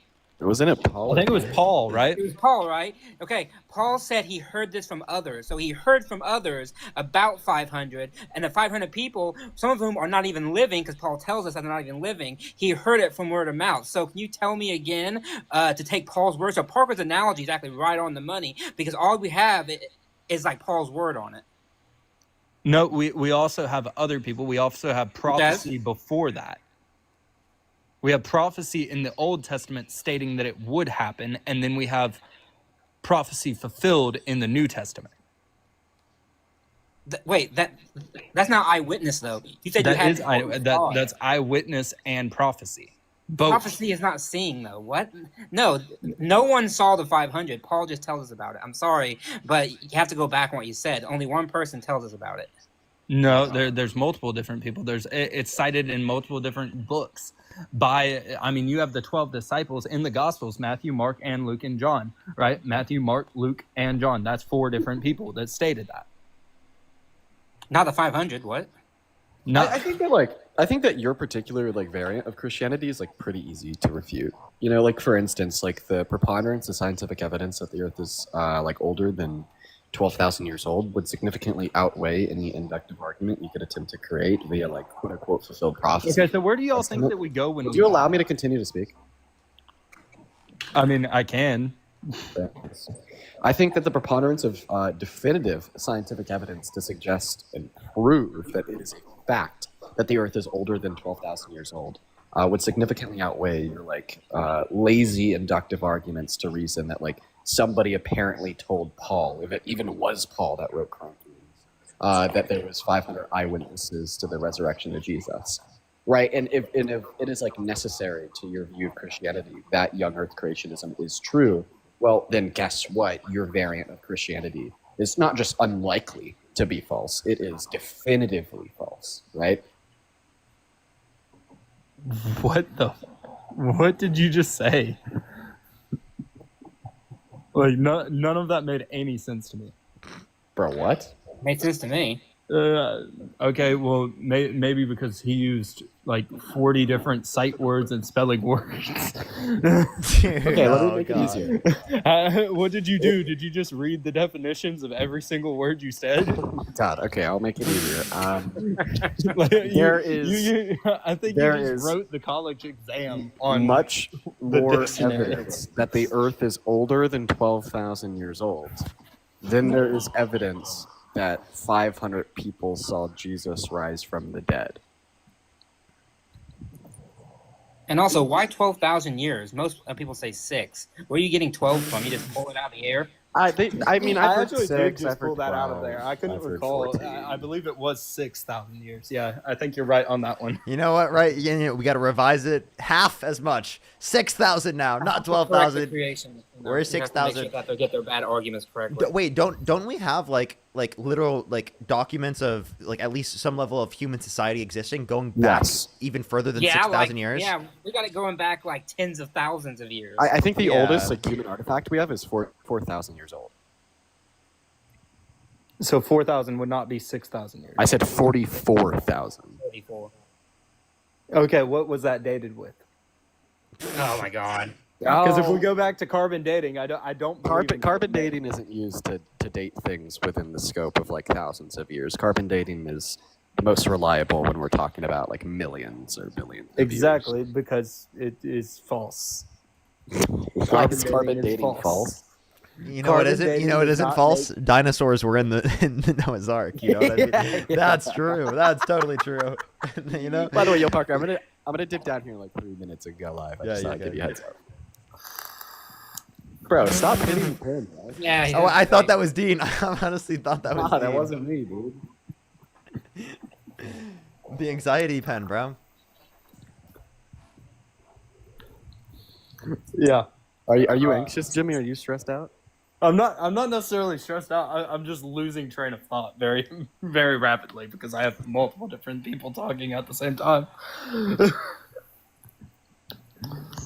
Okay. But can I ask another question? yeah, sure. Yeah. Do you believe vaccines are safe and effective? Oh God. Certain ones, not necessarily all of them. Which ones do you think are effective? Which ones do I think are effective? Yeah. That I would have to do more research on certain ones. I personally don't take any vaccines. So you wouldn't vaccinate your children at all? So no polio vaccine, no measles Possibly vaccine, polio. Yeah, possibly polio. no Why hepatitis polio? B. Why polio? Yeah, why polio? Yeah, why polio? Because things that have been around for multiple years, yes, I believe that they are working. Wait, hold on. Not Measles necessarily has- the flu hold on. vaccine. Measles has been around for multiple years. Mumps has. Rubella has. Hell, the COVID Yeah, I vaccine would has been probably around vaccinate for for all multiple of years at this point. Yeah, like The COVID vaccine has been around for multiple Yeah. years.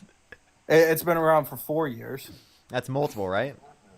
Okay, yeah, that's multiple years, but there's also been proven side effects from it. Really? Which ones? Death. There's been multiple people who have taken the vaccine, got COVID, and died. What The amount of percent? people that What's the died percentage? over What's the co- percentage likelihood of that? The percentage likelihood? I'm not sure. I'm not a if there like, were, person. let's think about it this way. Let's say there were a few people that did, right, around the entire world, not in the U.S., around the entire world, and out of literally billions of doses given, out of billions of doses. So I think you know the answer to that. So why don't you state the answer to that? How many by people died from it? Yeah. So in the United States, I'm not sure. I don't think there's even a single case that they've indicated it was caused by the vaccine. So the strand of vaccine, right? Because you have the vaccine was a lower dosage of COVID, right, to get your body to build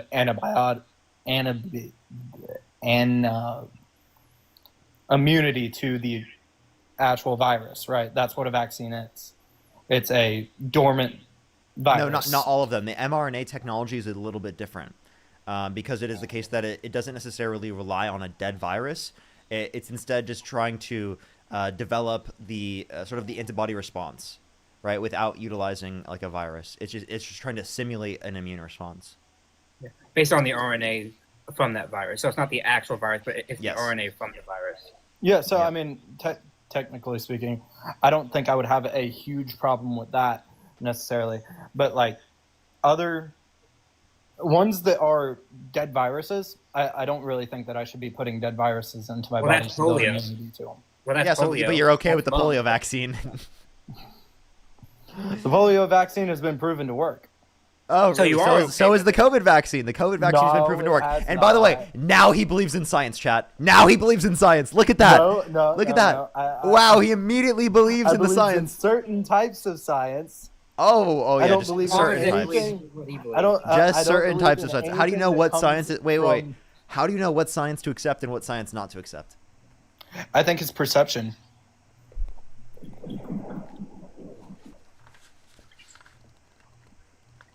Literally, it's bro. It's just I feel like it, bro. I feel like it. Trust me, please. Isn't that based on what all of our beliefs are based off of? No. What we feel like? No, evidence is not just I feel like this is true.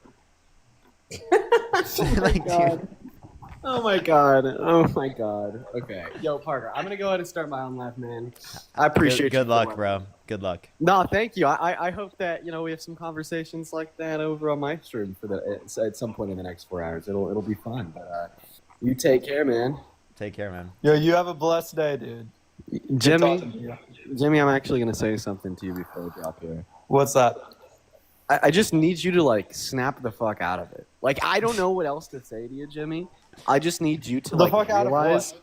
that like the foundation that you have likely been taught by your family of how to think is wrong. Right? No, Like not to necessarily by my diagnose the family. issues within your internal thought processes, it's not as simple as telling you that your beliefs are incorrect. It is more complex in diagnosing the fact that the way you build your beliefs is a contortion of the way any reasonable person should. You know what? Something that I can't even dispute here. Jimmy just got flagged for misinformation. I saw that coming. Yeah, first TikTok flag that has like ever made like complete total sense. I'm like, you know what? I can't even disagree. I can't even get myself to disagree with that TikTok. You know what I mean? Jeez, bro. Dude. All right, I'm out of here. You guys have a good one. You have a good one as well, dude. Oh my gosh. That, All right, that Parker. was so brutal. Yeah. Thank you, man. That was rough. Yeah, thanks for having me up. Bye, Of chat. course, man. Good to see you. See ya. Yeah, see ya. Let me say thank you to some people. Jason, thank you so much for the $10. Thank you. Absolutely. We did that today. Hugo, thank you so much. Really appreciate the $20. Thank you. Rebecca, thank you for the $20. Kristen, thank you so much for the $10. Simone After Dark, thank you so much. Really appreciate the $60 on Cash App. Can we get some W's for them in the comment section right now? Thank you so much. I really appreciate it. Thank you. Libby, thank you for the $10 for the dinosaur misinformation. Is crazy. Abigail, thank you for the $5. Thank you. Literally, the vaccine is so important. It's so important that people get vaccinated. It literally saves millions of lives, and it is actually so harmful. That's why I think it's important to talk about. And I did actually run a live where I would talk to people who thought that for a really long time. That was one of like the first topics I started, was debating people who think that the vaccines aren't safe and effective. Like I would literally come on live and I would just put vaccines are safe and effective, and I would have people guest requesting and disagreeing. Like, it was unhinged. It was really unhinged. Michelle, thank you so much for the $5. Thank you. Robert, thank you so much. I really appreciate the $20. Thank you. Thank you so much. I really appreciate it. Thank you. That's so funny. Alexandra, thank you so much. I really appreciate the $5. Thank you. Gene with the $15. Thank you so much. I really appreciate it. Roxanne, thank you for the $2. Thank you. All right, everyone. That is going to be it for the live today. I really do appreciate it, everyone coming through today. Thank you, everyone, so much for coming through to the stream. I really, really, really appreciate it. Follow me if you haven't already. I go live every single day. I think tomorrow I might be live later in the day. I'll try to go live a bit later in the day. I have been doing a lot earlier, and I'm going to have a lot of earlier lives because my girlfriend works, is working now. So she's like at work in earlier in the day. So I'm trying to get like work when she is, so that, you know, I have more time to spend with her later on. So that's like literally the reason. If you do miss any of my content, you can always check it out later on my YouTube. The entire VOD is placed on YouTube. Plus, I cut them up into videos. So I would really recommend to go check it out. That is definitely a good thing to do. I love y'all so much. Have a fantastic night, everyone. Go over to Dean's Live, spam Parker Raid, spam Love and Parker, everyone. I appreciate everyone coming through. Good to see everyone today. Have a fantastic day, everyone. I love y'all so much. Bye-bye, everyone. Bye-bye.